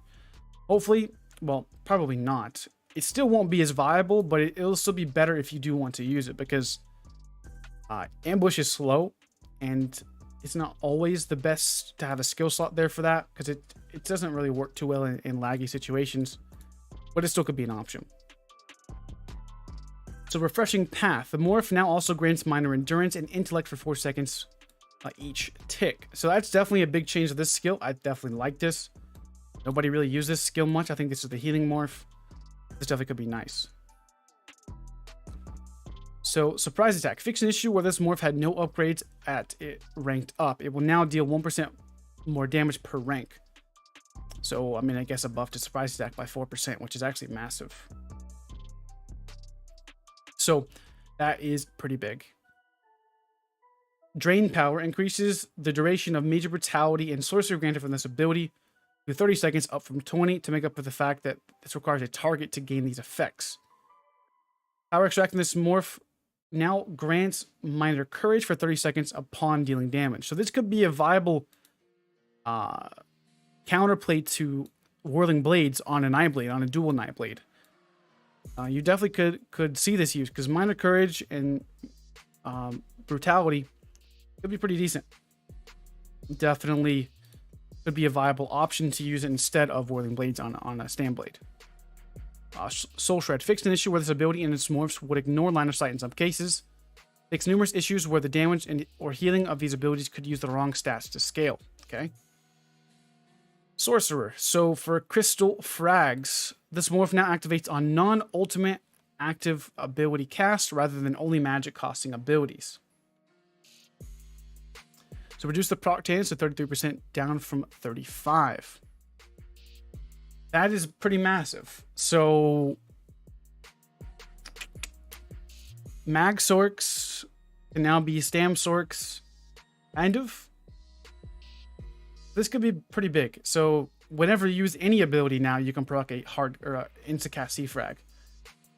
This could be better for my Stam Sork build, but we'll have to test it for sure and see kind of what's going on with it. But this definitely looks pretty big. So Crystal Weapon, this morph now causes your next light or heavy attack to deal bonus damage up from 1. There's a small cooldown on this to avoid the ability to instantly proc both, though. This morph now causes your next 2 light or heavy attacks to deal bonus damage up from that. Dude, what? They buffed the Stam Sword? That's crazy, dude. So it's 2 attacks, but it's a small cooldown. So I wonder how long the cooldown, like 1 second? Even if it's 1 second, that's not a big deal. So if you light attack and then like go in for another one, because I'm always having to reapply it to do more burst damage, and it kind of feels wonky sometimes. So heck, I'll take a buff on my Stam Sword. So for the summon Storm Atronach, so this morphs area of effect damage. Now always apply the concuss status effect. I don't really use that too much in PvP, so it's not a big deal. Balance Storm, fix an issue where this ability's visual effects were not in sync with their combat effects. Mage's Wrath, reduce the cost of this morph to 2160 down from 2430 to help reinforce the idea that you're able to endlessly cast it. That's kind of a meme. So yeah, that's not really a big deal. It could definitely help Samsorks though to be able to use it a little bit more. What it looks like, we get 2 crystal weapon procs. If we do a heavy attack, deal bonus damage. I don't know if we'll have to test crystal weapon, guys. I don't know. Next 2 light attacks or heavy attacks. So if you heavy attack, I don't know if it applies to both weapons or what. It's kind of interesting. We already seen the energy overload change, but this just restores magicka and stamina now rather than just magic. So Surge fixed an issue where the major sorcery granted from this ability was not ranking up in duration. All right, so Templars, Sun Shield, Blazing Shield. So increase the radius of this morph to 8 meters, up from 6, to best match its visual effects. Fix an issue where the damage could fail to activate in many cases. So this definitely could help Blazing Shields be a little bit more viable. I've been wanting to make a Blazing Shield build forever. I remember those in the OG days. Those were a lot more fun to play with back in the day. So Backlash. Increase the cost of this ability just a little bit, not too much. Power of the Light. Reduce the cost of this morph down to 1337, down from 1700. So this, I guess, definitely helps a little bit more with sustain. I guess this is maybe I don't know why they would reduce it, but I mean, hey, I'll take it. So Living Dark. This morph no longer scales with stats and instead heals for a base 2000 when triggered. Okay, so we're taking away some of the insane values of healing this ability can have when stacking high stats, and instead taking a safer route with a flat value to ensure any role of a Templar can still engage with the skill, but less powerful results at the high end. We all know, guys, we all know Living Dark is the freaking most annoying skill in the game for fighting Templars in general, right? If you hit Living Dark, you're unkillable for that next 4 seconds in a 1v1. So this is definitely, I think, an overall more healthy change. It'll probably open up some bar space for Templars to be able to drop this now. I've not really liked this skill too much to use it here recently. It's just been overtuned, and I just don't like it sometimes. It's a huge magic dump. I don't think it's going to be worth it to use anymore, because it was just so annoying to fight against. I definitely think this change is overall better.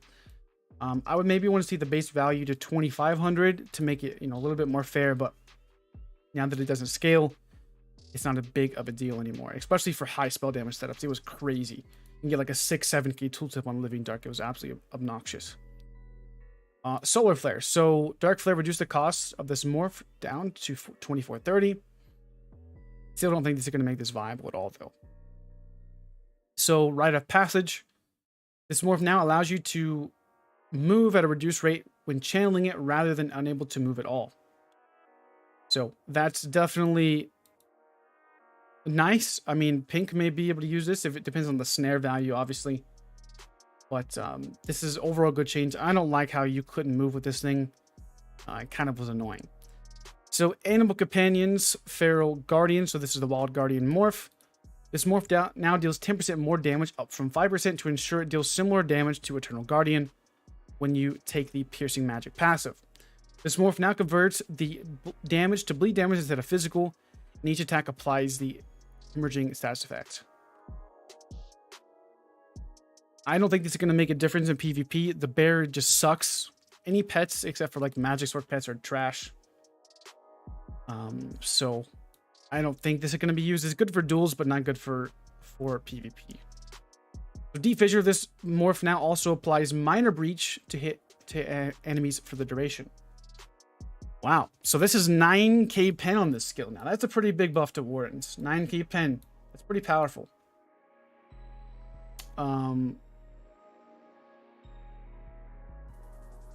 That's actually pretty good, honestly. That's a really good buff.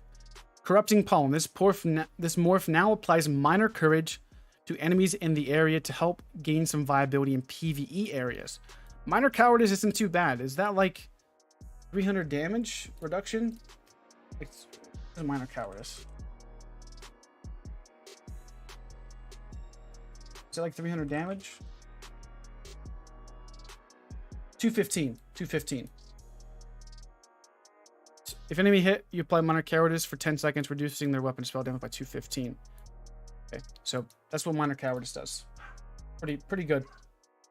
Pretty good. Even in PvP, this is really good as well. Arctic Blast. Hopefully they did something good. If not, it's gonna be annoying. This morph now requires enemies to be damaged 5 times in order to be stunned, up from 3. Reduce the duration of the stun to 3 seconds, down from 4. Increase the duration of the stack counter to 3 seconds, up from 1. So right now this ability is offering... What? These guys gotta be smoking... What? Bro!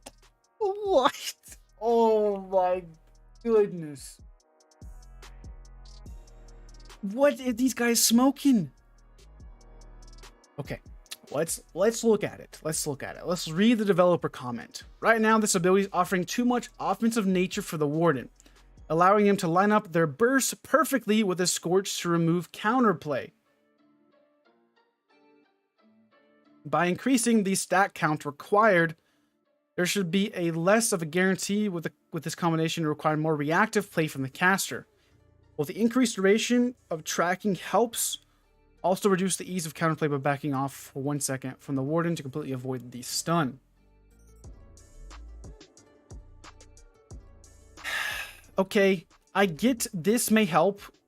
This may help. So you have to hit them like 1 time, and then you can hit them with it again after about 3 seconds. So I noticed a few times that Arctic Blast wouldn't stun because they got out of the AoE. Now this may help, but I think Arctic Blast only has... Like, does it only have 5 ticks in the first place? Like, okay, ZeniMax. Like, I'm going to make this a short. Okay, this is not the way to do Arctic Blast. I think it should initially stun in the area of effects, get rid of the tick damage, make it do AoE damage, but if you get hit by Arctic Blast, it should be an immediate stun. Forget all this damage over time, 5 stack and trash, because you can cleanse that and get rid of it. This should not be of nerf. This is literally one of the worst skills in PvP. One of the worst skills. It costs freaking 4,000. It's not worth it. So please do it. Initial stun will increase the tick rate, because nobody has ever said that Wardens perfectly line up their Scorch, because you have Nightblades that proc up Calorians with surprise attack in 1 stack. So this is not a good move. I would hopefully like to see you change this. This is not a good way to go with the Warden at all. Okay, Crystallized Shield.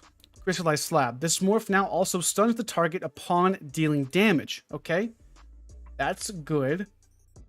That's good. Hopefully, this will be a little bit more viable. So, also, this is going to deal damage as well. For the Masters of Ice, Wardens are lacking a lot of hard control.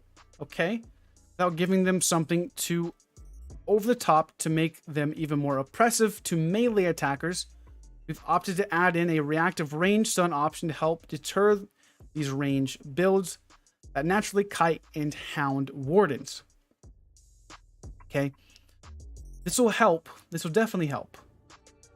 Actually, quite a bit, because I've been using Shimmering Shield here recently, and all those pesky freaking Nightblades that freaking just sit back and just poke. This definitely could help. I don't think it's going to be as good. Because you really just took away their main, like, some of the best stuns that Warden had was Arctic Blast, and now made it to where it's only range attacks. But we have to think, right? So, you got, like, Templars that use Javelin. You got... It could be a very good defensive tool, if you think about it. Because you got Javelin and Templars. You got Bow Blades and all that jazz. You got... Flames of Oblivion on the Dragon Knight. The only thing is, like, heck, even Calrians, I think, would send back a burst for a stun. So range attacks aren't that necessarily a big deal if it's only just like a melee build, which I think honestly isn't too bad because some Wardens have for a while gone without having a reliable stun. So, you know, if this crystallized slab is a little bit better, I think this could definitely help. Like I said, Flames of Oblivion on Dragon Knight, Javelin on the Templars, all these things should stun the person using it, which would actually be pretty good. And it allows for some burst damage as well. So Expansive Cloak increases the radius. Nobody uses it. Sleet Storm. This morph now grants 300 damage up, or change from 15% magic for 30 seconds. So this is pretty good.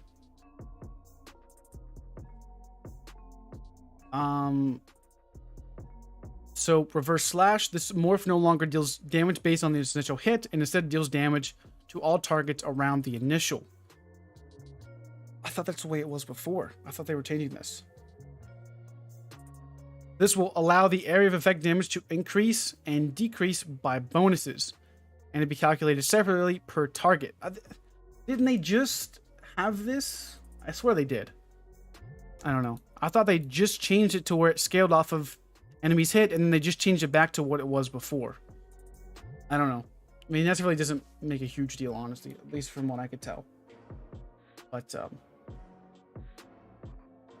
defensive stance. So, defensive posture. Fiction issue where the passive bonus from this morph could fail to apply in some cases. A Power Slam. This morph's passive Resentment now reduces the cost of your next Power Slam by up to 50%, rather increasing its damage by 33%.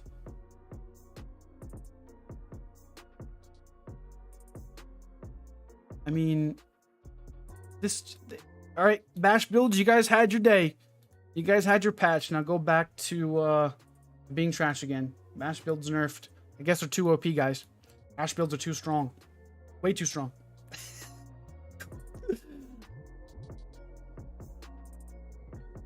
Alright.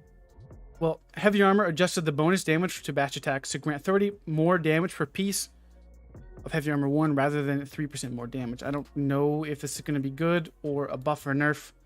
It looks like a nerf, but I can't tell exactly just yet. So yeah. Blood Frenzy. So this ability and its morphs now grant up to 5 stacks rather than 10. The total weapon spell damage granted is left untouched. The cost now increases by 360 per tick, up from 250 for Blood and Simmering Frenzy, while the cost for State of Fury is now 300 rather than 200. The result is approximately a 20% cost reduction for each morph.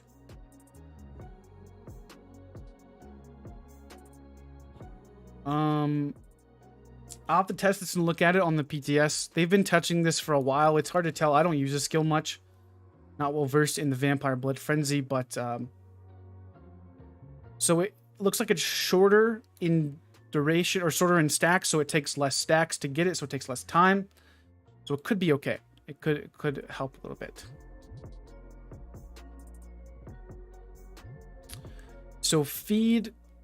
Wait, here, let's see this first. Based on much of the initial feedback we saw over the last update, we decided to help this ability ramp up a little quicker to make it feel more aggressive and ravenous for the user, while slightly easing back on the risk of using it since the reward isn't nearly as high as before.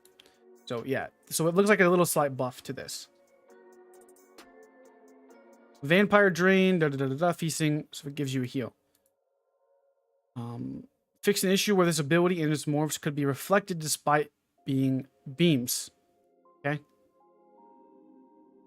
So here is Scene's Fortitude. This morph now grants minor endurance and fortitude for 20 seconds after casting, rather than a unique amount of health and stamina recovery based on the healing cause for 6 seconds. So Werewolves got a kind of a buff, I would say. This morph now reduces the cost to 5 Reduce the cost of this ability to... Huh? Irisi's Rage. This morph now also reduces the ability cost to 5,063, down from 3,737. Am I, like, not doing English today?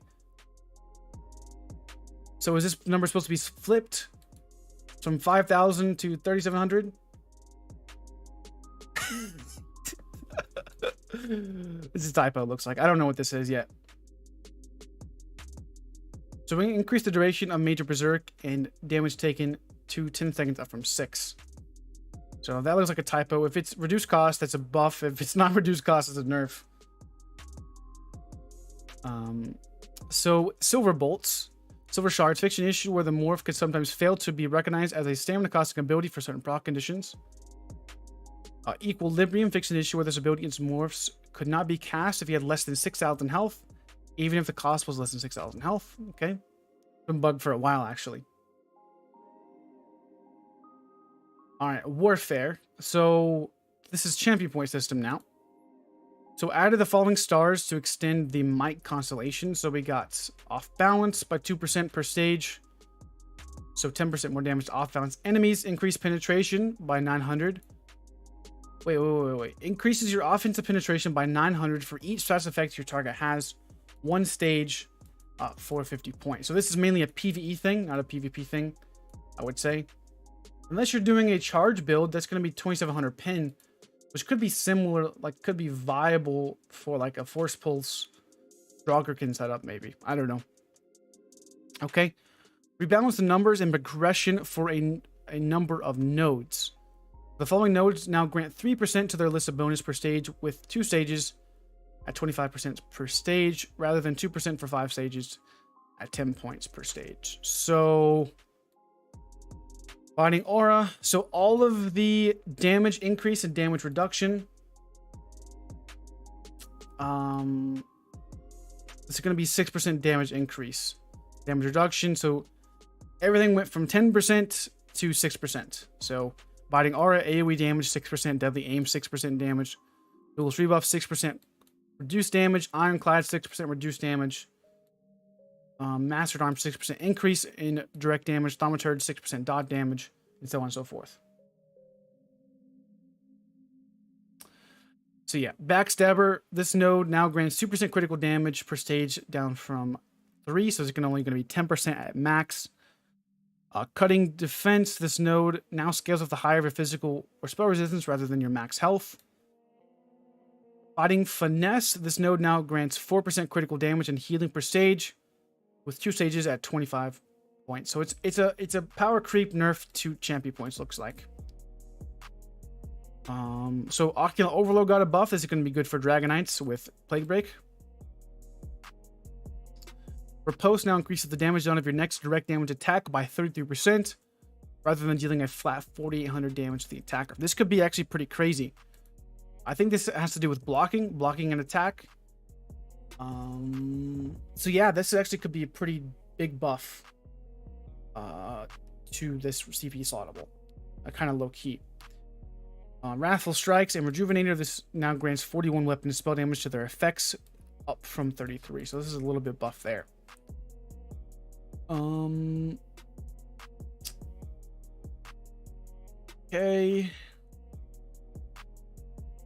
All right, so itemization and item sets. So Frenzied Momentum. Fiction issue where this set ended early when used with forward momentum. As a result of this fix, it would now extend past the ability's duration of momentum or rally, allowing you to continue to generate stacks with this set for a short time after the abilities fall off. Okay. Well, speaking of Draugr, we just talked about that just a second ago. This set now increases all of your damage done by 330 and reduces your healing taken by 10%, rather than causing your direct damage attacks to cause 617 damage for 6 seconds. So this set has long been a staple set, providing immense amount of sustainability damage. Some builds in single target, where stacking sources of minor damage causes that to multiply in power to staggering degree. I actually never used this set, so I guess I didn't get to see the glory days of Draugr. So while we like gameplay that the set was enabling before to help attrition builds push out some damage, in application it felt too overwhelming in single target areas and the reverse effect in the area of effect. So yeah, so this is definitely an overall, I mean, more balanced change. So what reduces your healing taken, so that's definitely a big deal. I don't know, is there a freaking set in the game that reduces your effects on the 5-piece? like that doesn't make sense. I don't think that should go live the way it is, honestly. Like, nerfing the damage is fine, but reducing your healing taken is just, that just doesn't make sense. It's treating this like a mythic item now is what it's treating it like. Like, it's so powerful as a mythic item. Like, that's ridiculous. I should not, there should be no health that reduces, there shouldn't be no set that reduces your healing taken. Like, come on now. Like, it's ridiculous. Elemental Catalyst, Monster Mask. The set dynamically scales with the higher of your weapon or spell damage rather than only your weapon damage. The damage from this set now increases by 10% per negative effect, up from 2%, with a cap, but has a cap of 300% rather than no cap. Never use this set. We may give it a try because this is going to be, this could be interesting. We'll have to look at it and see.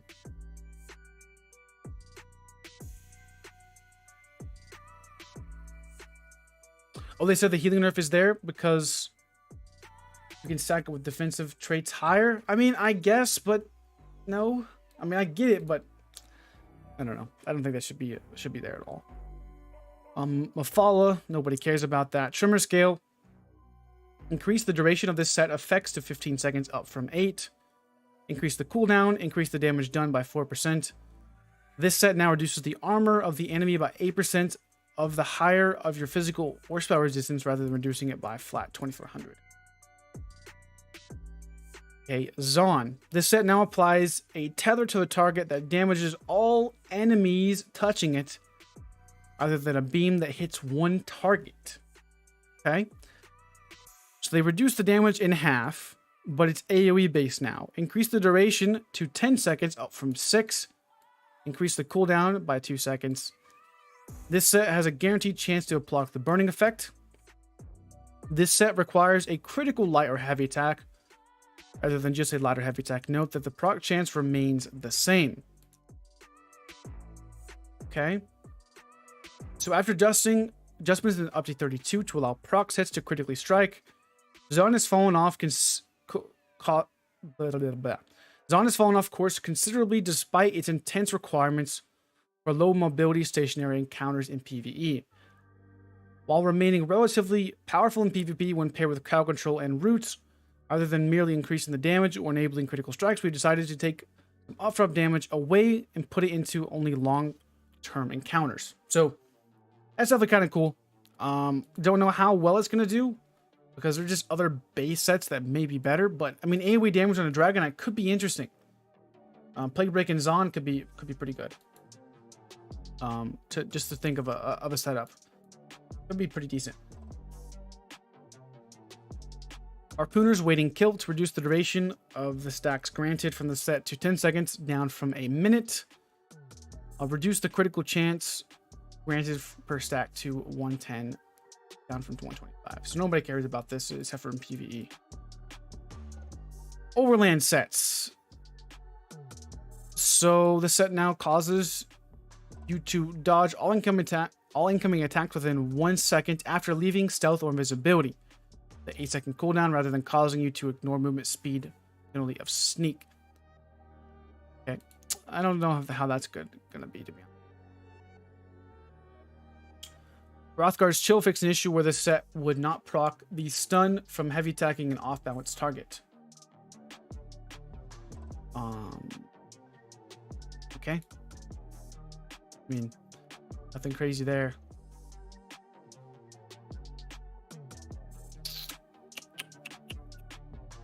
Okay. Is that it? Is that it?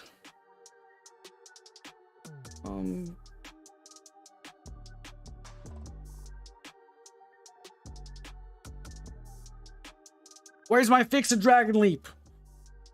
Where's my fix the Dragon Leap at? Any fixing Dragon Leap yet? Did I see it? Did I miss it? Where's Dragon Leap's fix? I'll give you some coffee. June 6th for PC. Where's the fix of Dragon Leap?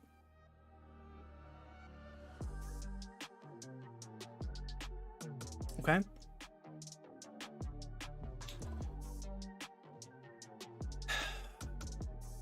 Okay. Just trying to soak it all in.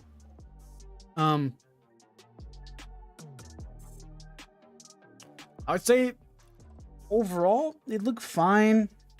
I mean, it's just gonna take time to really deep dive into it and really feel it out. I didn't see any fixes to some of the core issues of bugs. It was just value changes. The CP, you know, isn't a big deal because everything got gutted to an extent to reduce damage and damage mitigation. So that's not really too big of a deal.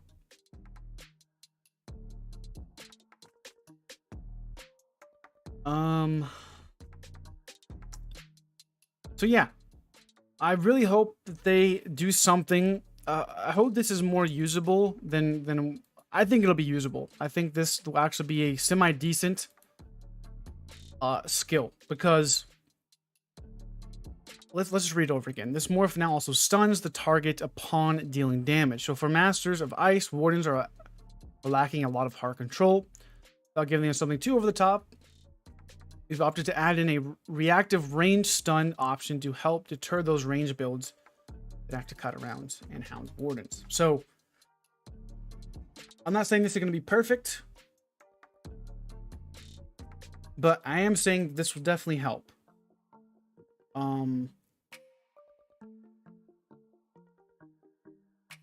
Arctic Blast could be okay. We'll have to test it, guys. But I noticed that the biggest issue about Arctic Blast was just how long it took to like get the stacks. Now it's gonna take me 5 stacks. Do they even touch Dragon Knights except for like engulfing flames? The Sorc changes are pretty nutty. Sorc changes are pretty nutty. Yeah, they didn't even nerf DKs, to be honest.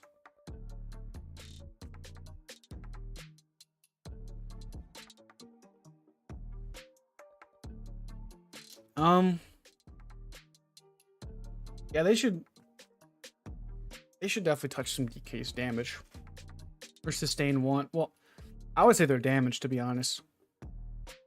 Maybe they're thinking that engulfing flames is what's giving the damage, but I don't think so. I don't think it's engulfing flames. It's the stacks from Molten Whip is pretty much where most of the damage is coming from. But they don't have to invest into any sustain anymore. But I guess DK's nerf is Dragon Leap and Fox Clutch are bugged.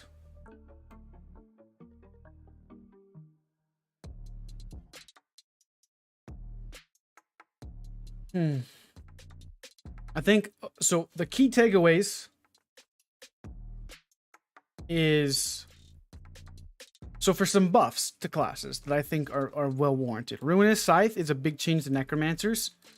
They'll be able to use that now to have a offensive stun. So this is definitely going to make Necromancers a lot stronger in the melee department. We've asked this for a while for them to do this. Maybe it's finally happened. Okay, this is definitely a big change. You have Crystal Fragments, which is a good change. I would say it's going to be more viable for all different kinds of builds to play with. I don't know why they nerfed Arctic Blast. I don't agree with what they said, but Crystal Ice Slab could help. This is a nice change for Wardens for the Northern Storm. Power Bash, no Power Slam. That should not have been nerfed. Nobody uses it anyways. Other than that, for skill wise, don't really know there's a whole lot of things. So just a handful. But yeah. So I guess that's really it, guys. I wouldn't say I'm blown away by the patch notes. Some cool things in here for sure, but I want some bug fixes, man. I want some bug fixes to Dragon Leap and Fossilize. Elusive Mist, I want some bug fixes for that. Some of these sets look interesting.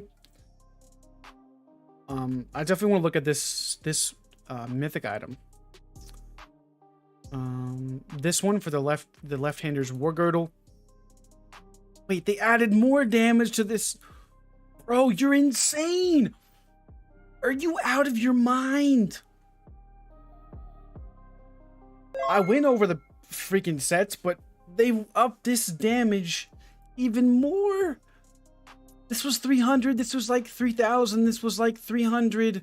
This was like 2,500-ish, 28. They didn't even have crit chance on it before. Bruh. I'm done. I'm out. 1 bar meta builds are coming in update 34. 1 bar builds are going to be all over the place, dude. This is insane. This is insane. Like 450 damage. Bro, like you can run Clever Alchemist. You can run... Oh my goodness, dude. Clever Alchemist on body. With this mythic item, you can run a 1-piece monster, Magma Incarnate, and then you can run another 5-piece from bar set. Okay? Another 5-piece from bar set. So you can run a 5-5-1 with a mythic item. And you can then get access to Clever Out, which is going to freaking scale insanely high. You can use, if you want a sustain set, you can use that. Oh my goodness, dude. Are you kidding me right now?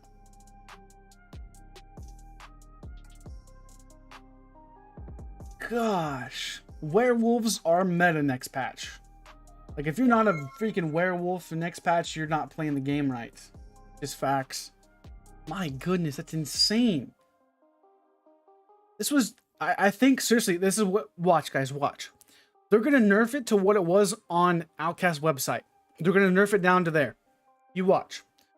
They're going to remove the critical chance. They're going to reduce the damage and the stamina. This is busted. This is busted. Absolutely busted, broken. Like, this is insane.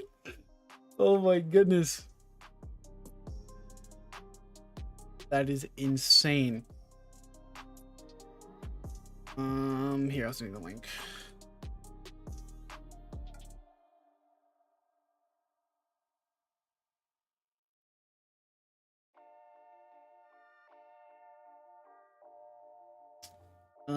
Wow. Okay. The fake Godzilla's gonna make a comeback. Bro, that's insane. That's crazy. Bonkers. Disgusting.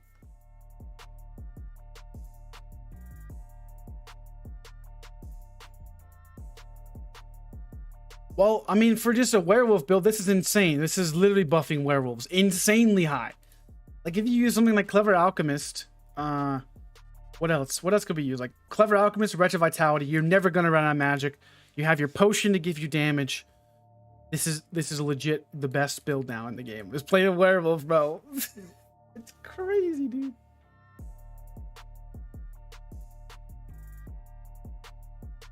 Oh, that's crazy.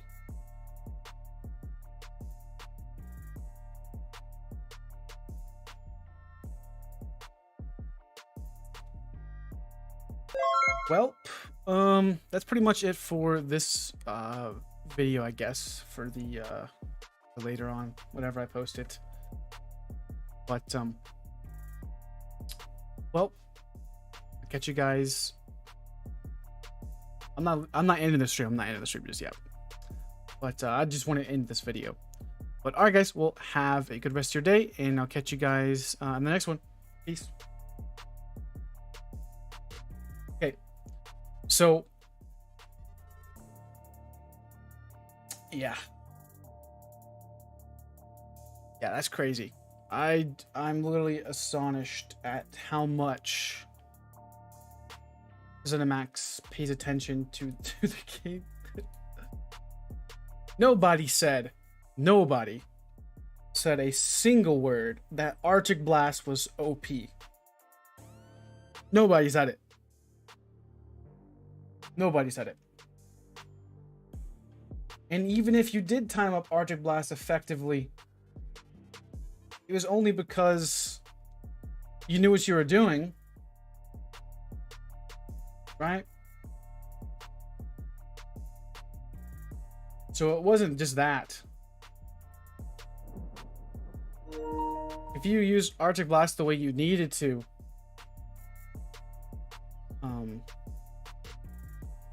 nobody complained about it at all.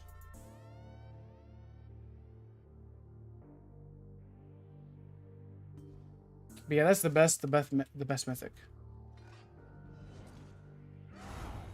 Watch out for Werewolf, 5 Imperial Physique, 5 Druids, 1 Trainee. Yeah, that could be insane.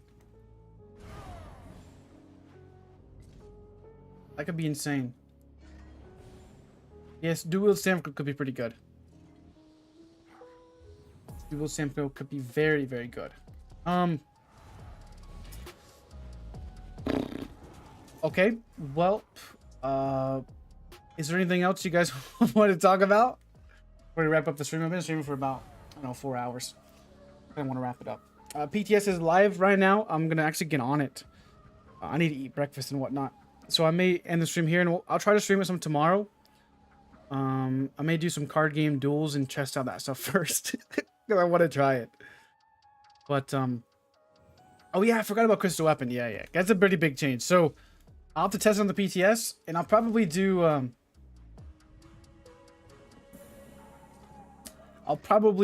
some videos on class specific changes, because obviously those are the most important ones.